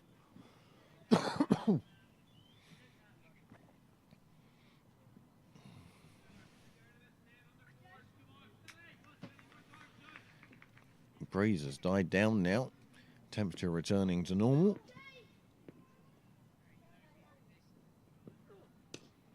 Oh, that's nicely put away. It was a loose delivery. And that's a very good over for Pembroke. Finished off nicely. Score moves on to 43 for 1. And Snell disappointed He shouldn't be. He's had a fine opening spell. And that is the end of the power play now. It will be interesting to see what the skipper does.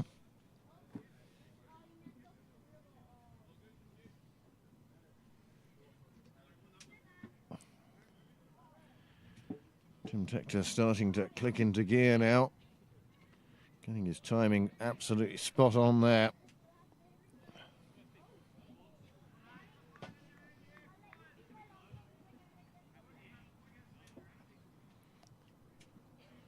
Four fours and 1 6 in his 31. And for Jonathan Garth, he's on 6. Playing the perfect partnership.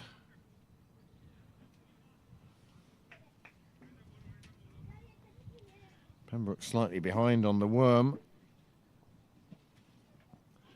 But then again, Waringstown did have a fine opening partnership and behind on run rate at the moment. Well, that's not what matters. Waringstown will feel they need to take another 9 wickets. Pembroke require another 223 runs at 5.58 per over. Change of bowling now.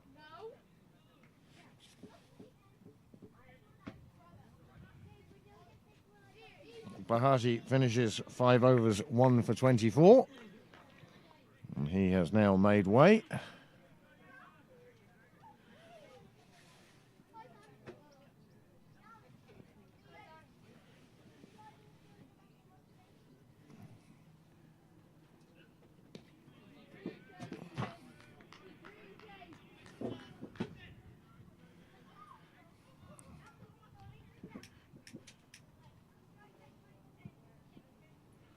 Well, getting through his over quickly.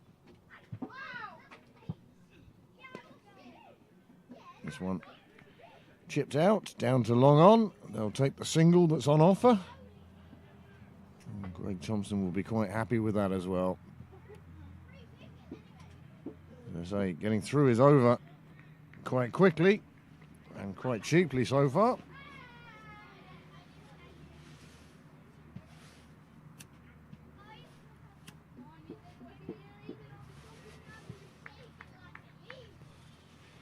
Danny, talk us through the celebrations.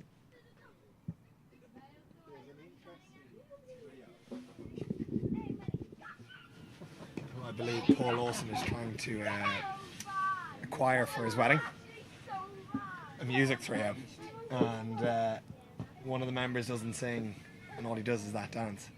So as of yesterday, it's become the new celebration. Okay. So I thought it was only fitting.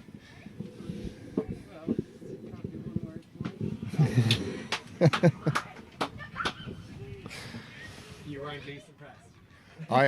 I've seen better. I've seen better, and I think you're capable of better. I think you know you're capable of better. Please do. So there you go from the horse's mouth. Danny Hogan letting you know about his celebration on a day where he had a fabulous stomping and certainly one nice handy caught behind.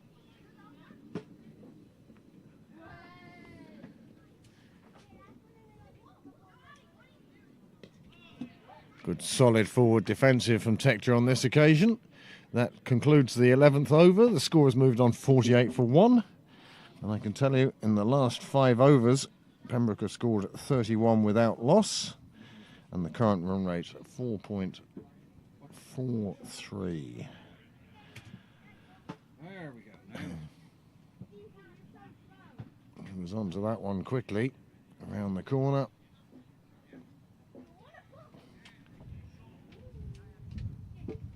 And it looks like it's going to be a double change here for Waringstown. Benjamin Snell, having seen them through the power play. In fact, he's going to continue from the St John's end.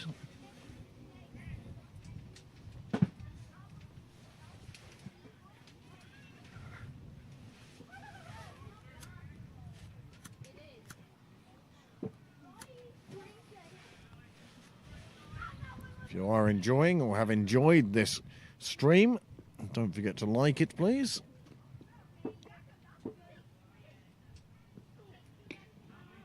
played away on the offside. You might also consider subscribing if you haven't already done so. I've losers count. We've gone past the 1,000 mark. We're now up to 1,014. Delighted to say. Hopefully that will enable us to remove a couple of the adverts that you get during a stream. Snell's picked up a wicket. Garth has played one back onto his own stumps. And a second wicket falls with the score on 48. And this is not the beginning that Pembroke were looking for. Garth looked so good yesterday. Batted beautifully for his side. His Sunday not quite going the same way.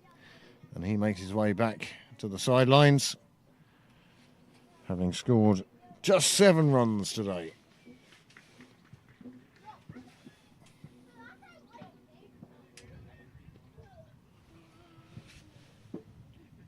That partnership was worth 43 runs.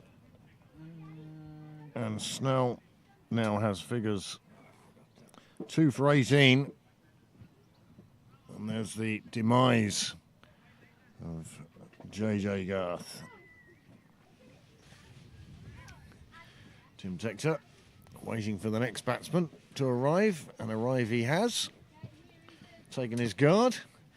And for all of those of you in Lilyfield, Sydney, I'm delighted to announce the arrival in the middle of the St George and Pembroke captain, Nick Stapleton.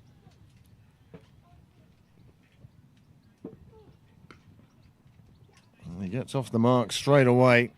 He's been in super touch with the bat. I didn't want to say anything before his first ball, but he has been in super touch with the bat. And Pembroke will be looking for him to score and build partnerships.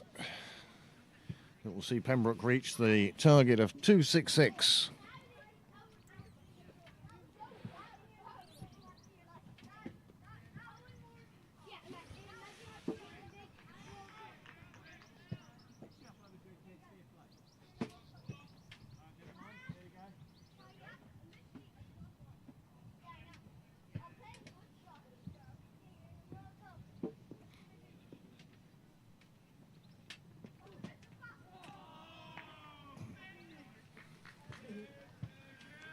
Well, this bowler, he's really enjoying his role at the moment. Excellent follow through.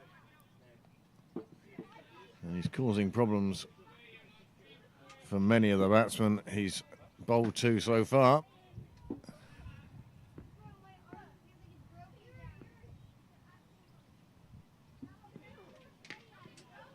This one played away on the offside. They think about 2, but there won't be 2 there. The speed of the fielder down on the railway line side was such that there was never a second there, and they didn't even try to go for it.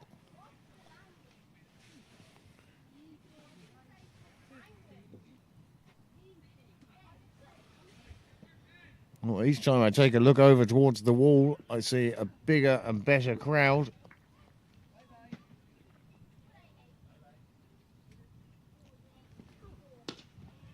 This one played down the ground. It will just be a single.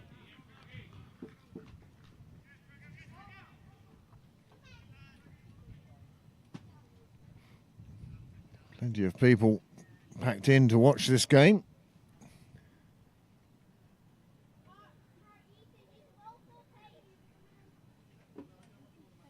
Nothing nicer than playing in front of a knowledgeable, attentive crowd.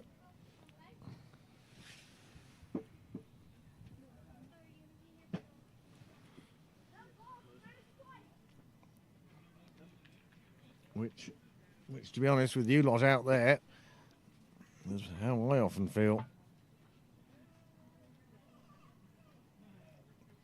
And there is the shot of people who have come down today to watch this Bob Kerr game.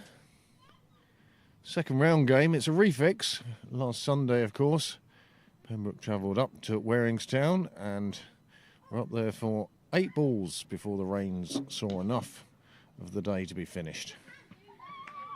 Well, a nice little exchange there from batsman and bowler. involving the wicketkeeper as well.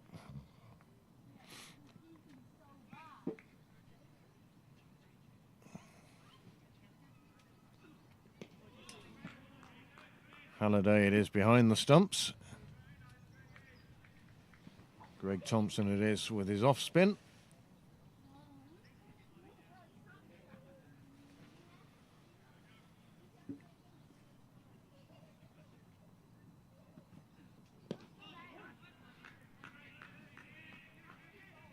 Nice ball, nice length, but just pushed out on the leg side.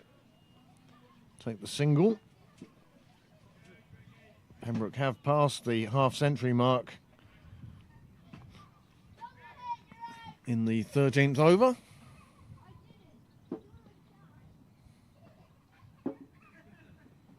Well, that was just pulled down too short. There is a fielder out there on the fence. It will just be a single.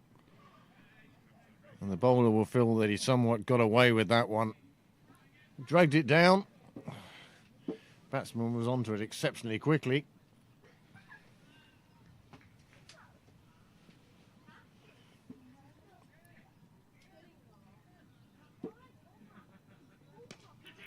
Oh, he's put down in the covers. The bowler goes and fetches the ball.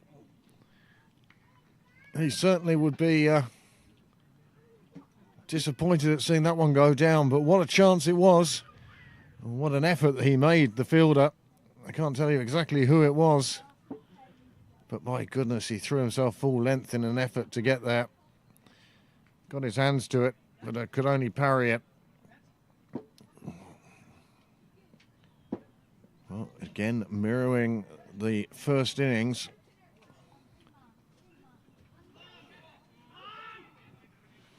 That one misses everything through to the keeper, in even the keeper's gloves.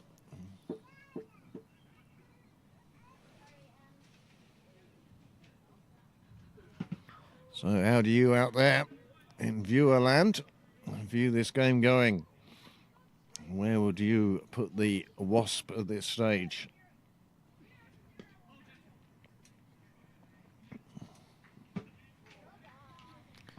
Personally, at the moment, I have it as close as a Brexit vote.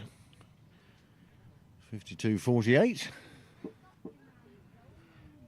Possibly in favour of Pembroke. But it wouldn't take much to change that.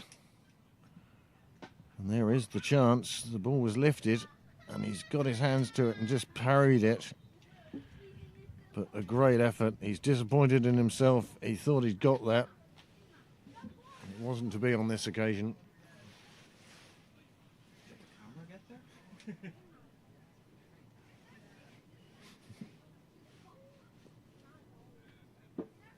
Yeah. I mean, it didn't get a full dive, but you saw the ball being parried rather than just the aftermath. Change bowling now at St John's end.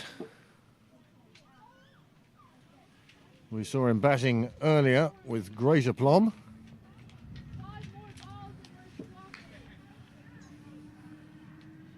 Left-handed batsman, left-handed bowler.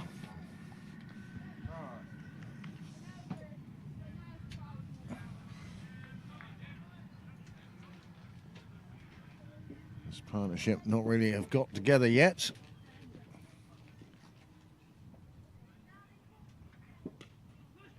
And that one is pushed out wide on the offside through extra cover. The boundary rider makes up a lot of ground to get there, but can't prevent two.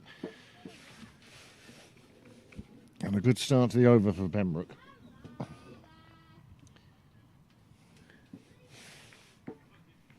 Tim Tector has moved on to 40 now.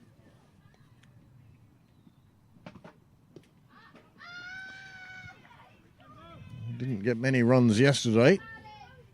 And Pembroke member I was talking to said, how did Tim do today? And we said, well, he didn't get many. He says, good, that means he'll get a score tomorrow. Well, cricket doesn't work that way, but maybe it will this time. That one is dragged over to the leg side for a boundary. 4 more onto the total.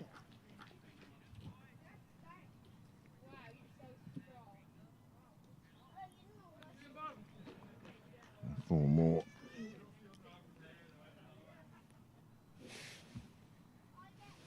for Hector. He's now on to 44. It's taken him 49 balls to get that. Same ball, same shot, this time the fielder. Not quite the same angle. The fielder had a lot less ground to cover, and he did, and it's just a single.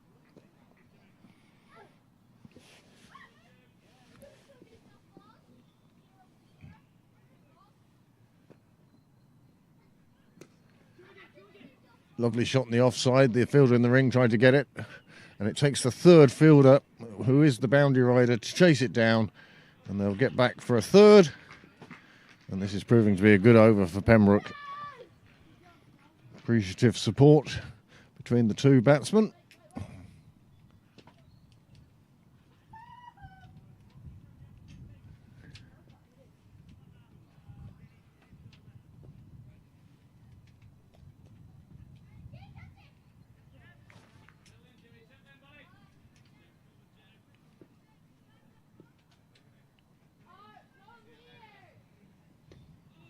This one comes off the edge, goes into a very vacant ring on the leg side, and it's Snell that does the tidying up.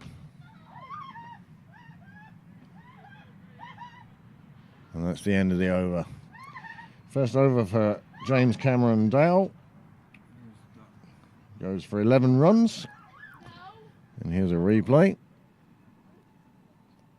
of that 4 crashing into the fence out of the reach of the fielder.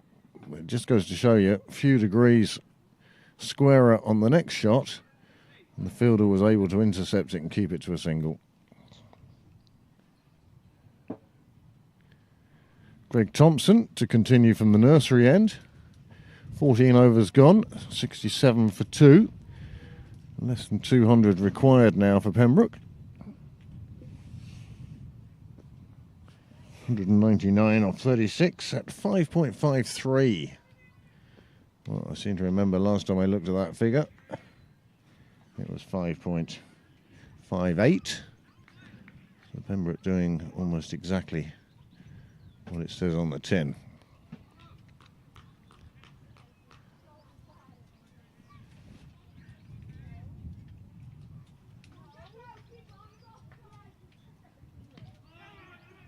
That's a well taken run.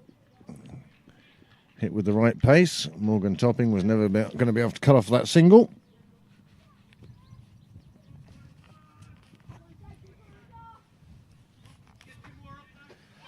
Good afternoon as well to Mary Sharp, who I hope has tuned in with us. Certainly with us yesterday for the Railway Games. That one's fine. The fielder does a good job of getting down to it, but it's still a single. Mary, one of our most regular watchers, viewers.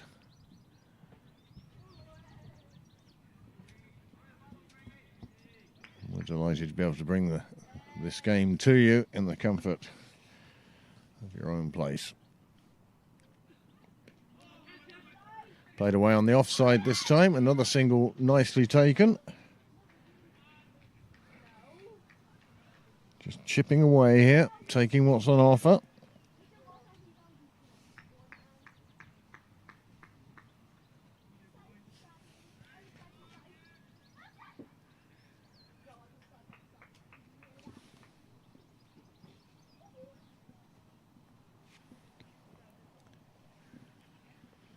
Darker, more ominous cloud making its way towards the ground at the moment. It doesn't look like it's actually raining, and we haven't had the traditional pick up in breeze before it arrived, so one hopes that this one's just going to slide over the top of us. It'd be such a dreadful shame if this game was interrupted or decided by the weather. Last season, of course, in the semi-final, the umpires took the players off and they saw thunder, and well, they saw lightning. You don't see thunder.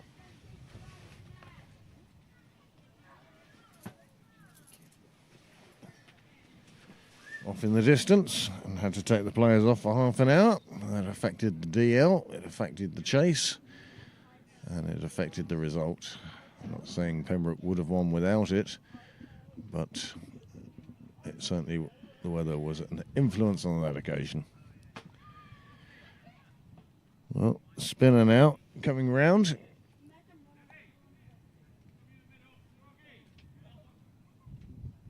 I see the sight screen about to be moved.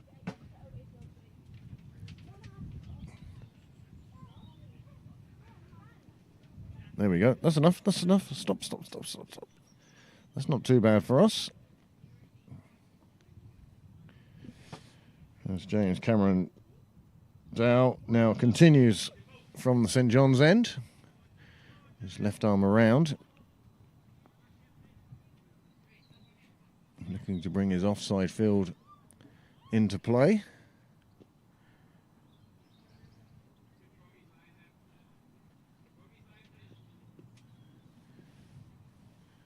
Big areas open on the leg side if you want to try and take him on in that direction.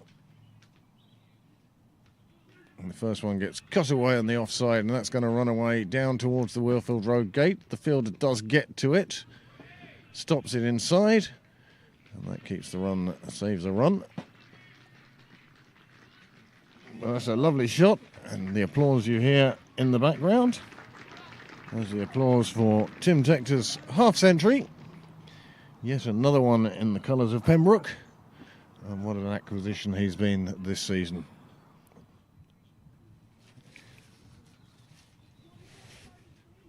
I wasn't noticing the score. That was the coffee I started making myself at tea.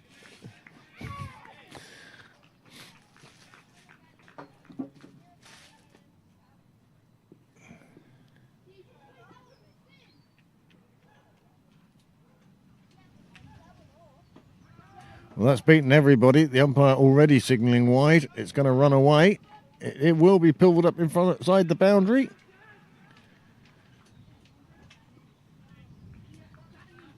Oh, let's see that again.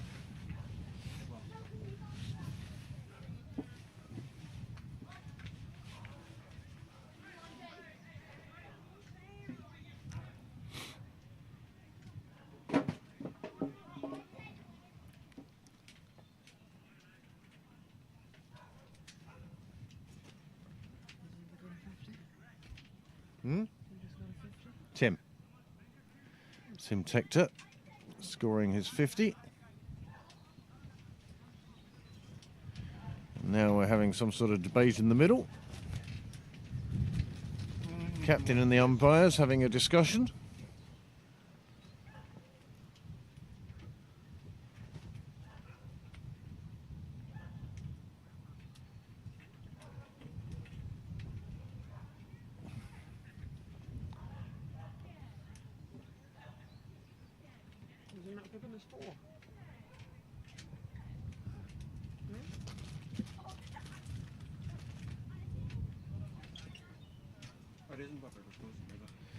Well, whatever the umpires and the captain are discussing, I think the Waringstown captain feels hard done by.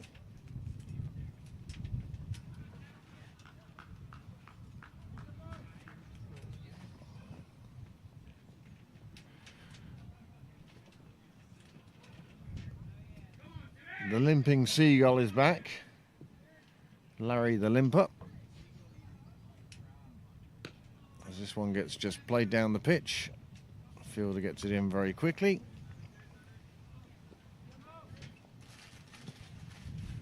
Crinkly paper going all around me here.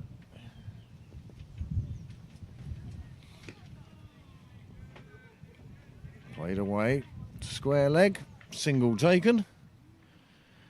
This game, you get the feeling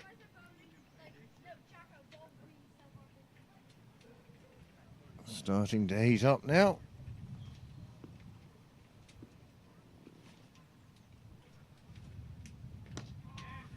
So wide on the crease is the bowler.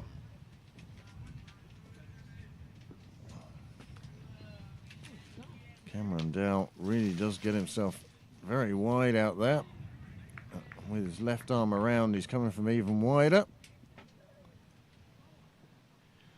He completes the 16th over.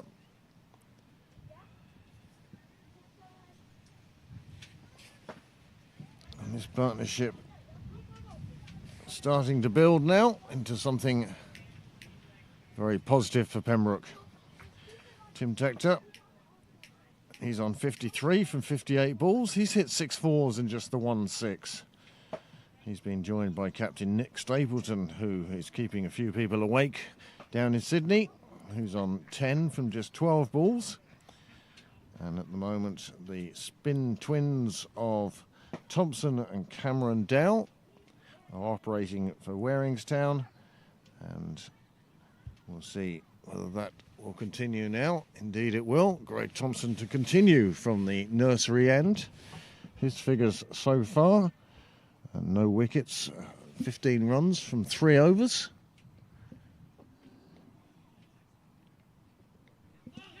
And another one that beats everyone, and even the diving fielder in the deep, and it's going to get run away, and that'll be 5 wides. That happened to Pembroke in their innings, and it's an absolute killer. 5 of the cheapest runs you will ever concede, and not only that, you have to bowl the ball again. And then if you get hit for a boundary for that, you start thinking, oh my goodness, I conceded 9 runs from 1 ball. I didn't like to used to concede 9 runs in a spell. This time, just played into the leg side. But cricket has changed since my day. I won't. As though you're ancient. Well, You're not. I won't say I was from the 2-stump era.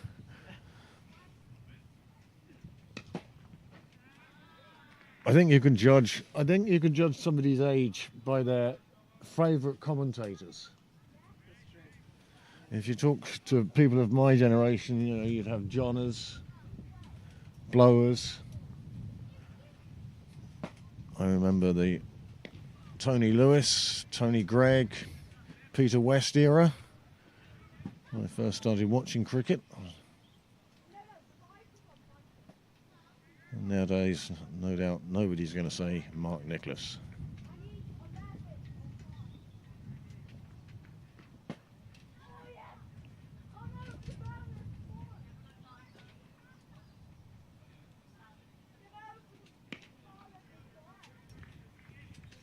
Well, there's a little bit of bad boy in Greg Thompson there, flinging that one back to his keeper. I'm just like bad boy as a choice of outcome. Well, how would you phrase it? I'm willing to learn. This one tossed up a lot more, just patted back down the pitch.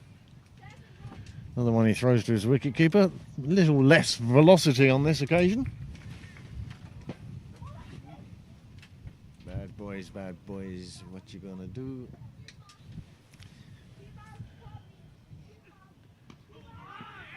Well, tidy over this for Thompson.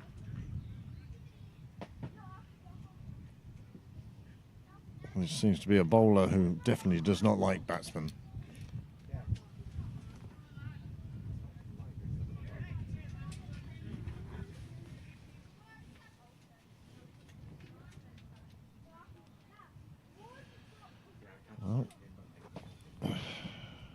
Oh my goodness. Ireland made 106 for 9.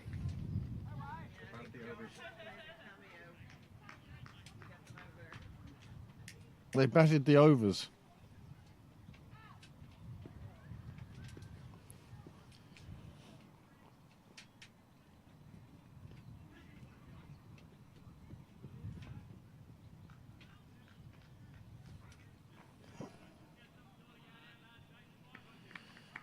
Josh Little, 22 off 18.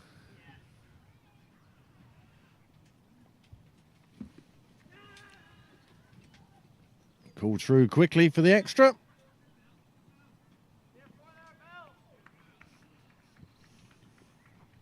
Well,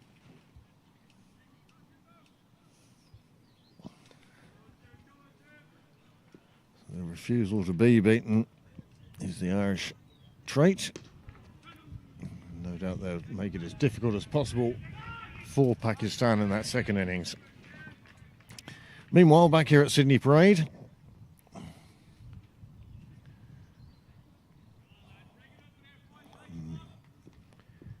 member of the women's first 11 down this evening, you can see. That one played away on the offside quite nicely. It was quite wide, near the blue line, but the batsman got across to it. And they take another single.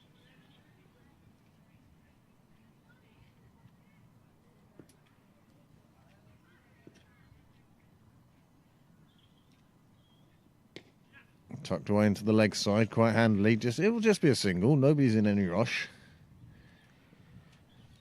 The fielders and the bowler accepted a single as the cost of that ball, and the batsman didn't take the mickey in running the first one exceptionally quickly to try and get back again. It's almost single by agreement. And this one hit a bit more firmly down to Long On, who comes in and collects it just outside the ring. And gets it back to the keeper, and the umpire calls over. And with 18 gone, Pembroke have moved on to 93 for 2. Heavily played. I don't remember what it is. You ready for a mystery? Oh, mystery replay from Niall here. Clipped away, beat the despairing fielder and ran to the fence. There you have it. That was a nice shot. And now back live. A guard is checked. I wonder if Kate and the rest of the Nick Stapleton fan club are still with us. Sunday night, school night. That's a firm cry of no from Nick. I think that was in calling a single or not, rather than no, they're not with us.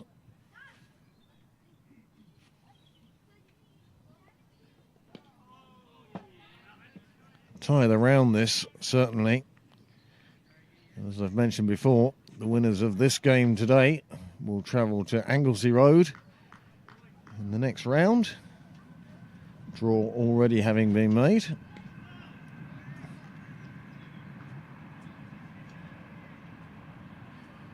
Shame that Pembroke won't be at home in front of the cameras, but I'm sure they'll generate good support up in Merrion.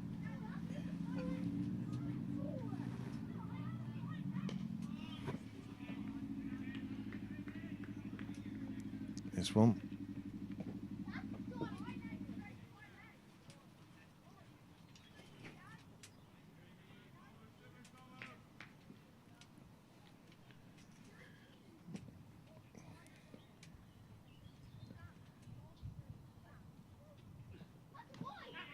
Nicely played away, played with enough soft hands so it didn't shoot off down to the fielder. Again, time to get through for the single. More and more spectators coming in to finish their weekend with this super game of cricket we have with us now. Pembroke lost 2 early wickets, and it's taken a partnership between these two. Partnership of 48 from just 45 balls, and it's exactly what Pembroke needed when they needed it.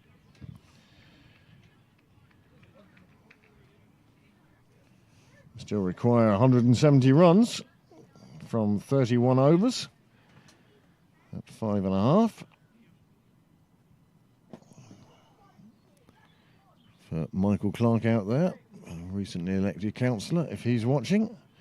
Tell you, Michael, it's 5.48, but 5.5 will do for us.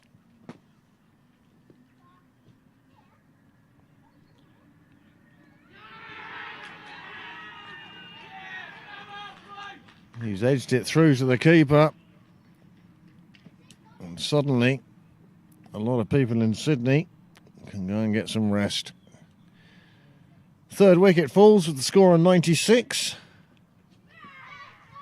Waringstown have broken that partnership at a vital time.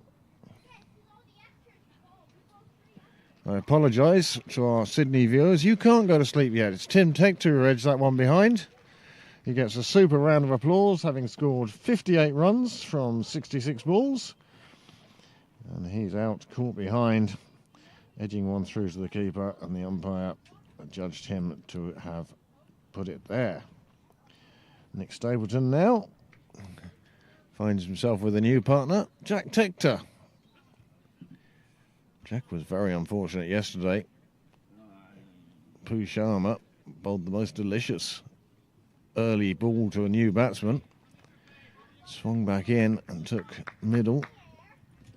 Absolutely super delivery, but this is the end of Tim Tector. Edges that one behind the keeper. And do I detect a little bit of the Danny Hogan celebration from the keeper?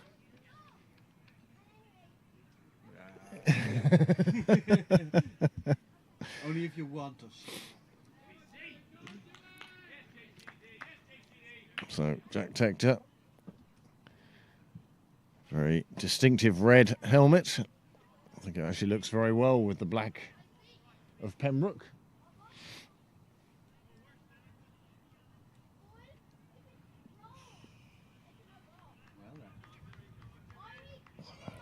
Well, this is starting to turn into a very interesting game. DL was 90 for 2 after 20, or 107 for 3.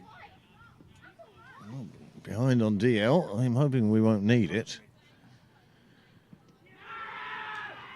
And Jack Tector has gone first ball, bowled, off stick, leaning backwards. And my goodness, the pendulum swinging very much in Waringstown's way now. 96 for 4. 96 for 2 becomes 96 for 4.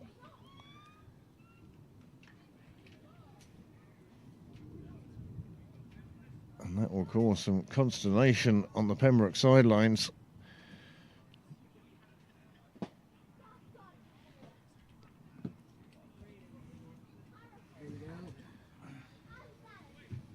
Not ideal. But there it is. Good stride forward. But just down the long line and not covering that off stump. And he can't believe it. That is not what Pembroke wanted, but it certainly was what Waringstown wanted. And they're cock-a-hoop at the moment. 4 down now. Nick Stapleton, current club captain, is being joined by Fiacre Tucker, previous club captain. With Pembroke in what I can only describe as a precarious position now.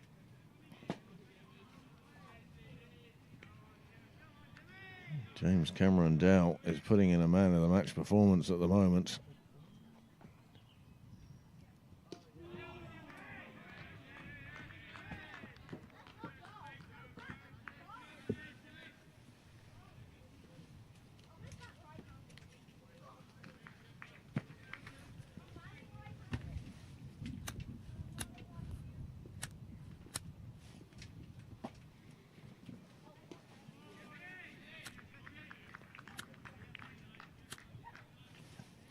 Fiacre Tucker doing all he can to make sure he doesn't see the same fate befall him. Covering up all his stumps. Slip in place.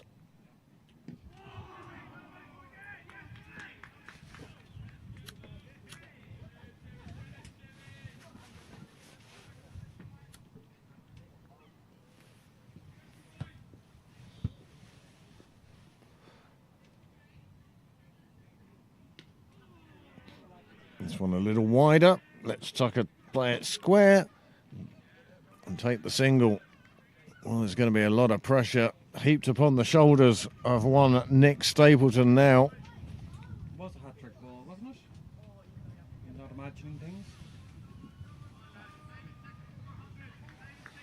Great to hear from Kate down in Lilyfield. They're watching Nick Stapleton here, captain of Pembroke. It was a hat-trick ball, wasn't it? Yes. Play right the hat-trick ball then.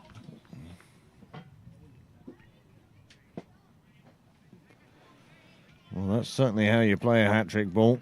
get right in on top of it. Greg Thompson now.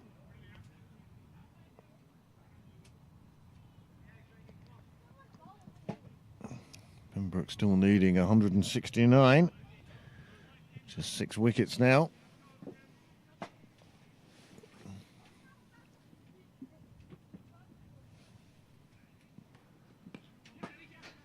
Taps into the leg side. They just take one. There'll be no overthrows.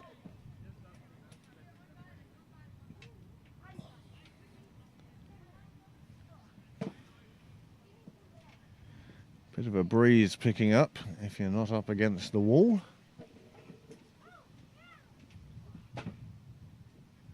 So beautifully sheltered there. This one coming off the inside edge of the bat.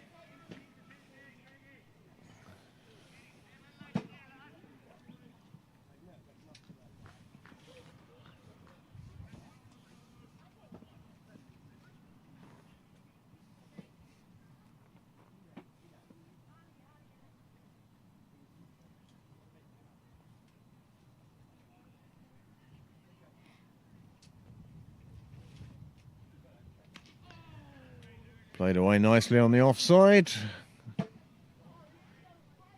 Boundary rider does his job, keeps it to a single.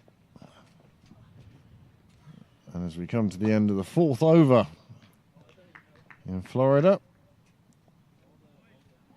23 without loss to Pakistan in pursuit of Ireland's 106 for 9.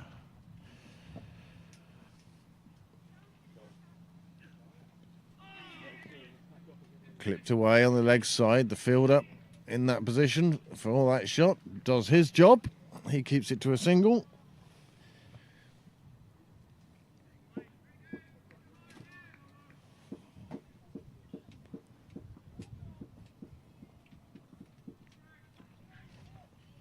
Pembroke now on the brink of 3 figures. Afternoon, Gordon.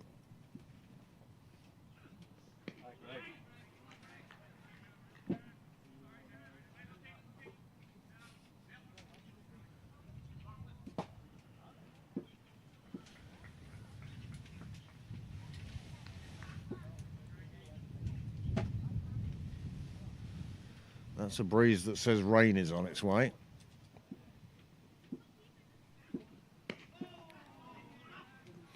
Well, it wasn't the best ball Greg Thompson has bowled today. But the batsman's response nearly delighted him. Another over gone, 21 gone now. 4 more till drinks. Pembroke are on 100 for 4. And they still require another 166 in 29 overs.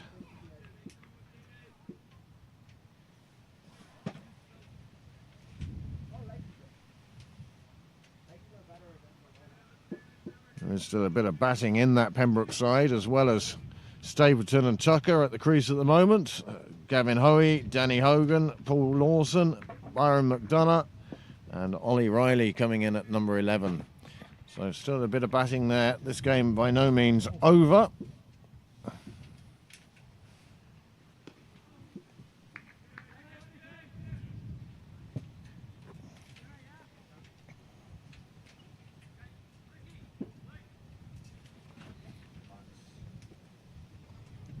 Time for the sight screen to be moved.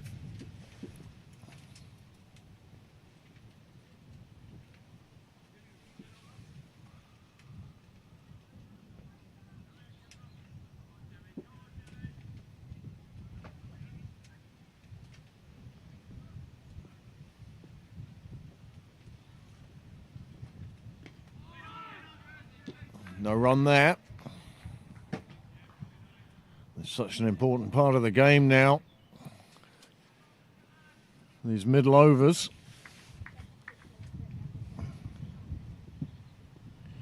We've only seen the 4 bowlers so far.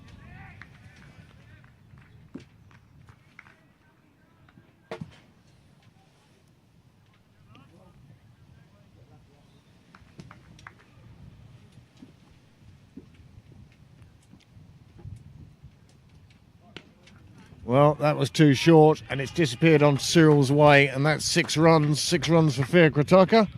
That's a nice shot. He gets a round of applause around the ground, and even from Gordon Clark.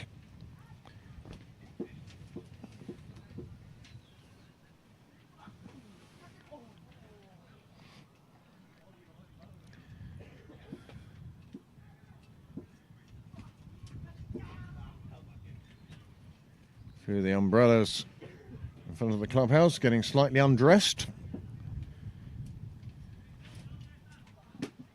Certainly picking up a bit of wind anyway.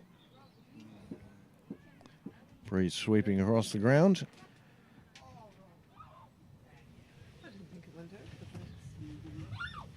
I think it hit the fence and dropped. There you go. Well, while they go and find another ball that's suitable. Could I get a cup of tea, please? You can use the brown sugar. I put white sugar in. I know, but while you're doing it, while you're making it. Keys. Yep. Do you want anything now?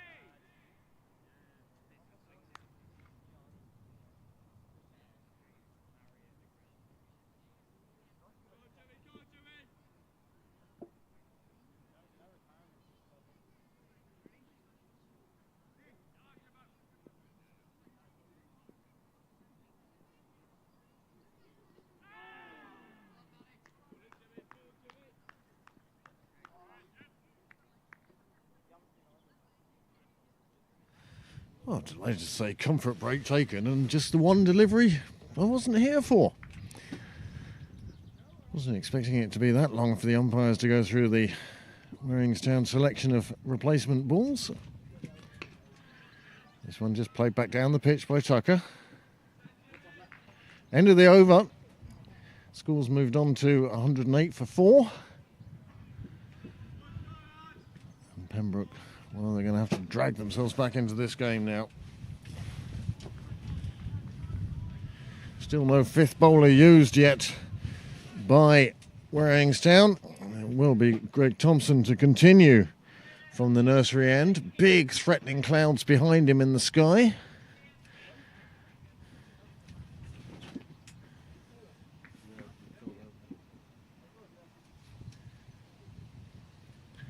This match is slowly turning into a very good contest.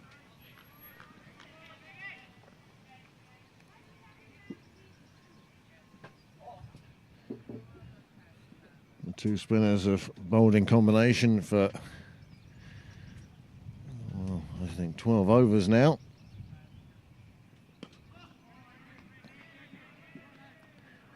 Well, this will be the 12th one anyway.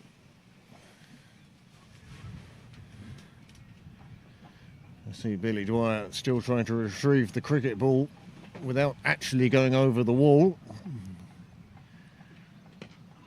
This one played away on the offside, firmly to the fielder, but it won't stop them taking the single. Yes, some people call that fence the Bill fence. It's to keep Bill out of the gardens rather than to keep the balls out of the gardens. And it's not working.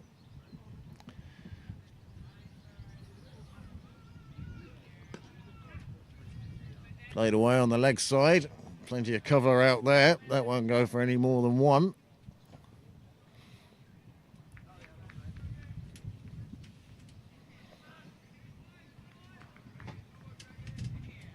Going to get a review on the walk by? Nope. Played away again nicely. Just take the single to Stapleton. This is what Pembroke need at the moment. They don't need bish bash. They just need to push it around, take their runs.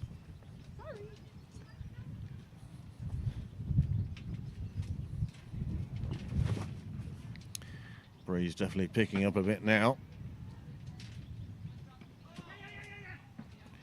That's a well-run, good game-reading, alert single to end the over.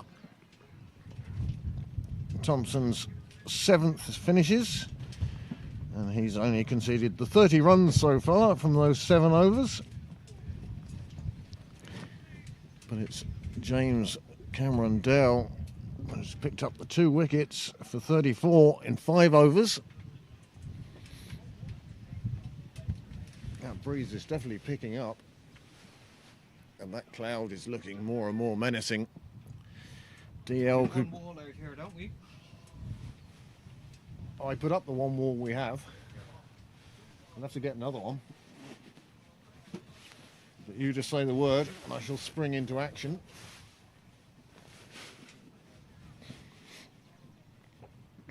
Bit of a discussion going on amongst the Brains Trust, just off screen.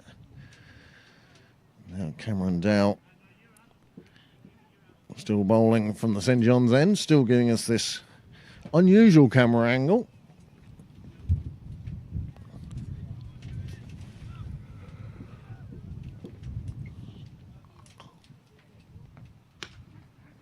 Full toss outside off is played straight to the man in the circle. He stops any chance of a single. And that's one you sort of, as a batsman, feel you've missed out on.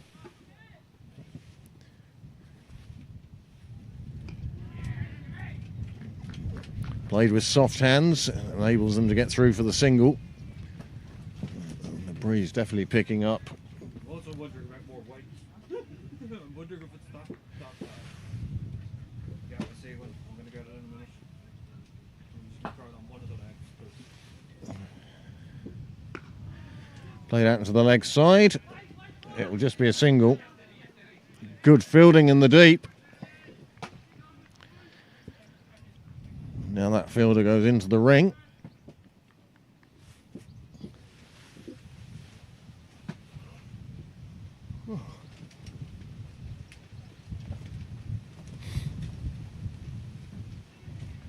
Just tucked around the corner, Stapleton alert.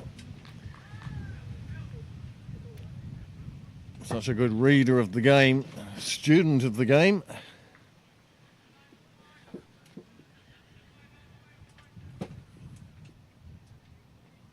My goodness, his side need a good innings from him today.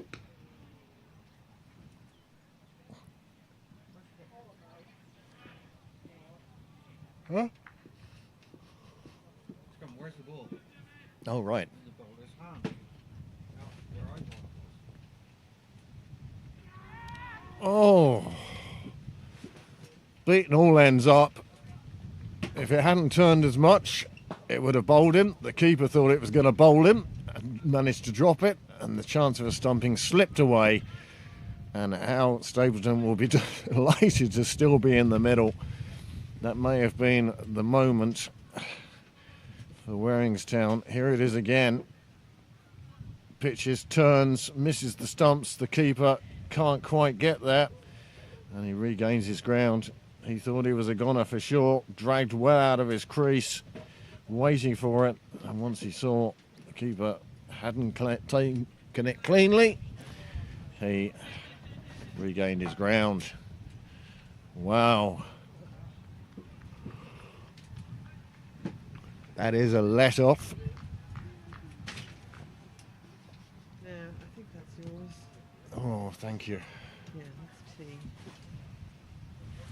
You cold? It's just this breeze that's dropped the temperature a few degrees. It's all right if you're running around in the middle, but just sat down here. Yes, it's that big black cloud over there, suggesting that rain is on its way. We haven't looked at the rainfall radar, but I'm not sure that the sea breeze is going to be enough to keep that rain away.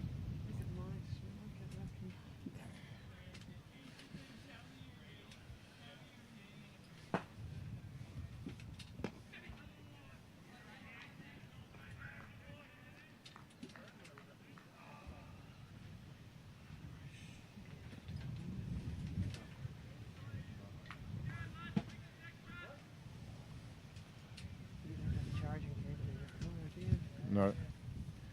No. Wind basically coming from the west at the moment.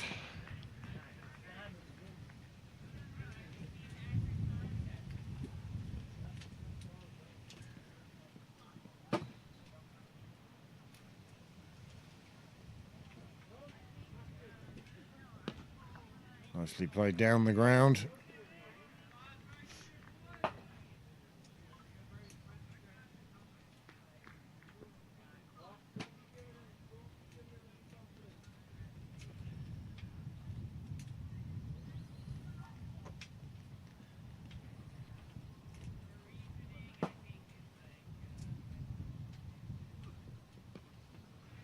Right at sea level here. 6 degrees west of Greenwich Mean Time line. And 53 degrees away from the equator. Ooh.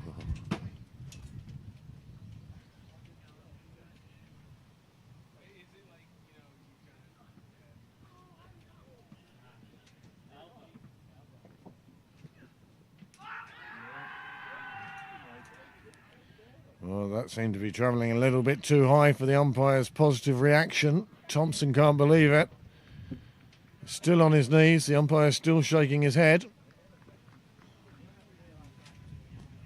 And that takes us through to drinks after 25 overs, with Pembroke on 117 for 4.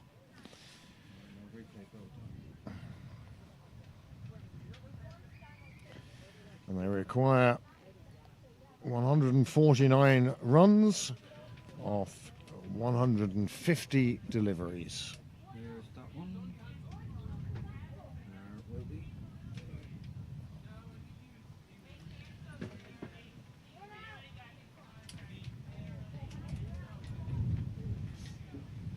Did I say Thursday or Friday? Yes. Thanks for the help. Friday.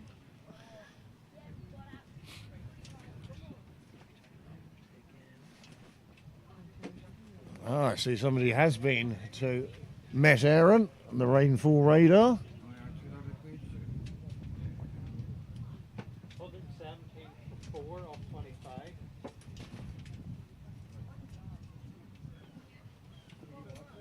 There is the rainfall radar. It's, well, I think we've still got a bit of time ahead of us before it arrives, but when it arrives, it could be heavy. It could be time to go and grab a couple of walls from inside while we can.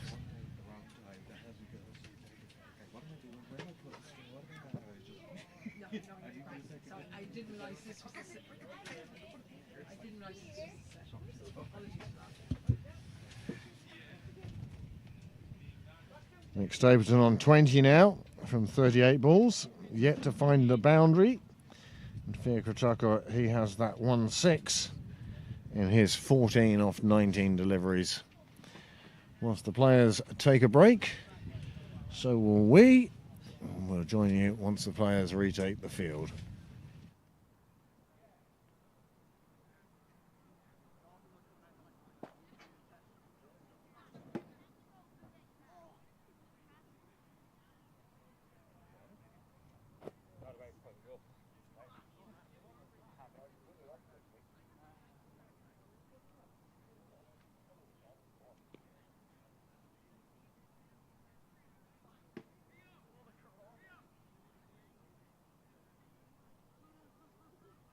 Well, just while the players are at drinks, not unsurprisingly, the Nick Stapleton fan club need some shut-eye, so they've left us for the day. It's a suitable break in play. I can pick it up again tomorrow when they wake up. Stick on YouTube before breakfast. But thank you very much for joining us anyway. I know Nick certainly appreciates your support.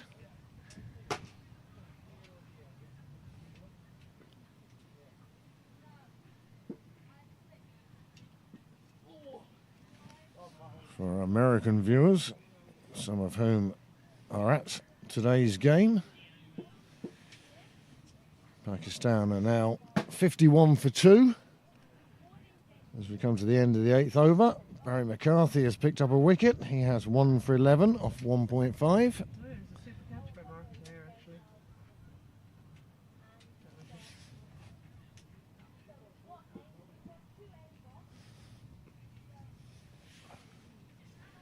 And the players now retaking the field as we enter into the last quarter of this match.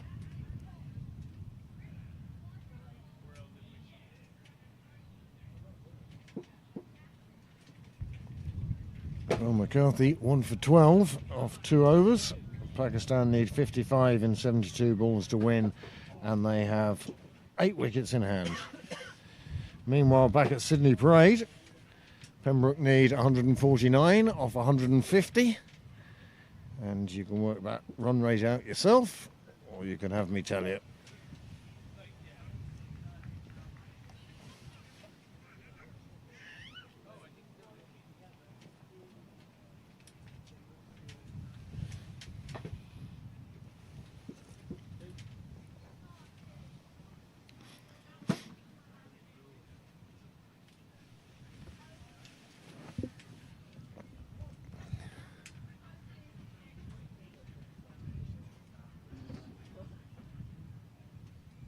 Well,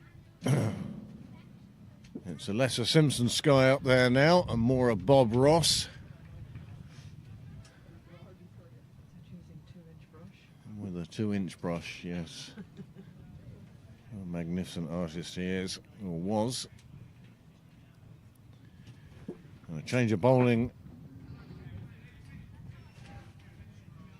And the opener, Bahati, is going to come back on.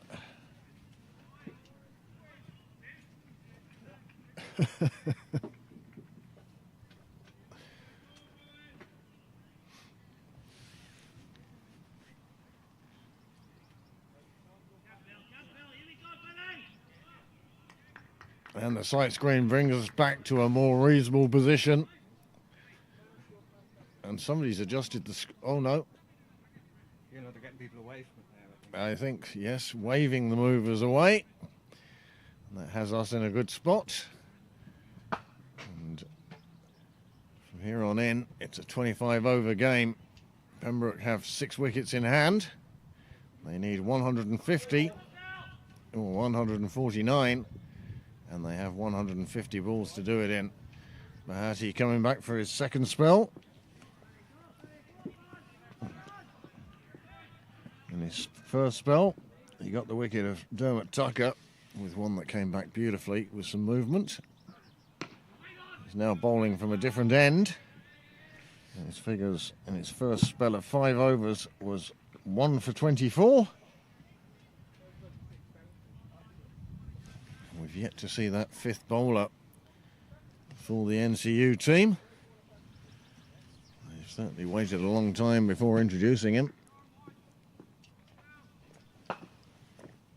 Different sort of tactics employed.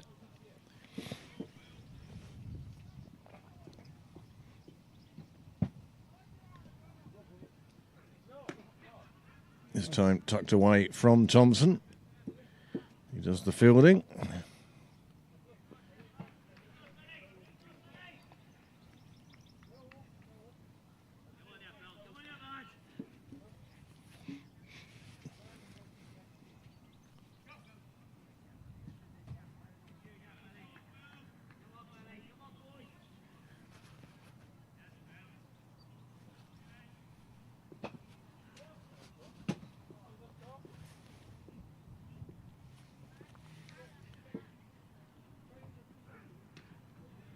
Just played away down to 3rd. There is a fielder down there.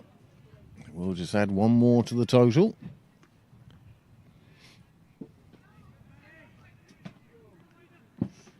Lovely cup of tea, that, Amanda. Thank you. You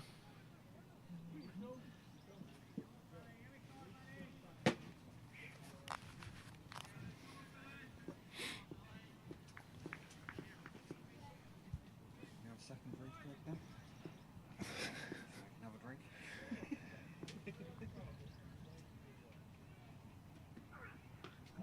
Another one goes down to 3rd. Another single is taken.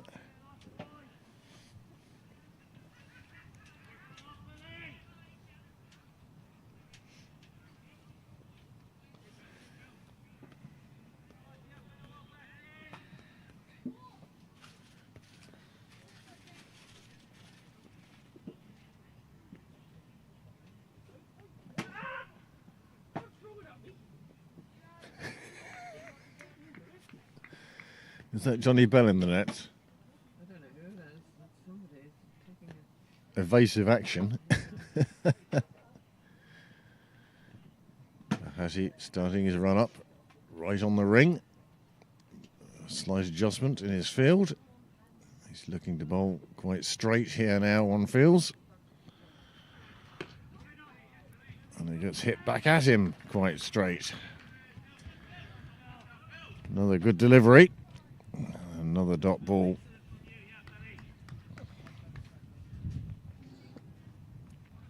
Another wicket has fallen. Pakistan now 52 for 3 in 8.1. And it's Curtis Camphor who's taken a wicket with his first delivery.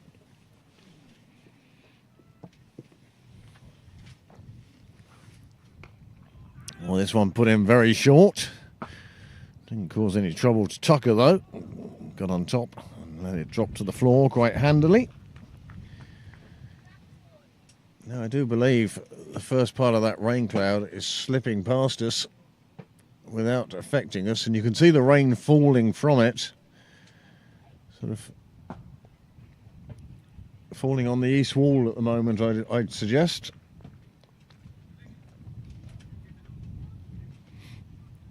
There it is there. You can see that rain falling just to the left of the flag. But at the moment, is it coming our way? The wind would suggest it would down here. The flag would suggest that there is just a chance it might slip past and we won't actually see or feel any of that rain. break in the clouds in it as well. So even if it is, it could be just short-lived. This one played away on the offside. I can tell you from a DL point of view, Pembroke are behind at the moment. And we have gone past the stage now. This is definitely a game that will have a result, whether it's worked out on a table. Oh, that's high. Cry of no ball, but it comes from the sidelines. Umpire signals that no, not high enough to be a no ball. The batsman asking. He's saying no, it would have fallen down by your waist.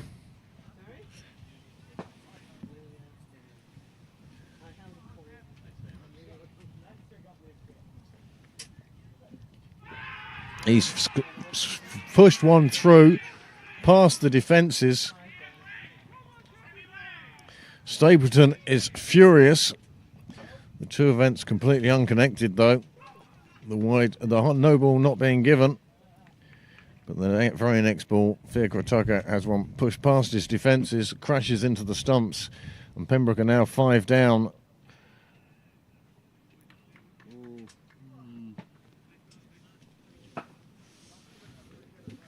Well, this is a part of the game that certainly Nick Stapleton will be reviewing to see if that was a no ball, if it was that high, if he was justified in his indignation.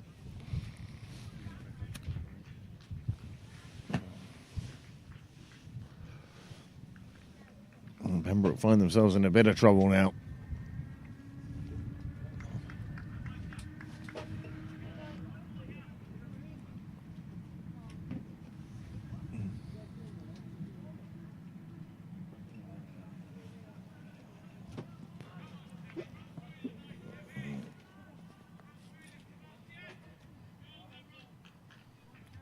Well, against him in that decision is the fact of how far down the track he came. And that one just sneaking through the defences.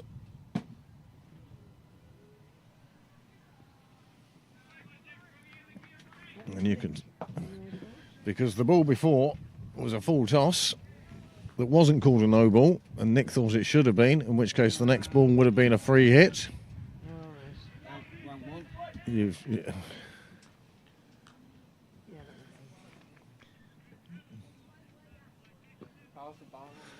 Stapleton has to be controlled in his aggression now. Don't let his emotions get the better of him. The best answer from his point of view is to see this game through all the way to the end now.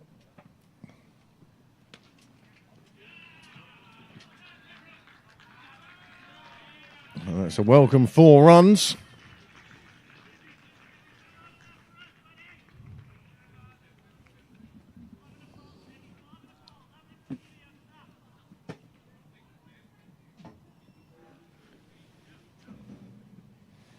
Now in the middle with his captain, Gavin Hoey.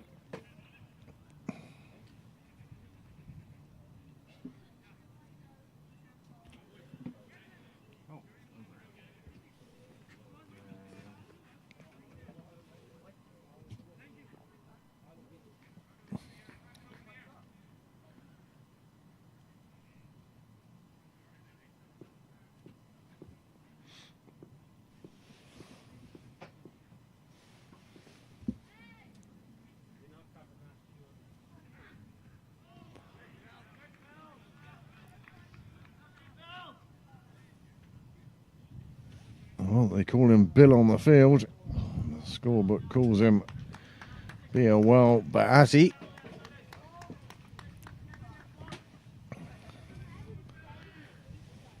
But he's proving to be a very effective opening bowler for the NCU side.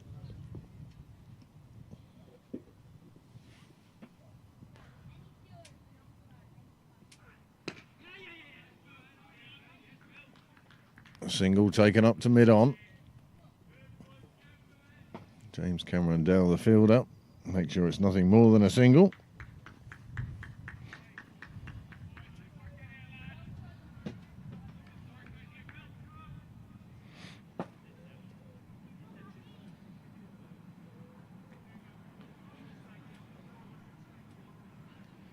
Pembroke actually ahead of where Waringstown were themselves at the same time.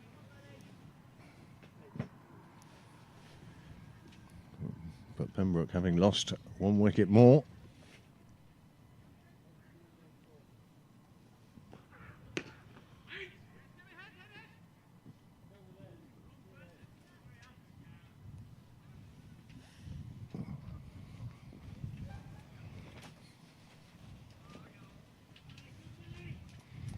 Pakistan now 57 for 4. In pursuit of Ireland's 106. They need another 49 or 50 runs in 64 balls. They're scoring the runs quickly enough. The trouble for Pakistan is they're losing wickets.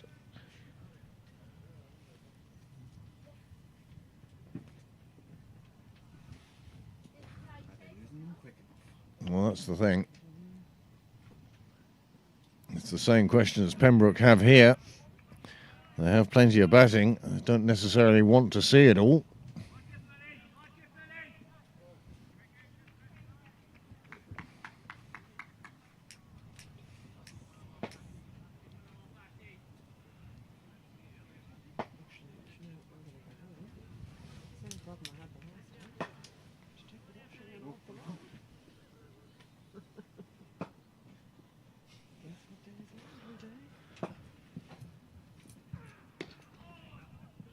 Bowler gets down quickly.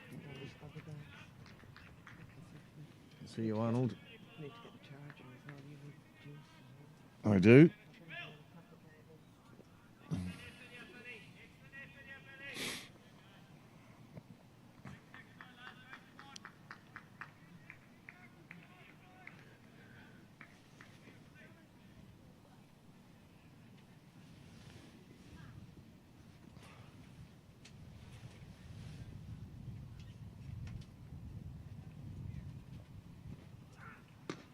Very straight bat meeting that one.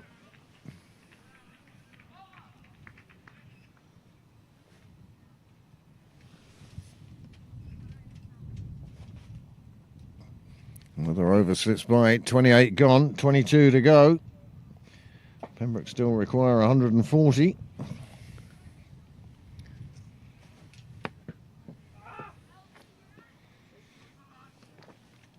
A change of bowling at the nursery end. I think we're about to see the 5th bowler of the day.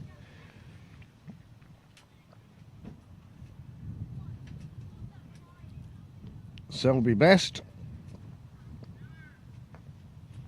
Oh, he's already bowled one. I missed it. Shows how much attention I was paying.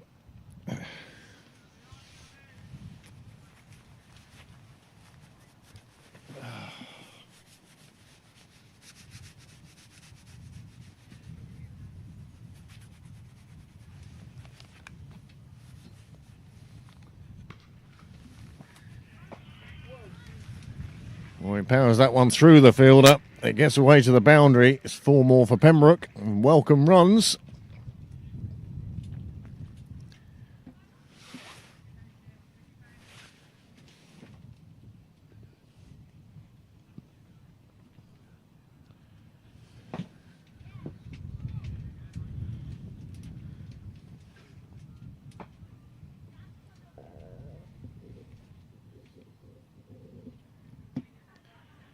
Ball brought back to the bowler. Words of encouragement. This time he finds a fielder on the off field. No single taken. Dot ball.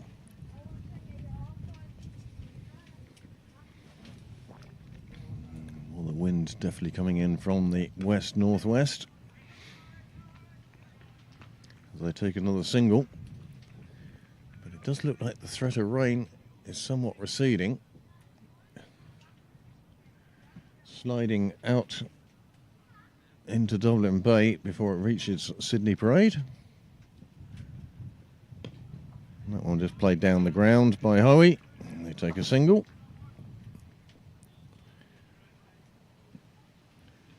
It's amazing the different levels of attire you can see up and down the wall now. The people who brought their hoodies and jumpers, extremely grateful for them.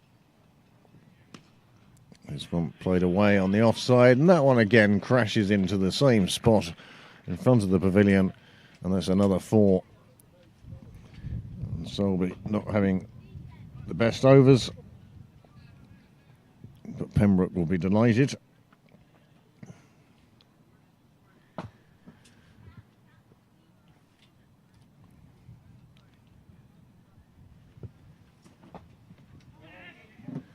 That one played away to third. It'll be another boundary, and this has turned into a super over for Pembroke. Certainly the best of the innings thus far. And best, well, he's got his arms folded. Takes his cap from the umpire. Makes his way back to his fielding position. Good over that for Pembroke.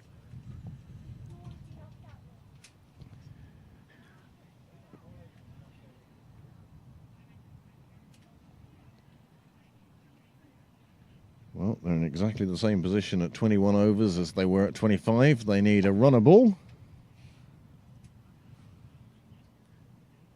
if they're to chase down this target. 126 now required from 21 overs. This is going to be a tight finish either way.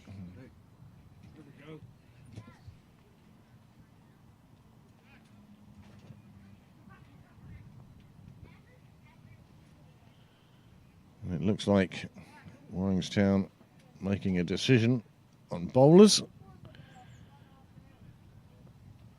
As you see, Stapleton powering one away to the fence. And then far more subtle late cut. And again, trundled over the fence for 4.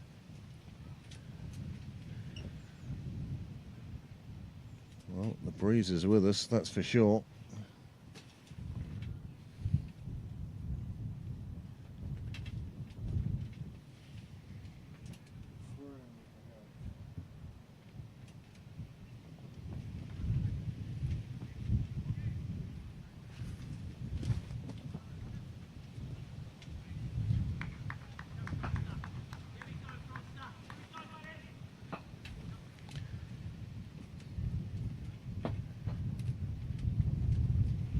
Another change of bowling. We're about to see, I think, our 6th bowler of the day. Batty coming off.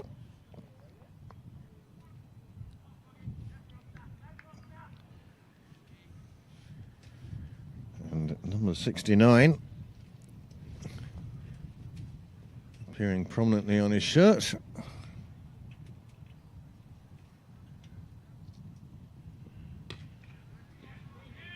He's played away handily enough on the offside. Envy play still showing the bowler as being Bahati. Yet to make that change.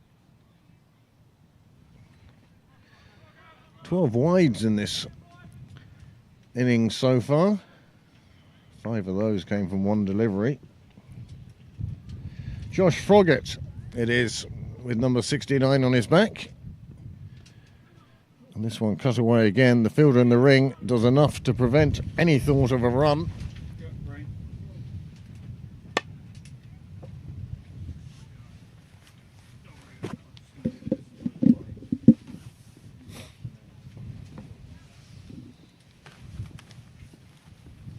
First drops of rain falling on Sydney Parade.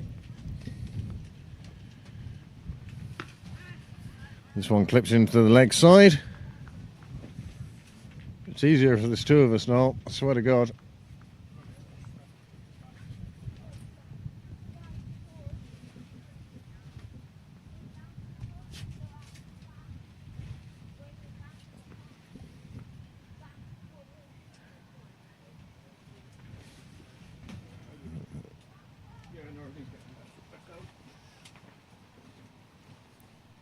Froggatt comes in again.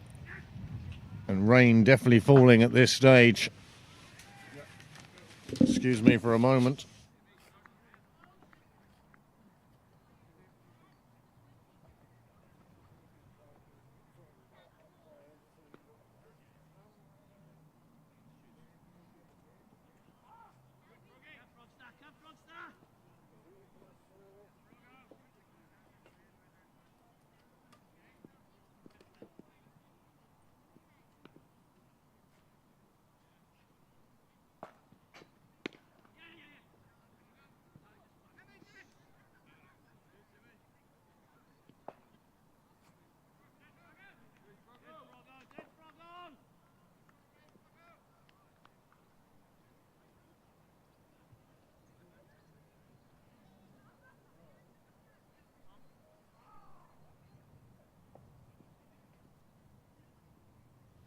First few drops of rain landing on the camera, as you see.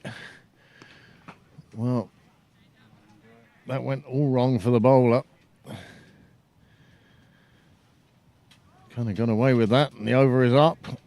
And he seems to have hurt himself as well. His heel.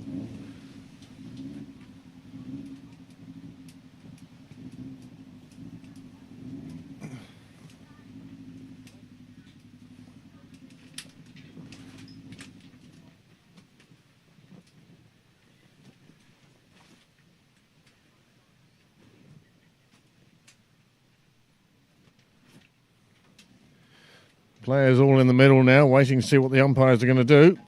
Umpires ask for the ball, and the players will leave the field. And we'll wait and see what is to happen here now. The cover's being called on, stumps being pulled up, and at this break in play, well, you'd say that Waringstown are ahead, and they won't be too unhappy if this situation was to continue until the conclusion of the game.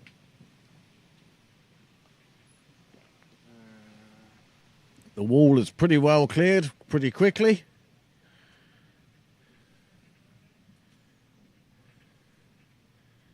And Dale there on the field to supervise the placing of the covers. So at this stage, I'm sure you'll understand if we take a break, and when the players retake the field, then I will retake the microphone. But until then, the score is in the top left-hand side, and let me assure you that if this rain continues for the rest of the day, it will be Waringstown who will be visiting Merrion in the next round, as they're ahead on DL as things stand right now.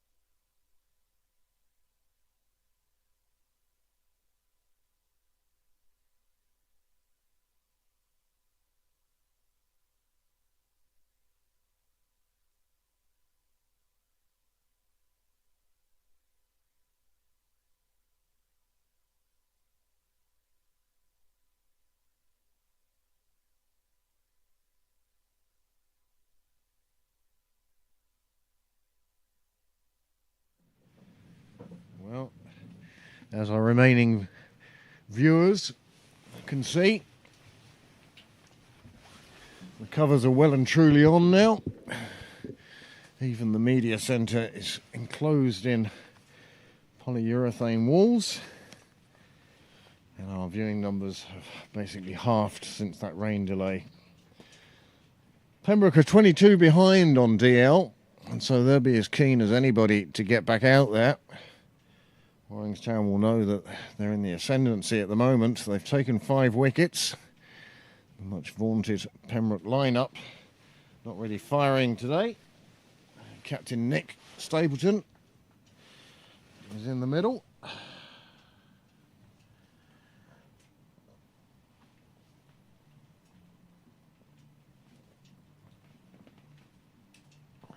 Florida and Sydney Parade.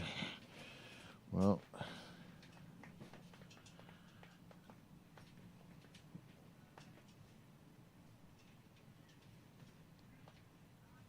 things in Florida,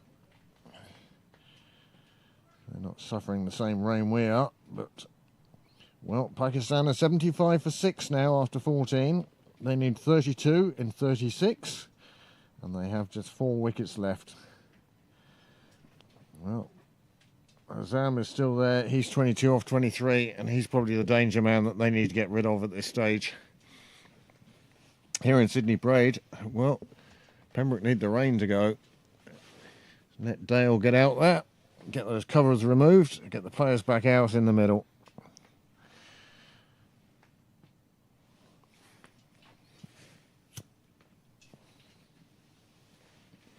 Been a fascinating weekend of cricket, and that continues tomorrow.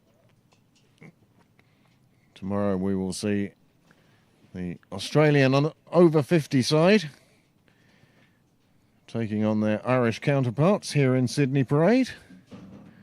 The next overage cricket game will be, after that, will be in Merrion for the over 40s.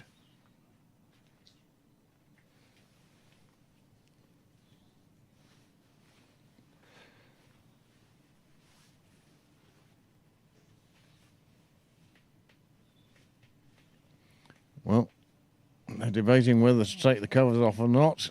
Rain's still falling from the sky. Can you hear the echo now? Yeah. Because everything's gone so quiet. Where am I echoing from? From that. From right here. That's where you're hearing me, is inside. The laptop. Oh, the laptop. I wonder what I thought I was going crazy hearing my own voice. Well, you can see how keen Pembroke are to get those covers off. It's not happening at the moment. And as I say, Pembroke are 22 behind on DL.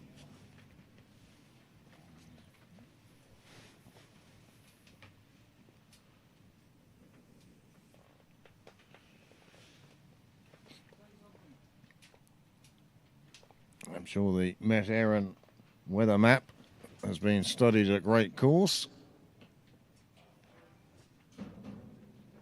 Safely under the gazebo with 3 walls up now. I gotta talk to somebody.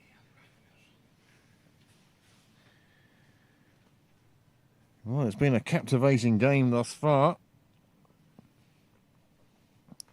Waringstown won the toss and decided to bat first. Plan that seems to have worked for them thus far today.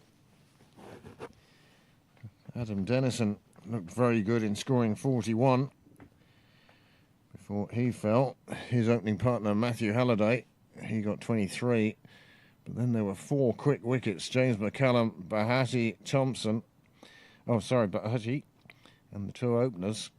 Once those 4 had gone, it took a big stand from Morgan Topping and Greg Thompson. And then Lee Nelson and James Cameron Dow saw Waringstown to a total of 265 for 6 in their 50 allocated overs. On the bowling side of things, Hoey, well, he bowled beautifully, 10 overs for 35. And Byron McDonough again showing his potential, 10 overs, 38 runs and 2 wickets.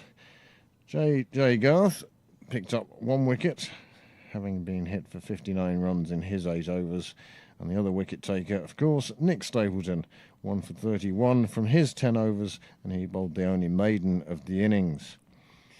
Waringstown reached 50 runs in 9.5 overs, and the power play, they were at 51 without loss. They reached 100 in 25 overs and 150 in 31 overs. Morgan Topping scored 50 in 59 balls with 4 fours and 3 sixes. The 5th wicket put on a century partnership, and Greg Thompson scored his half-century in 64 balls with 6 fours and 1 six. The 200 came up in the 44th over, and the 7th wicket brought a partnership of 50 runs plus. 250 came up in the 49th over, and the final score was 265 for 6 in 50 overs. Pembroke, in reply, well, they haven't had the best of days. Dermot Ducker fell for 4 with a beautiful ball that came back in and took his middle stump. Tim Tector scored a nice half-century and was unlucky not to go on further. JJ Garth never really got going before Snell got through his defences. Stapleton is not out 39 from 53 balls, and Jack Tector got a first baller as James Cameron Dowell pushed one past his defences and took out his off-stick. Fiacre Tucker, well, he made 15 before he was bowled by Best. He'd be disappointed with that. But Gavin Hoey has come out and he's been positive, and he's 8 off his first 11 deliveries. There have been 12 wides, but again, 5 of those in 1 delivery. On the bowling side, the most successful, James Cameron Dowell, he has 2 for 37, and then 3 bowlers each have taken 1 wicket, and that's Bahati, Snell and Best. Well, this game is very much in the balance. It's become a T20 now. Pembroke require 121 runs from 120 deliveries, and that's if DL doesn't alter that equation. Just waiting for the groundsman to confer with the umpires when they're ready to go back out. But at the moment, the Pembroke side look the more anxious. They're the ones who are looking to get the covers off. Thank you for staying with us at this stage. And should there be further play, we will return, or even further news, we will return and give that to you here on Pembroke Cricket Live.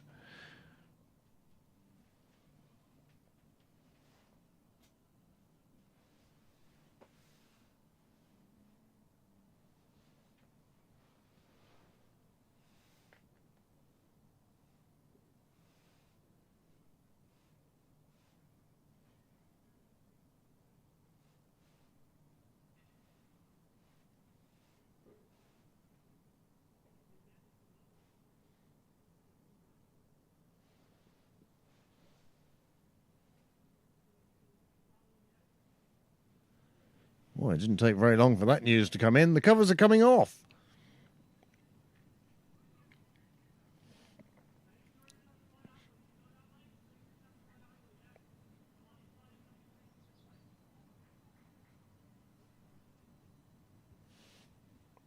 Well, the umpires are back in the middle.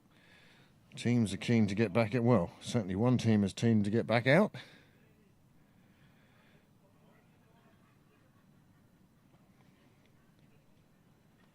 Pakistan need 26 off 30 balls to beat Ireland.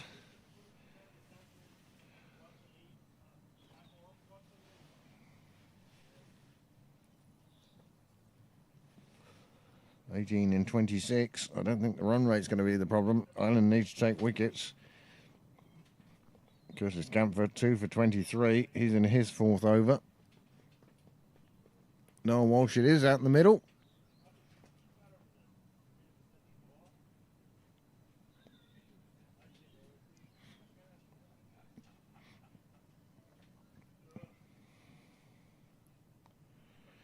(90 for 6 now. Just 17 short of victory for Pakistan. We have to say one thing about this Irish team. No matter how bad or how big a hole they dig for themselves, they keep trying till the very last delivery.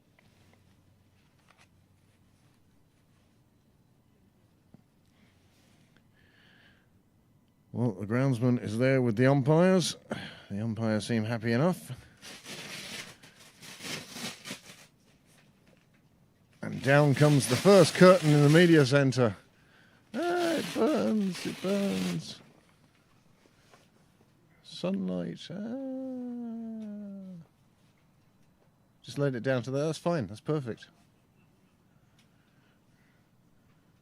Waringstown retaking the field now, and it looks like we're going to be underway very shortly. And perhaps we will now see the conclusion of this Bob Kerr All-Ireland second round game between Waringstown and Pembroke. Pembroke are chasing down Waringstown total of 265 for 6. And Pembroke, as you can see on your screen, 145 for 5 after 30 overs, and they require 121 from 120 deliveries. Sound of Velcro as the walls of the gazebo come half down.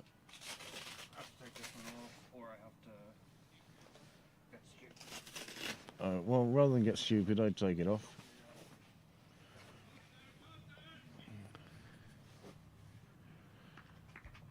Well, everyone's back on the field now. And we're back with you through to the conclusion of this game now.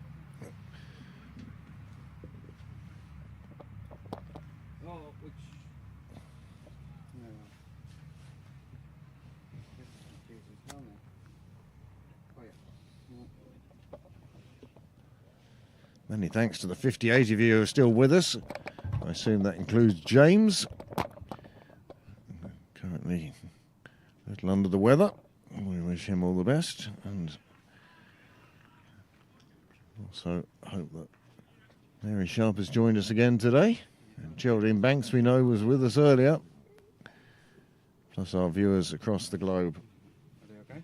Yeah.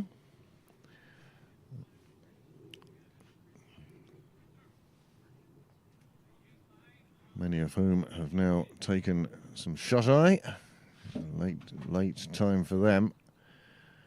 But no doubt they'll be catching this up later on, depending, I suppose, very much on the result. How long will it take the camera to dry? Well, it sort of gives it a Hollywood sort of feel to it. Dream sequence. Field of Dreams. Oh, shit. Okay, step 1. Still working. Quite a miracle. Right. Oh.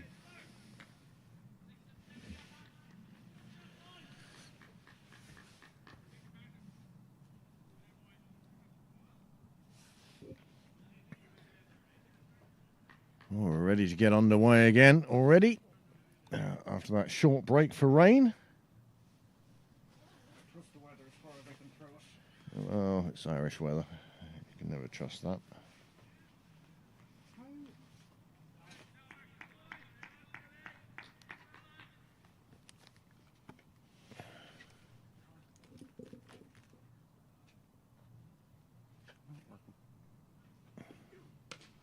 Cracked away through the offside. Fielder is there on the boundary. Single instead of the 4 that Pembroke were looking for. How long have they been broken, I wonder? Right. What do you mean broken? Improve.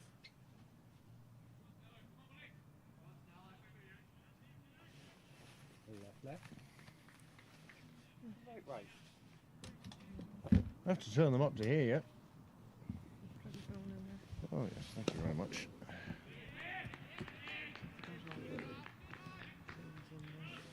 Is that working? No. All right, don't do anything yet. Yep.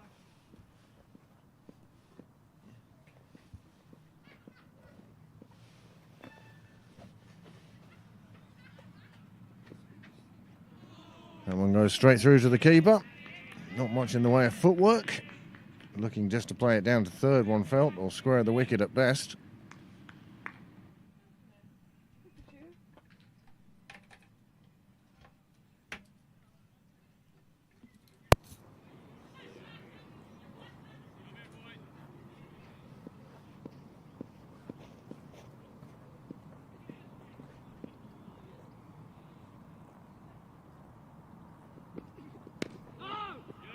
run there either.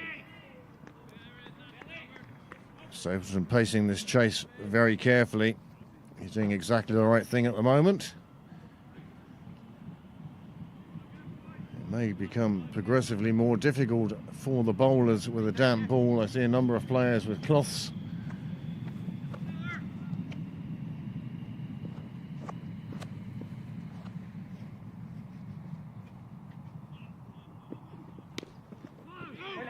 Another dot ball. This is good stuff. Snell finding that line and length again that he found so effective in his first spell.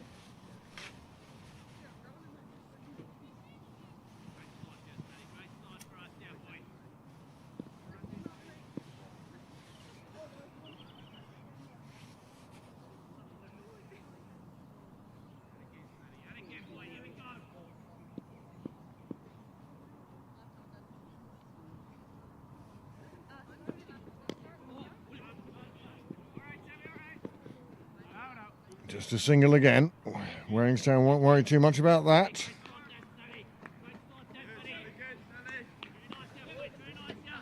No, no. 19 overs then.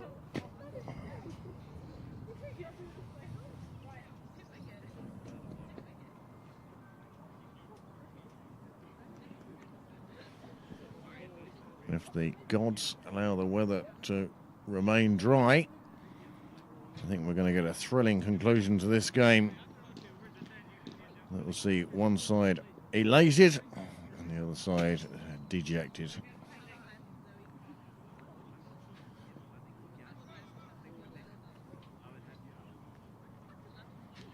Sky seems to have, well, certainly the breeze has dropped that the rain earlier caused.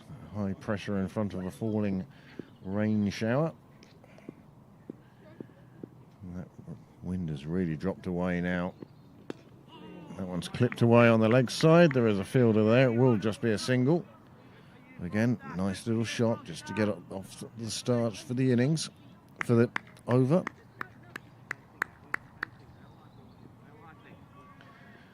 It's been a long weekend.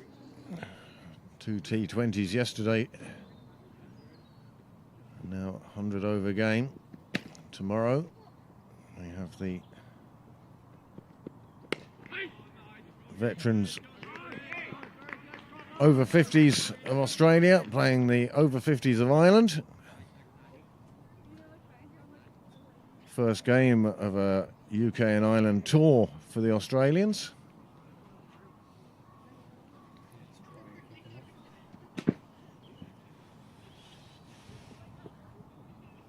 Had a most pleasant conversation with them on Friday with regards to setting up veterans cricket.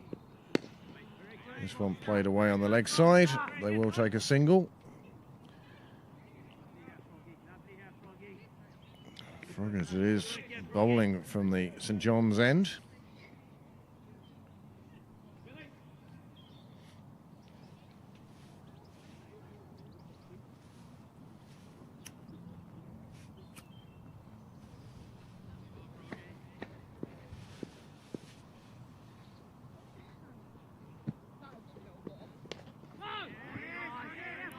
Well, he thought there may have been a run there, did Stapleton.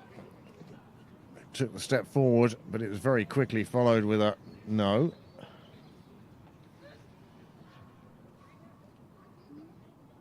That's the one that's not there. Niall making wiring changes in the commentary gazebo. Oh, that one coming off a leading edge. Fell in front of the fielder. But encouragement for Froggatt there.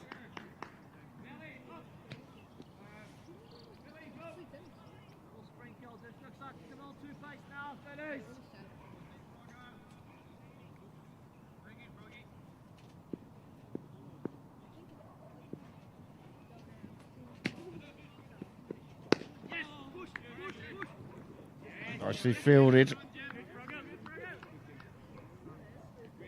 Keeps it to a single. It's another good over for Waringstown.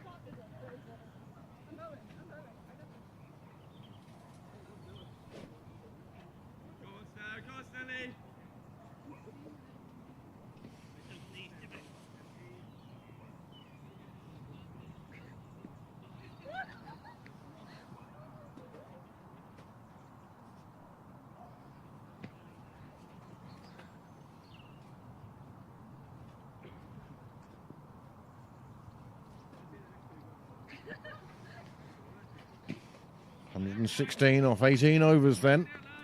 Still 5 wickets in hand. Stapleton, the captain, in with Gavin Hoey, who bowled beautifully in the first innings. Stapleton plays this one away, takes his single.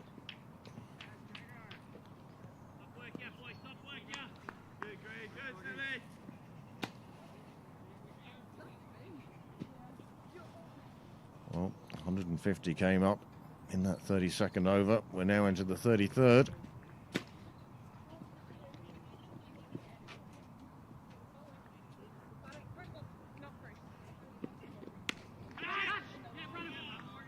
Oh, great effort.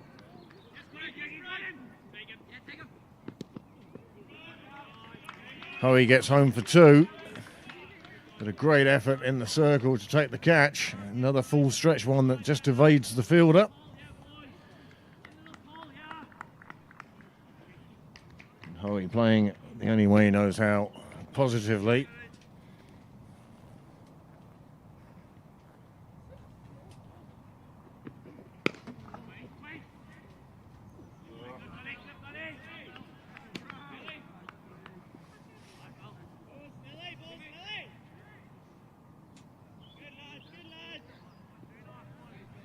Over in Florida.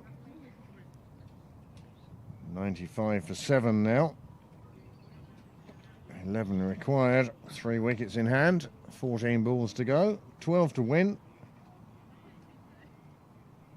12 in 14 with 3 wickets in hand. Well, as I say, you cannot write this Irish team off, no matter how deep a hole they dig for themselves.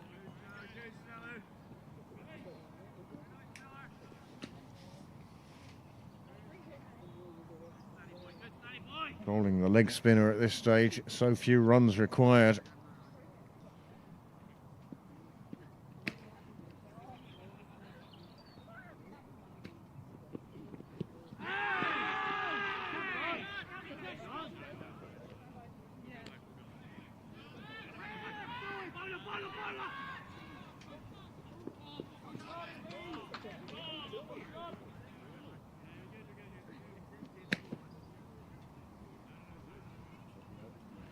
Well, that was an all mess up, wasn't it?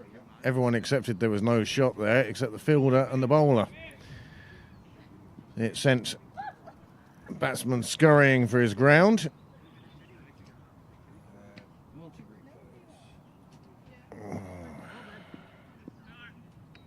That's the one that just got past the fielder, and now we're back to live action. And cut away, but beautifully fielded. Morgan topping it is with an absolutely beautiful pick-up, slide and completed fielding. That's another over gone. Dearly asked if it was over the 60. Try that again. That's the end of the over. And now you get to see Niall's highlights. That was the one that was nearly taken. It run out, well, he was well home. And the one that just hit him on the pads, they ran for it. They decided, no, they weren't going to run for it. And then there was all sorts of action going on. Still a live ball, according to the umpires in the middle.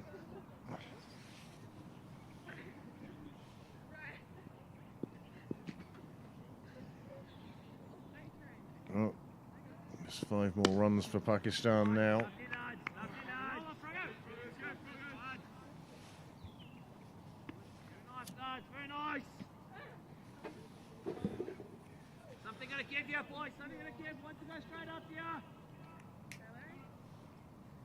Whereas here in Pembroke,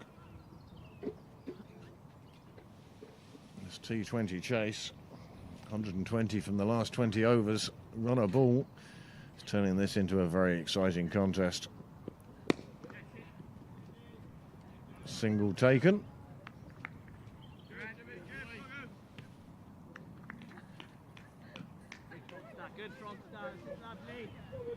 $111 required now. 109 required of 16.4. And already you see the cloth starting to come out. That ball starting to soak up some moisture from that rain break we had earlier on.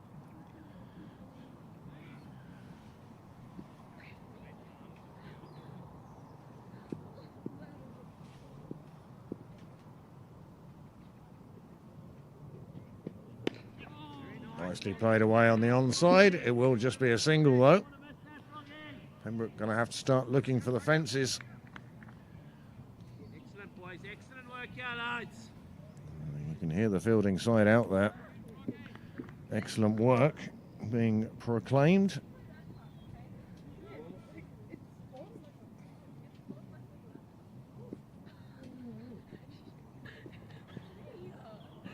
Frogger again.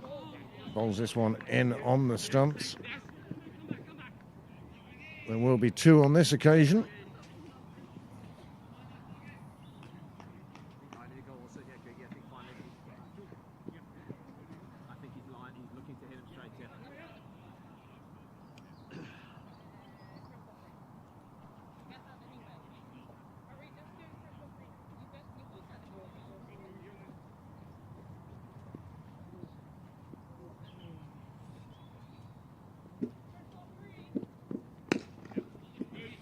Nicely played by Hoey, just goes down to long on. He'll take the single there with no danger. And then long on goes into mid on for Stapleton.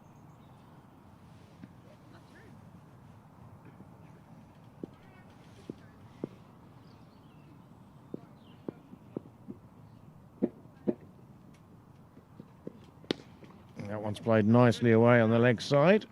The man comes in from the fence, collects it, keeps it to a single. And the crowd starting to get involved in this game now. It's getting tense.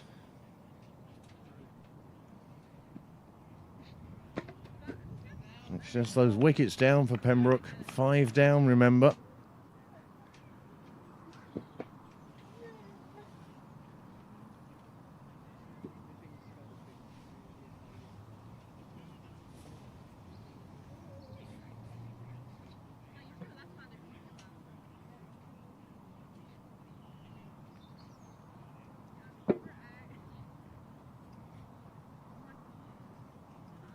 Well, it looks like the introduction of another spinner.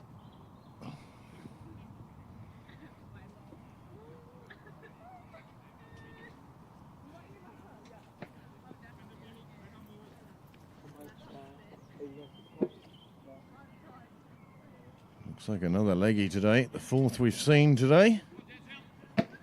Pembroke using 3 of the 4 available to them.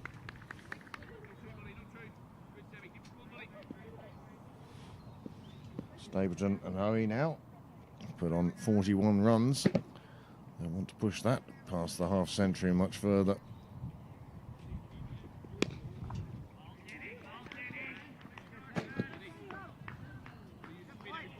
Stapleton willing to use his feet against the leg spinner.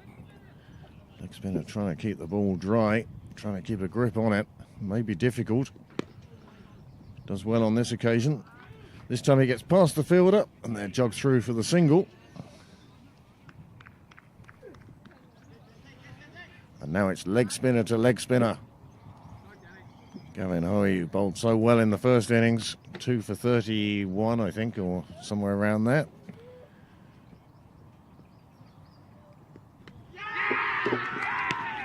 But he'll play no further part in this game. He's been bowled. Waringstown's leg spinner comes out on top as Hoey slashes across one and is bowled. All ends up. A 6-wicket falls then for Pembroke, 162 on the board. There's 15.4 overs remaining. 15 and a half overs remaining and 103 runs required.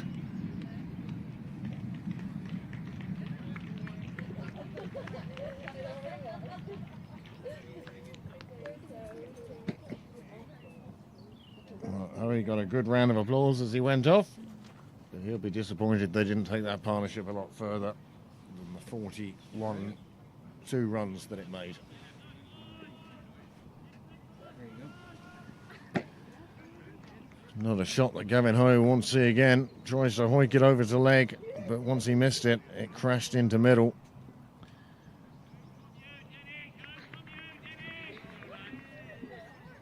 Such a pity for the young man. Such a pity for Pembroke. The 2 of them were looking good together. And that brings to the crease wicketkeeper Danny Hogan. Danny of the celebration. Well, Pembroke will be quite willing to see that celebration again if it means he's led them to victory in this game.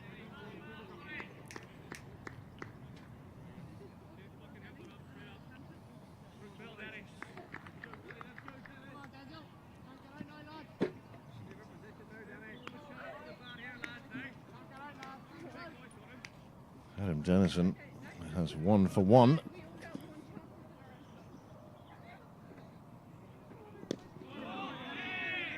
Hogan just keeps that one out.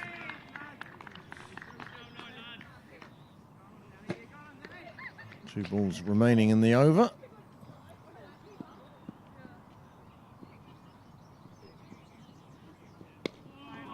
And again, Hogan just keeping that one out. Cloth coming into play again.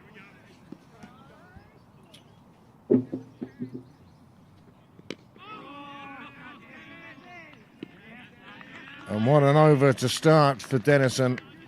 1 for 1. That's exactly what Waringstown would have wanted. Not only a wicket, but 4 other dot balls. Josh Froggatt will continue. He's bowled 3. They've gone for 15. On 1 man now, lads. On 1 man now, lads. Well, the cry in the field maybe it's all on 1 man now. They've obviously not seen Danny Hogan bat before.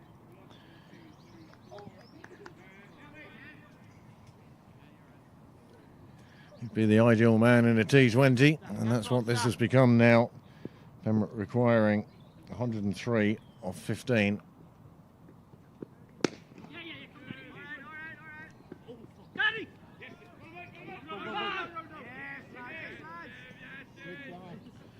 You can see what a difference that bit of rain has made. Very slippy out there now. You want to make sure you're wearing your new studs. Stapleton on 48 now. Unusually for him, it's taken 70 balls. And he'd give up every one of those runs if it meant a Pembroke victory.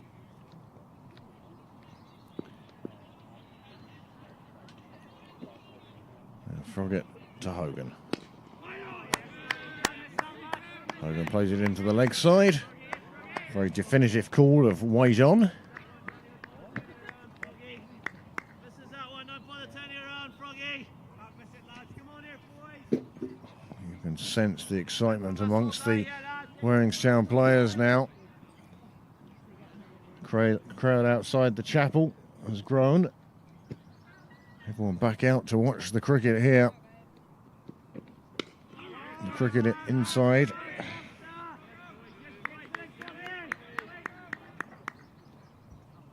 Well, Pakistan won by 3 wickets with 7 balls remaining.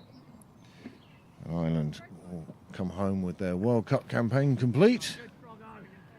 And their next preparations will be for red ball cricket. The test match against Zimbabwe. This one comes off the inside edge, squirts down. Man on the 45 does the collecting. This is another good over for Waringstown. Very much in the box seat now.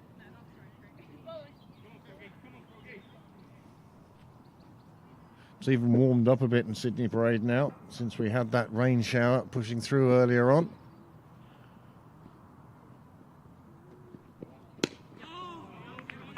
Another one Waringstown dugout. Another single taken. That's a super half-century for Nick Stapleton.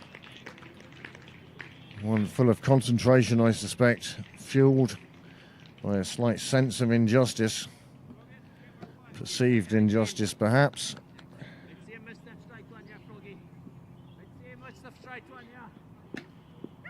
But if it's caused him to fire up the concentration today, it's working. This time it's pulled round on the leg side. Two fielders converge, so they can't reach it. 4 more runs onto the total. And what it means to Pembroke can be heard on the sidelines now. Crowd really starting to get into this game. 160, 170 from 36 overs. There remain 14 overs. And Pembroke's now require 96 runs. Run rate, not mad. 6.36.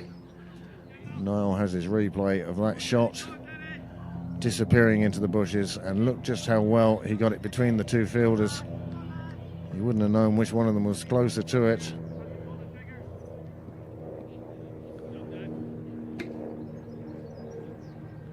Helicopter overhead.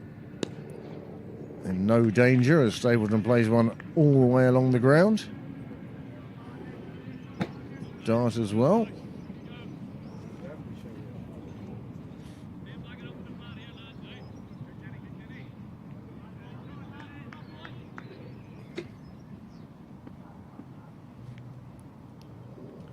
That's calmer skies. As Danny Hogan plays it down the ground and takes his single. Greg Thompson getting it back to the keeper. The bowler wants it as quickly as possible so he can spend as much time as possible drying the ball.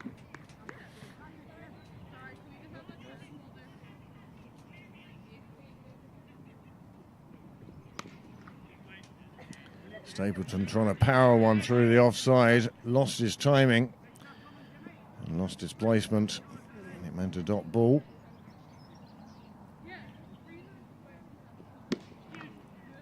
This time he gets it wide of the fielder.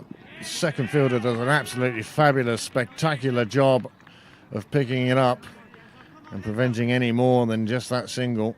Super piece of fielding that. And I suspect our director will have that one clipped for the end of the over.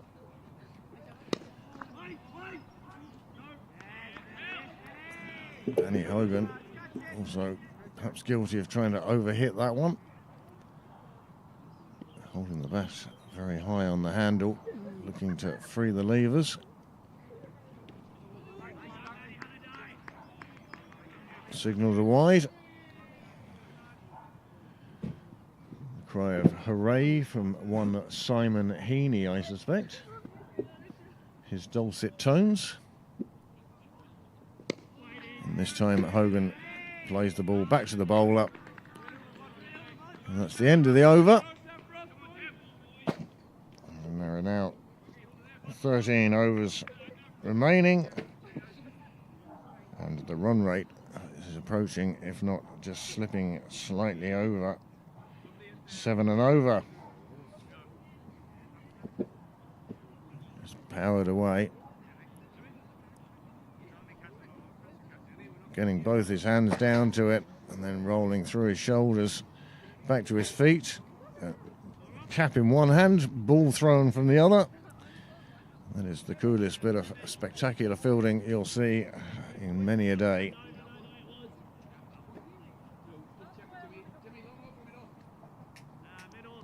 .92 off 13 then, 7.08 and over.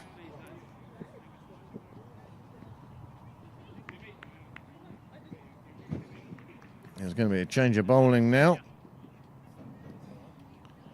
James Cameron Dow returning with his left arm well around.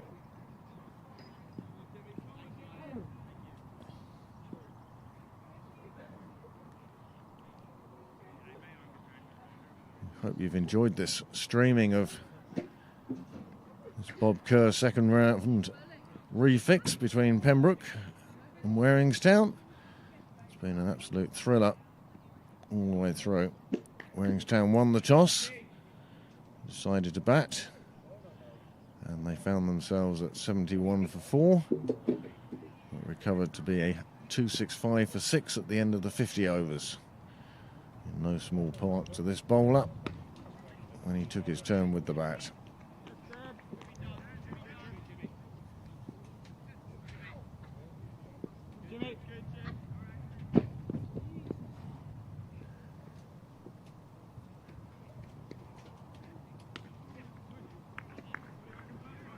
Scored 42 with the bat. Now proving his worth with the ball as well. And again, the wind has picked up as if it's being pushed along with rain.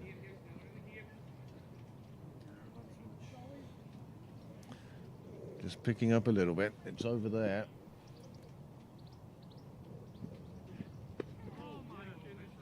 Hogan improvising a shot behind square leg to pick up a single.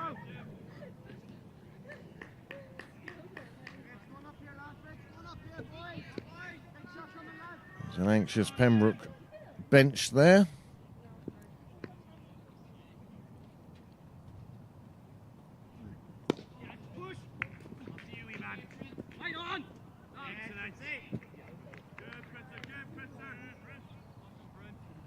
Nice fielding in the deep.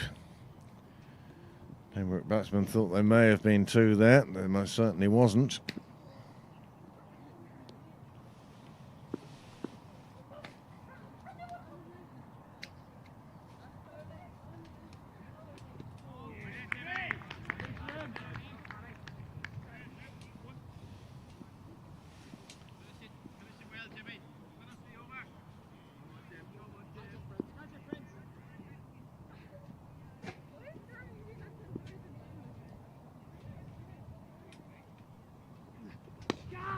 Hogan has gone big. It's going to clear the fielders. Will it clear the boundary?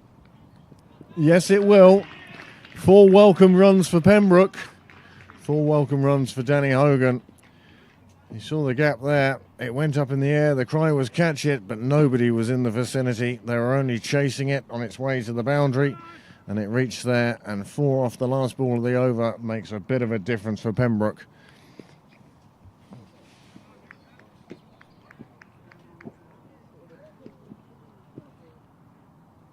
.38 overs gone now. 181 for 6.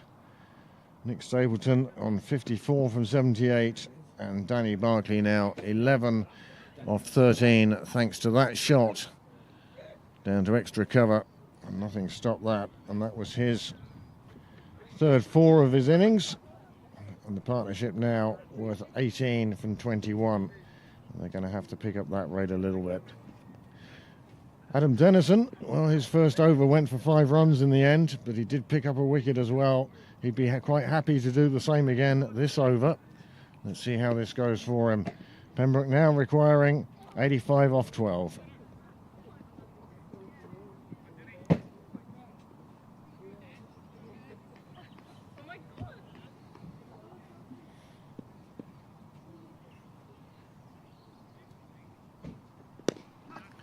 He's gone big again. It gets over the fielder, and it's a 4 down the ground. Nice shot from Stapleton. He's determined to get in on the action now.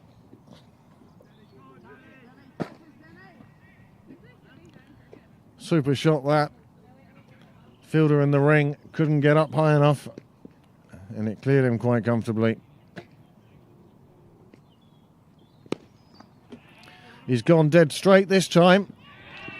It beats the fielder, runs into the wall, 8 off 2 balls. And Stapleton has decided to take Dennison on. This could be the making or breaking of this game one way or the other. If Dennison can persist and prevail. Much faster ball this time. Stapleton watchful.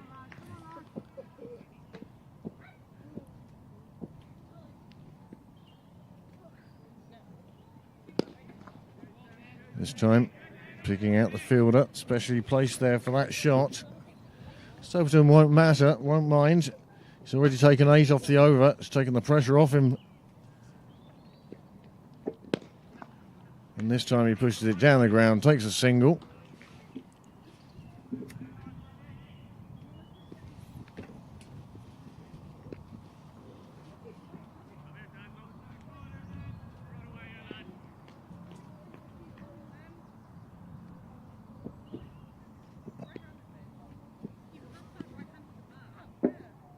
Danny Hogan now to face. It gets past the fielder. They'll take the single that's on offer for beating that fielder. And that's a fine over for Pembroke. And the score moves on to 191 for 6.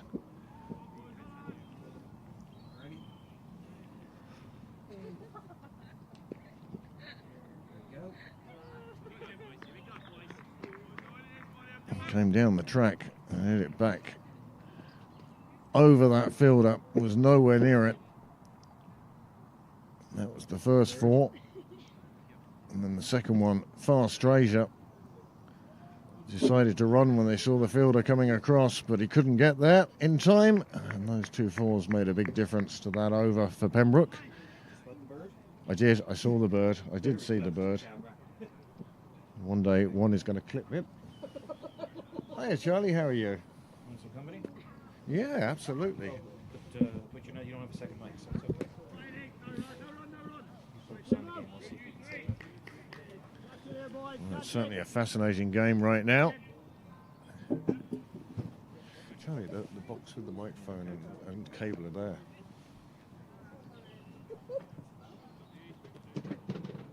James Cameron Dow now, bowling the 40th over. Danny Hogan.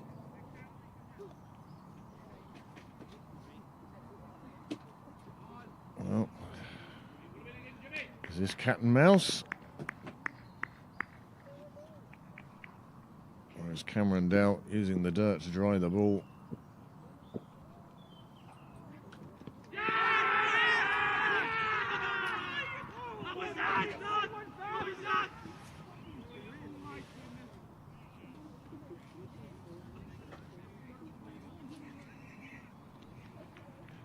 The umpire's given it not out. The Waringstown team cannot believe it.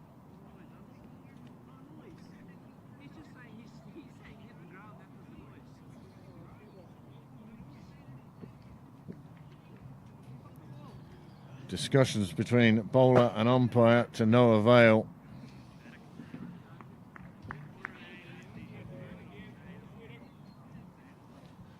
That's a replay you need sound with, I'm afraid, Niall.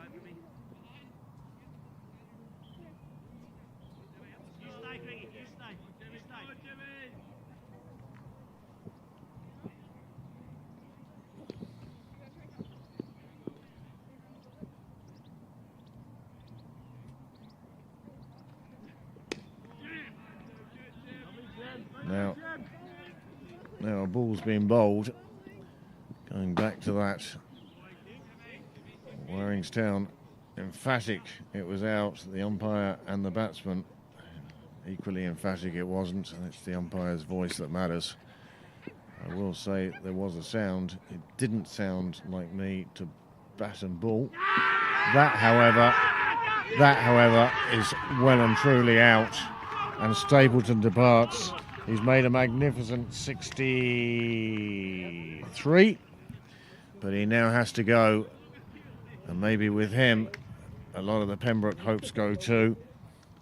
He's played a magnificent innings, holding this together for Pembroke. At one stage, it seemed he was the only one standing against the waves. But he's now gone. And Pembroke is 7 down with 192 on the board. He gets a good, generous round of applause from the spectators, many of whom have remained here through the rain break.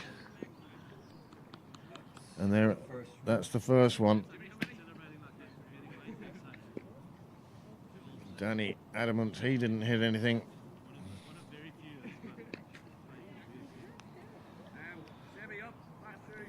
However, this delivery straightened beautifully. It hit him in line.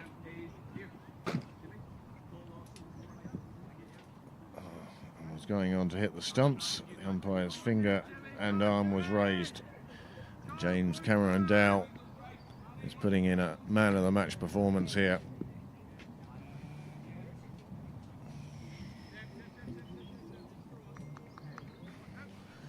Did you see the lads in the nook? The lads in the nook are obviously watching this.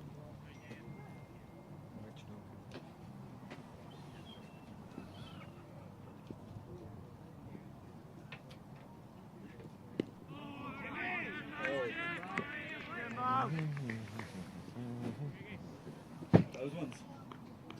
Right. Yeah, up there. Green. Yeah. Then we're looking at their phone, obviously replaying The replays. the replays.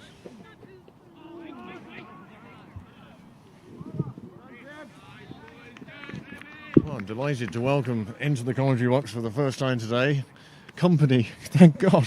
Charlie, welcome. Thanks for having me.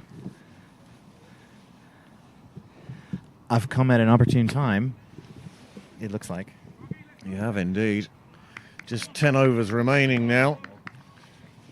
The equation at this stage, I can tell you, is lengthening, yes. 74 runs off 10 overs.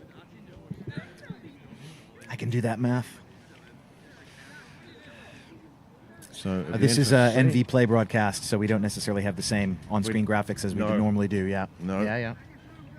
I have wonderful graphics on my phone, but Yeah. unfortunately can't see them on the screen. That sounds like a functionality we should let our friends at NV Play add. Okay, maybe not. We won't go there. We're happy with Cricket Clubs. There we go. Provide us with far superior graphics. MV Play is more an analyst company. Mm. You know, if you want to analyse your players or whatever, that sort of thing, you do it with their cameras and their setup. And they have a lot of functionality in that area. Mm. But for streaming, I think we find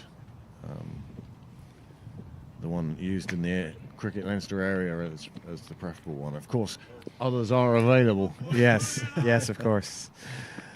So this is a very good game now. 74 from 10. Danny Hogan has been joined at the crease by Paul Lawson. No better man for a crisis than Paul Lawson. He's seen it all before. He's now the, shall we say, most experienced on the team. Lawson on strike now. Taking his guard, awaiting his first delivery.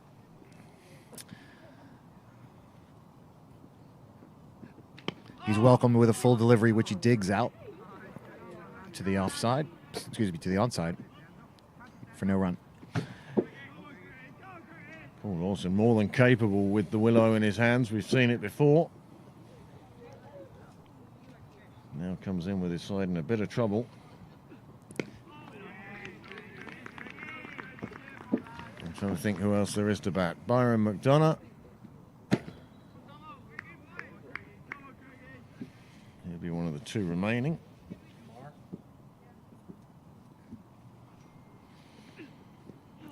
That one disappears down the leg side. It's running, it's running. That's going to go all the way. So welcome 5 wides for Pembroke. Takes them up to 198, and they'll get that delivery again. Yeah, real bit of fortune there for Paul Lawson and Pembroke. Bit of help when they need it. Not what Warrington wanted. Did you say Ollie Riley? No. Okay. But it is. It is Ollie Riley. Another one down the leg side, another wide. These are all very welcome to Pembroke. 199 now. It's given Lawson more time. More time to take a look at what's on offer from this bowler. Every delivery here is really critical, and every extra run matters. That's a better delivery, but that's dug out. Hogan calls him through for the leg by. Umpire signals nothing. I think off the bat. I think Lawson claiming it hit wood. I didn't see it get that high. And the umpire agreeing. 3 to come in this over. Hogan on strike. He sweeps that to the offside. Boundary rider comes forward. That'll just be 1. Good fielding from Warringtown today. I heard a little bit of your commentary as I was driving over. Some excellent fielding. Well, there was certainly one spectacular stop in front of the clubhouse, which is always where you want to be when you're doing spectacular fielding. Get the maximum credit for your efforts.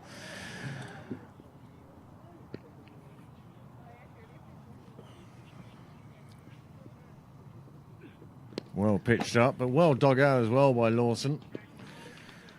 Round to square leg, bringing Hogan back on strike, but that is the end of the over, and it will be Lawson on strike again with 9 overs remaining now, and Pembroke still requiring, well, they just got a single, that's 202 of 64.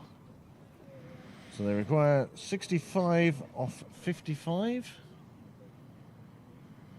That will change, no doubt, when NV Play gets updated. But So I'm arriving late. I'm just catching up. So let's start with the important things.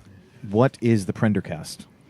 Oh, he's over there at the moment. Mm. See him over on the railway side. Oh, looks like trousers, puffy jacket. He went with jeans and, well, not really a puffy jacket, but a sort of hoodie sort of jacket. Is it waterproof? No. Oh, okay. All right. Well, you kind of misread it today. And a cap, so... But I will say the rain that happened today was the kind of rain that you can avoid. It's the kind of rain you can see coming, and you can get out of the way. And that's what we did. We got this place sealed up tight with 3 walls by the end of it. And it's James Cameron Dow now bowling from the St John's end. And that's cut away, but there is a fielder there at short third. Lawson only gets a single, but just as importantly, it brings Hogan on strike. We know Hogan is capable of the big hit. And there's a lot of room here at Cow Corner, should he wish to find it. And lots of action in Cameron-Dale's last over. Took the wicket of Captain Nick Stapleton. Now he's staring down Danny Hogan. Danny Hogan stares down the field. 63 runs required in 9 overs. Hogan sweeps. No, it's going down leg, I felt. Umpire agrees with me. He doesn't agree with me at all. He makes up his own mind. Calls it a leg bye. Hogan's attempted sweep doesn't come off on this occasion. There's another one added to the total. Stop balls you want to try and avoid now.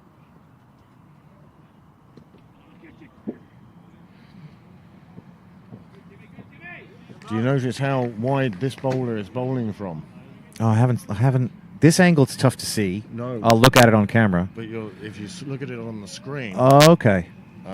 You see how wide. His front foot goes wider than the... You see that mark on the... Yeah, I see it. Yeah. Okay, there he is. It goes right out there, but it's your back foot. You can bowl a no ball if your back foot goes beyond that line. But his doesn't. It's well inside. It's his front foot. But with his left arm around, he's actually almost bowling from the next pitch over. Yeah, he's working the angle against that right-hander. And it's worked for him well today. Yeah, amplifying his advantage as the left-hand bowler. Here he comes again. That's a big swing of the bat. Pulled to the onside. Boundary rider will get it and get it in for 1. Greg Thompson it is doing the fielding out there. He's had a fine game today. Did well with the bat. Helps Waringstown to this, what now is looking like an imposing total. Certainly par, if not above, the way it's gone so far for Pembroke today. Again, he's not happy with his run-up. He rubs his hand on the dirt. Do you prefer the dirt or the towel? The dirt dries the ball better. It just soaks up and disappears. That one's dribbled away to the offside for just 1. It's not a big over from Pembroke there. They're going to need more and more big overs if they're going to chase this down, and that's no doubt the conversation that Hogan and Lawson are going to have in the middle here. 60 off 8 now. It's a big ask, but not outside capabilities. Oh, more than within the capabilities in the realm of possibilities. Change of bowling now from the nursery end. Josh Frogat will take his second spell from a different end. How do you do his first spell? But well, the young man. I can bring up that information. There we go. We have the knowledge. He's bowled 4 overs for 22 runs. Yeah. If he keeps going at that rate, his captain will be very happy. Yeah, with the number of runs required. Yep. They have used 7 bowlers of Waringstown. Thrown the ball around a bit in an effort to find a combination that's working, and they seem to have done so. It's That pushed wide. The fielder might just get to it. And no, it beats the fielder and it runs away for 4 runs. And that's a good shot for Pembroke. They move on to 2-11. That was perfectly placed there by, I guess that's Lawson on strike, yeah, well placed. Beats the diving fielder, who got a little bit of extra stretch from the water on the ground. Gave the full effort, but it was just placed to perfection. Not much to be done there. Here comes the second delivery. That one goes down the leg side. That's called a wide. Another welcome run for Pembroke. They now require 50 off 46.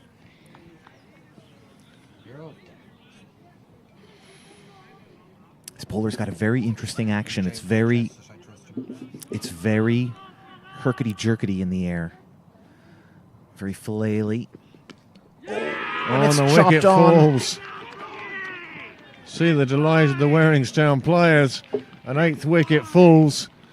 And Paul Lawson makes his way back to the shed. And next out will be Byron McDonough. But that is a very happy Waringstown team. They are defending this total of 265 exceptionally well. Pembroke now, well, it's the loss of those early wickets that is counting against them. Players getting in and not staying in was part of the problem. But not a single Waringstown player is going to mind. Next out. So that's the replay of the boundary here. You can see the fielder. He made the effort to get down there. Oh, I just came a bit short, but all's well that ends well, because the very next delivery chopped on and it ran off his pads and fell into his off stump. Just the one bail popping up. It looks like it hit kind of the very edge of the pad, or like the back of the leg behind the pad, and chopped on the telltale sign. I think it ricocheted everywhere. I think it hit the inside of the bat. I think it hit the pad, and then it rebounded back onto off stick. Could have gone anywhere else, but no, it found the stump. Yeah, however it got there, the death rattle is the same result. It is indeed. Just 2 wickets remain for Pembroke now. They still need 54 runs, and they have 7.4 overs to get them in.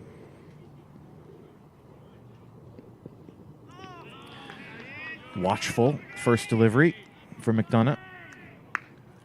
As Hogan welcomes a new partner. Look to see how McDonough can support him here. Well, you'll remember earlier in the season, Pembroke won a game at Leinster that seemed quite beyond them, and part of that was down to late wicket partnerships, and I seem to remember Byron was part of that. So no mug with the bat. That one comes in off the pads, but drifting down leg, and 1 run is taken as the umpire signals leg by. Danny Hogan has to feel that most of the responsibility for this chase now lies with him. He's checking where the fielders are. He's checking how many there are. Wouldn't it be funny if you counted 13 now? Well, 2 deliveries to come for Hogan, and you got to be thinking he's not only thinking about this, but keeping the strike for the next over. He charges down, drives it to the onside. Went for the big shot on the first ball, but he's quite happy to take the single. Let Byron take the last ball of the over.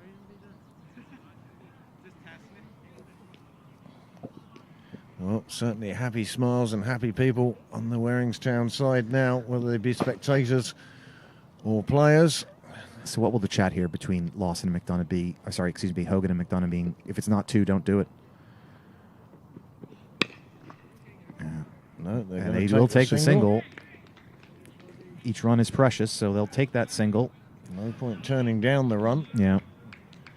The over is up. Hogan finds himself at the non-striker's end. And Pembroke now still needing 52 from just 7 overs. And the equation is getting tougher and tougher. How were you in school at quadratic equations? You know, like x plus 7 in parentheses, y plus 10 in parentheses. Well, first of all, I'll say, well, thank God I was quite good at them, because every day of my life since I've used them. I've wondered what x and y were. Ah, yeah. Yeah. Yep, and it's come to my saviour on many a times. Just like the poetry of Patrick Kavanagh has featured heavily in my post-school career. It's the sort of thing where you see his statue next to the canal on Mespil Road, and you think to yourself, oh yeah, I had to learn that guy's poetry when I was at school. I have so much vocabulary I learned for the SAT in America that comes in handy on a daily basis. Did you know that the word cajole means to coax or wheedle? Yeah. Burned into my memory. Well, moving on to the next over. In comes the new bowler. Big long run up. Oh, that's caught an edge, and that's going to run down to third man, and there'll be a single run off it. That'll bring Hogan back on strike. Did you put him back in? No. Are you getting feedback that I'm too hot? Like, yeah. Am I a little too national public radio? Yeah. Okay. Sorry. I don't listen, to be honest. You know. Background music. No, to me. I'm talking to Craig. You know, just having a chat. Hogan back on strike. Mahati, it is bowling from the St John's end. Hogan tries to push him through the circle. McDonough tries to take a lead on a single. It wasn't there. And this game has really picked up now. Waringstown know they're just 2 wickets away. Pembroke in a very deep hole. And they'll do well to get out of it. And if they are to get out of it, then the ladder to freedom, I suspect, is going to be Danny Hogan. Yeah, you feel a sense of energy in Waringstown now. They brought back a strike bowler. Big pace, big swing, big hit over the top of the field. 1, 2, 3 bounces, and that's going to make the boundary. That's driven for 4 over the covers. Great shot from Hogan. That's an absolutely super shot from Hogan. 4 welcome runs. It means that a few of the Waringstown players start looking at the scoreboard and trying to calculate exactly where they are and what's happening. Yeah. Shots like that will focus everybody's mind again on exactly what's going on. Super shot from Hogan, though. Now he'll be looking to repeat it. Let's hope he can by going high enough, not just lifting it to a fielder. Big shot from Hogan in the exact same place. That's over cover. That might make the rope, and it does. That looks like that's gone for 6. We'll wait for the signal, and yes, it is. Hogan goes back to the same well, but goes deeper, making the rope in the air. Big 6 from Hogan. Exactly the same shot, and it brought forth a great reaction from the Pembroke crowd. They're delighted. 10 off 2 balls. And that makes a difference. 46 required now.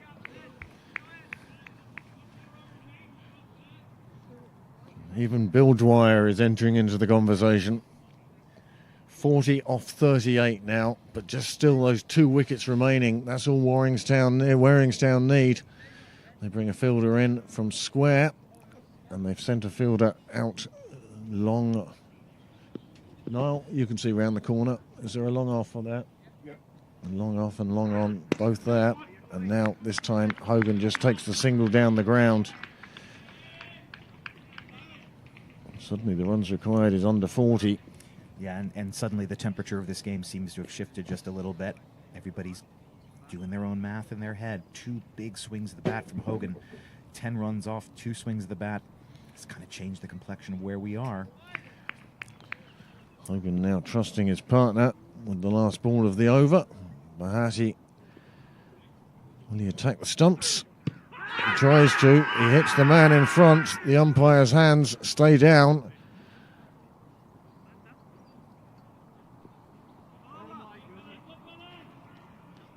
And they get through for the leg by, but it was not out. And another run onto the total. But again, that brings Byron McDonough. There's the shot. What a lovely shot that was from Hogan. As Charlie said, 3 bounces and then into oblivion. And then the 6, the ball after. And that was an absolutely fabulous shot. That's a long way, that is. 6 on many grounds that would have been. Yeah, that's a deep boundary here today. And Hogan cleared it. So you can get a sense of what he can do as Hogan and McDonough continue this Pembroke scratch. Well, the equation now, 38 runs from 36 balls. 6 overs left now. Yeah, we're seeing a replay of the LB non-call. Yeah, well, it did seem to be going down the leg side. Back with the live action now. There's McDonough to face Froggatt. Josh has bowled well today. One of those making up the role of the fifth bowler. Unusual action. Oh, it's... Ooh, that gets past the fielder. They were almost going to change their mind and not run through for the single, but I mean, I wouldn't necessarily call it a fielding error. He was trying to make the play. It just slipped past him. Maybe with that wet field, Pembroke gets to scamper through and rotate the strike. Now Hogan's looking at that shorter boundary in front of the pavilion and thinking, what can I do with that? As he counts the players and figures out where everybody is. Many thanks to all of you who have joined us at this stage for the last 6 overs of this pulsating game between Waringstown and Pembroke in Sydney Parade. And they take a single pushed into the offside. Every single getting a round of applause across the ground now.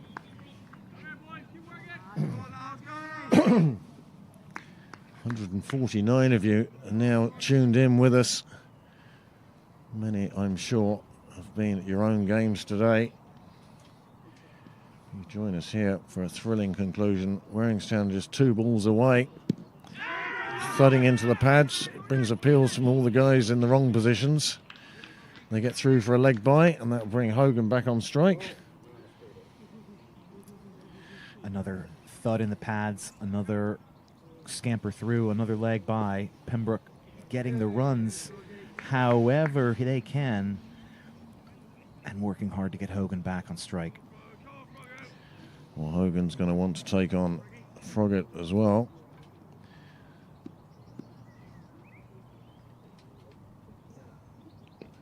Comes down the track, hits him firmly into the offside.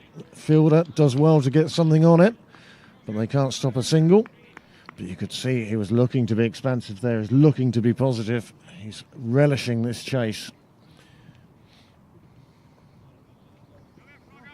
I tell you, if a wicket does fall, you watch the absolute explosion. It's like it's under pressure at the moment. Yeah. Waringstown just holding down their belief that they can just get these 2 wickets, that they can stop Pembroke getting these runs. That one was a shorter ball, but McDonough does a good job of staying on top of it. We've seen how the lower order in Pembroke is often, and not just on the men's first either, I can tell you, it's often the tail that wags in Pembroke. And perhaps that's what's going to happen tonight. Byron McDonough now, facing up to Froggatt. It gets past the bowler, but they call no run. It is the end of the 45th over. There are now 5 overs remaining. And the equation, well, you can work it out for yourself. 34 from 5 overs. So that big over, driven by those 2 swings of the bat from Hogan previously, kind of balanced out by this one. I think just 3 or 4 runs off it. Pembroke getting the runs however they can. Still the equation remains stubborn. Good amount of runs for Pembroke to get in not a lot of time. The more worrying thing is only 2 wickets remaining. I mean, Danny Hogan's good, but he needs somebody to be at the other end. Yeah, but this is one of those times that whatever it is about the math, whether it's 7.1 or 6.36, kind of doesn't matter. We're at that point where the total number of wickets down, the number of overs remaining, the number of runs required is that those 3 figures are creating that kind of alchemy, that pressure that everybody's feeling. Here's on the pads, hit in front. It's a massive appeal from Waringstown, and it's turned down once again by the umpire. That will be appearing on your replay screens near you very shortly, I feel.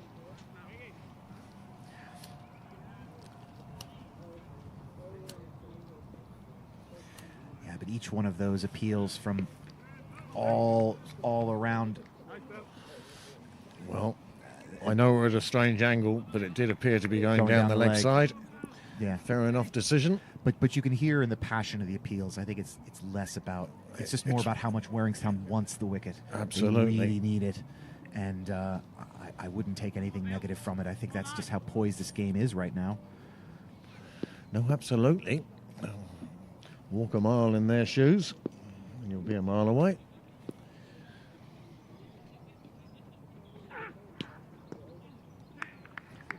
Byron McDonough calling him through for the bye. Very alert, very quick between the wickets. It does put Danny Hogan at the non-striker's end, but it does add one more to the Pembroke score. And let's be honest, if they can keep going at a run of ball even for another 3 overs, they'll leave themselves with enough work to do in the last 2, but doable work. Yeah, they've got to get themselves in a position where they can win the game at the end. And so far, Hogan and McDonough are doing the job. It's wickets that Waringstown want. This one comes off the inside of the bat, ricochets into the pad, but on this occasion doesn't go onto the stumps, but runs away for a single that gets Hogan back on strike with still half the over to go. So this batter in this position and this bowler yielded 10 runs off the bat of Hogan, 2 swings of the bat. Let's see where he looks this time. Long off is ready and waiting, but a bit kind of narrower. Not in the position where Hogan had hit it before. Let's see what happens. Hattie into bowl. It goes down the leg side, and that is a super take by Halliday behind the sticks. He has saved an extra 4 runs there for sure. Super diving stop. Yeah, we're at that point in that game where those little plays, I mean, I wouldn't call that a little play, but these little plays, they're going to make a huge difference later. You won't necessarily see that on the score sheet, but everybody who's watching will know it'll make an impact. Would have been 4 free runs for Pembroke. As it is, they get 1 for the wide. Hogan leaving it well alone once he realised it was going down the leg side. This one down the offside. It's in the air on the offside, but it gets between 2 fielders. They're chasing it down to the rope. They will pick it up, but it'll be another 2 to Hogan, another 2 to Pembroke, and another 2 off this over. Hogan perfectly splits the fielders with that drive, but they are able to catch up with it and keep it from crossing the rope.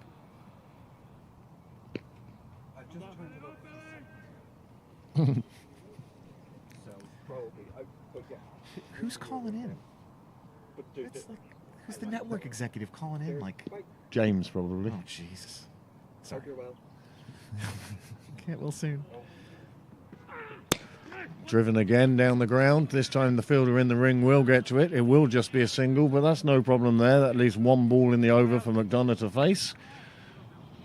In this, the 46 over. The sun is beginning to just peek out of some of the clouds to our north. Well, is the sun shining on Sydney Parade, or is it shining on Pembroke? Somebody had a good night last night. The Bottle Bank gaining a few friends. Bahati now from the St John's end. And that's played away down to third. The fielder having to chase around after it. They will be looking for 2, and they will take 2. And that for Pembroke is the ideal result. 2 more runs onto the total, and Danny Hogan will be facing the next over. Pembroke ran the first one very quickly and gave themselves the chance to come back for that second. Maybe the ball just slowed up a little bit by the time it got to the fielder. The bowler threw up his arms, and it may be a little bit of frustration that the relay didn't come in fast enough. But either way, it's 2 runs for Pembroke. Hogan back on strike at the top of the 46th. Well, it's getting tense out there now. It's getting exciting here on the stream as well. Hello? Test 1 2.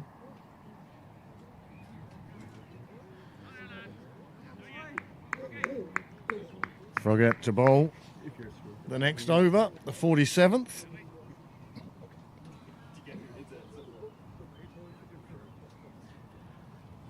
Well, not when he keeps his hands. I can't see.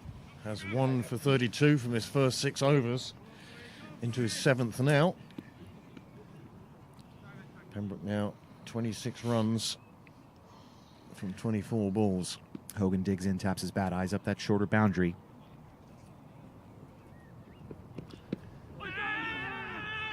Swing of the bat across the line, hits the pads. Kind of a muted shout from Waringstown. I thought it may have hit just inside the thigh guard there, actually. It wasn't far off hitting plastic. For the record, I want them to move the side screen. I'm not moving it at this point.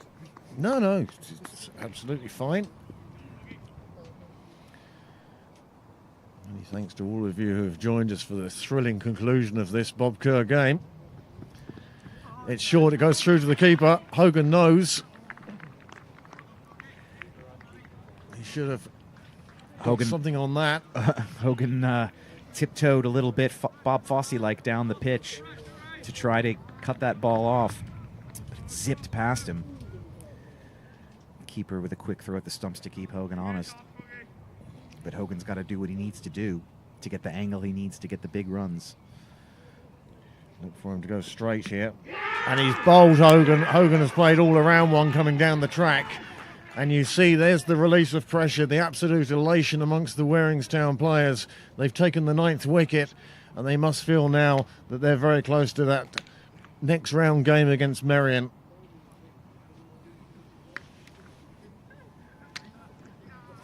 Yeah, Hogan came down. He was looking to go big, but it kind of played around it, as you said, and took the top of off. The hopes of Pembroke deflated. Some applause for Hogan. Good innings from Danny Hogan. Brought his team right back into it to a point where they felt they could have seen it home. They were surprised that it was Hogan actually that got out, but he played around that one, trying to steer it down to 3rd. And the disappointment is evident as he stands there and contemplates what's just happened. And you see the celebration of the Waringstown bowler, slight mimic of what Danny himself had been doing earlier. Yeah, I missed that inside joke. Oh, there was a celebration Danny was doing, taking catches and the such like. And, well, Waringstown letting him have some of it back. Pembroke down to their last wicket with 26 runs required for victory. 3.5 overs to get those in. And Ollie Riley plays himself in. Gives a little nod, says, right, I've got his measure. And not a lot of time for Riley to get comfortable. Not at all. He comes in at the back end of this fabulous game we've had today. It's slowly boiled up and it's become a real good game. Good crowd here today to see this game.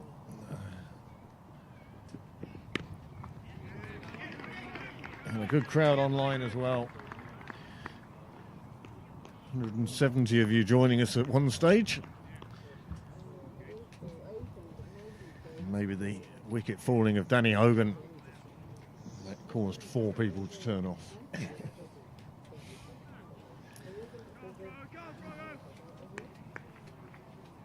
Frogger really enjoying. And he's out, and that is it. And Waringstown have come down south and they've won this game. And many congratulations to them. And best of luck to them in the next round and, in fact, in the rest of the competition. Pembroke bow out, their first defeat of the year. That's a shame in such a good-sized crowd to lose. But if you were to lose, it wasn't a bad game. They had their chances. And they'll review this game, no doubt, in great detail. But overall, Waringstown go home with the win. So what happened there? It was off Riley's pad. He came down looking for a quick run. No, it's LBW. Oh, was it? Yeah. Oh, okay. I thought maybe the fielder had taken the bails like a run out, but no. No, it was LBW. Riley rapped on the pads in front, and you can see how delighted Waringstown are. And you'll know just how disappointed the Pembroke players will be. They were looking at the All-Ireland Cup this year. They knew they had a tough draw with Waringstown, and they thought that things had improved for them when the first game was rained off and the second game then takes place here in Sydney Parade. But Waringstown have travelled down south and they go home with back up the M1 with the victory they desired, and with another trip down south, I think on early July, where they will play in Merrion. And we wish them the very best for the rest of the competition. Fine game of cricket between two strong teams, two of the strongest teams in the country, of that there is no doubt. And now the return of the Pembroke Internationals. Well, it may be good for the league campaign, but the cup is beyond them now.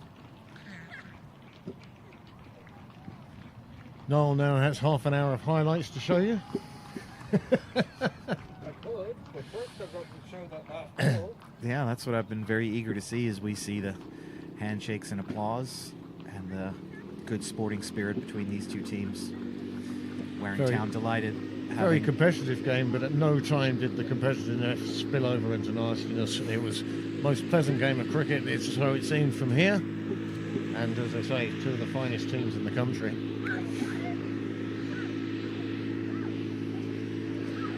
Niall still bringing up replays. It's a new replay system, Charlie. I see. It looks and very here it is here. sophisticated. Froggatt, it hit him in line, and I don't think there was too much doubt about that. And the umpire gave him out. There was also the chance, as you say, of the run out as play continued, whilst some players waited for the umpire's decision. Yeah, it looked like it was in line with the off stump and quite full. It hit Riley middish to lowish on the pad, and the umpire had the perfect angle and made the call. The finger went up, and that was the end of Pembroke's hopes for this round of the Bob Kerr Cup. Many congratulations to Waringstown. It's not easy to go on the road and get up early, get in your luxury motor coach and come down the highway. They're gonna, as you said, head home with a victory. The Pembroke crowd dispersing quite quickly. Everyone has their Sunday evenings to go and sort out now. We hope you'll join us again tomorrow, when you will have Ireland over 50s entertaining the Australian over 50s in a 45 over game tomorrow afternoon. So, after a full weekend's cricket for the first 11 here at Sydney Parade, they walk away with 2 T20 victories and 1 Bob Kerr defeat. I think they may have swapped that for the other way round. And here are the highlights of the Pembroke innings. I say highlights at the moment, a lot of it seems to be wickets. This will bring you up to date, actually, Charlie. Yeah. How the Pembroke innings went. Oh, when it was sunnier early today, well, not so sunny that wicket there.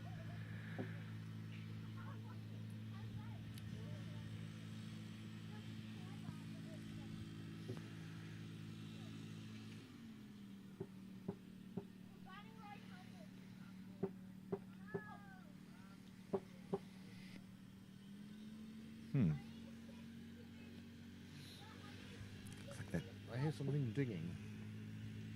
It's a car door. Okay.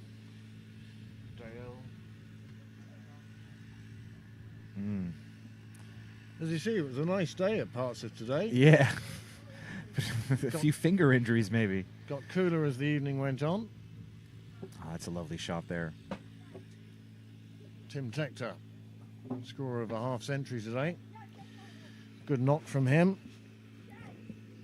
Unfortunately, it wasn't enough for Pembroke today. Not just Tim. Top order not really firing as they would have wanted. And it left the lower middle order with a little bit too much to do.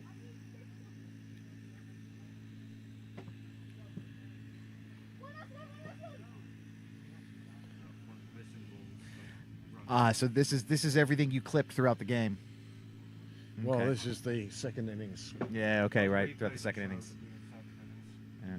There's an unfortunate dismissal. dragged down onto his own stumps. That for me was the wicket that really turned things for Pembroke. That was a fine stop. It wasn't a drop catch. I'm quite emphatic about that.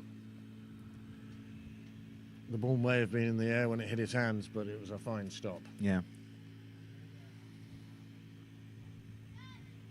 It's 5 wides coming all the way across the batter there. It's No, this was when I asked Niall to clip because I wondered about the fielder touching the ball and the rope.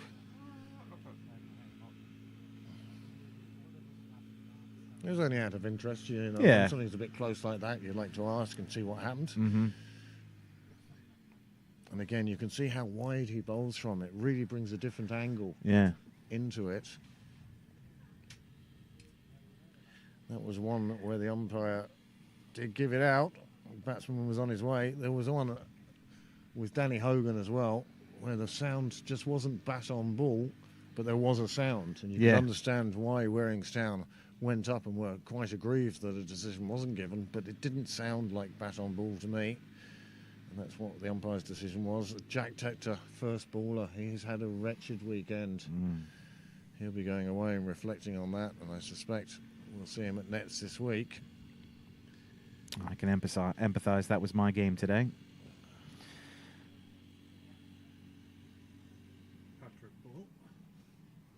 Again, that's one that Fiacre Tucker got hold of, put away into Cyril's way. And then look at that for a delivery. He almost had him bowled and he almost had him stumped, and Stapleton survived both attempts on his, well, on his innings.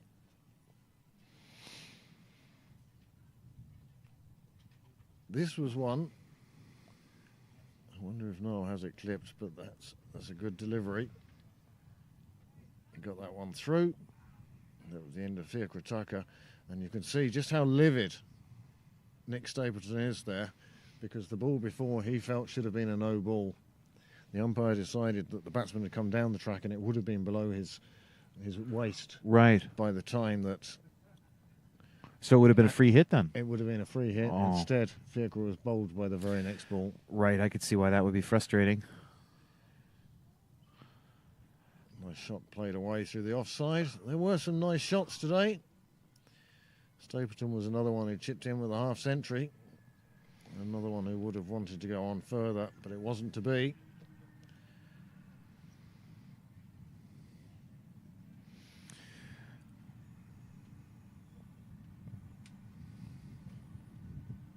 Again, another fine attempt.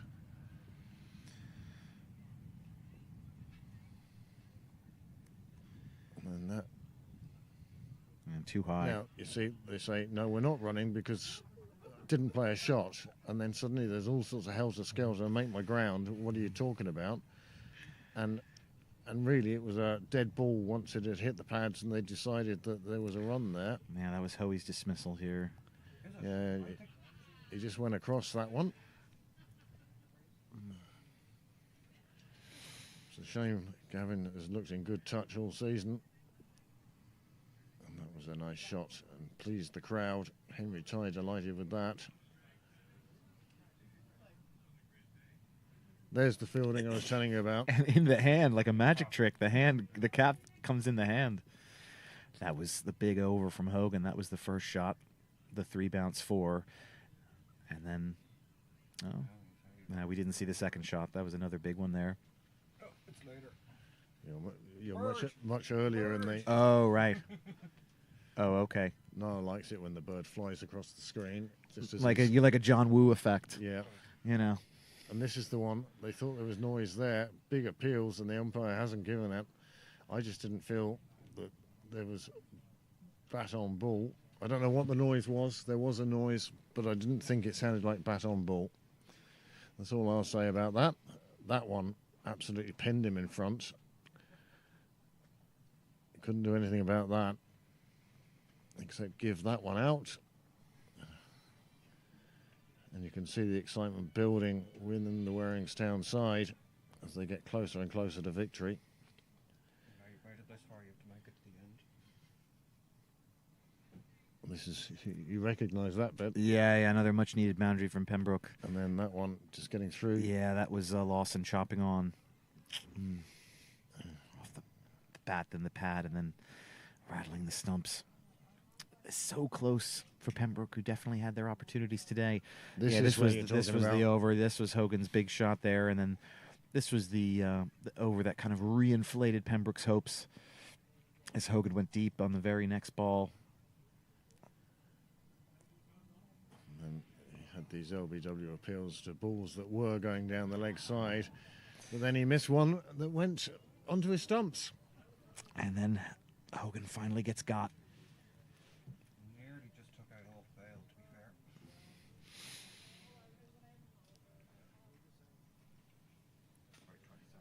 fair. And there's the LBW to Riley, the 10th wicket to fall. And that's the one that ended the game. Waringstown victory by 25 runs. A missed opportunity for Pembroke, but, you know, that's sport.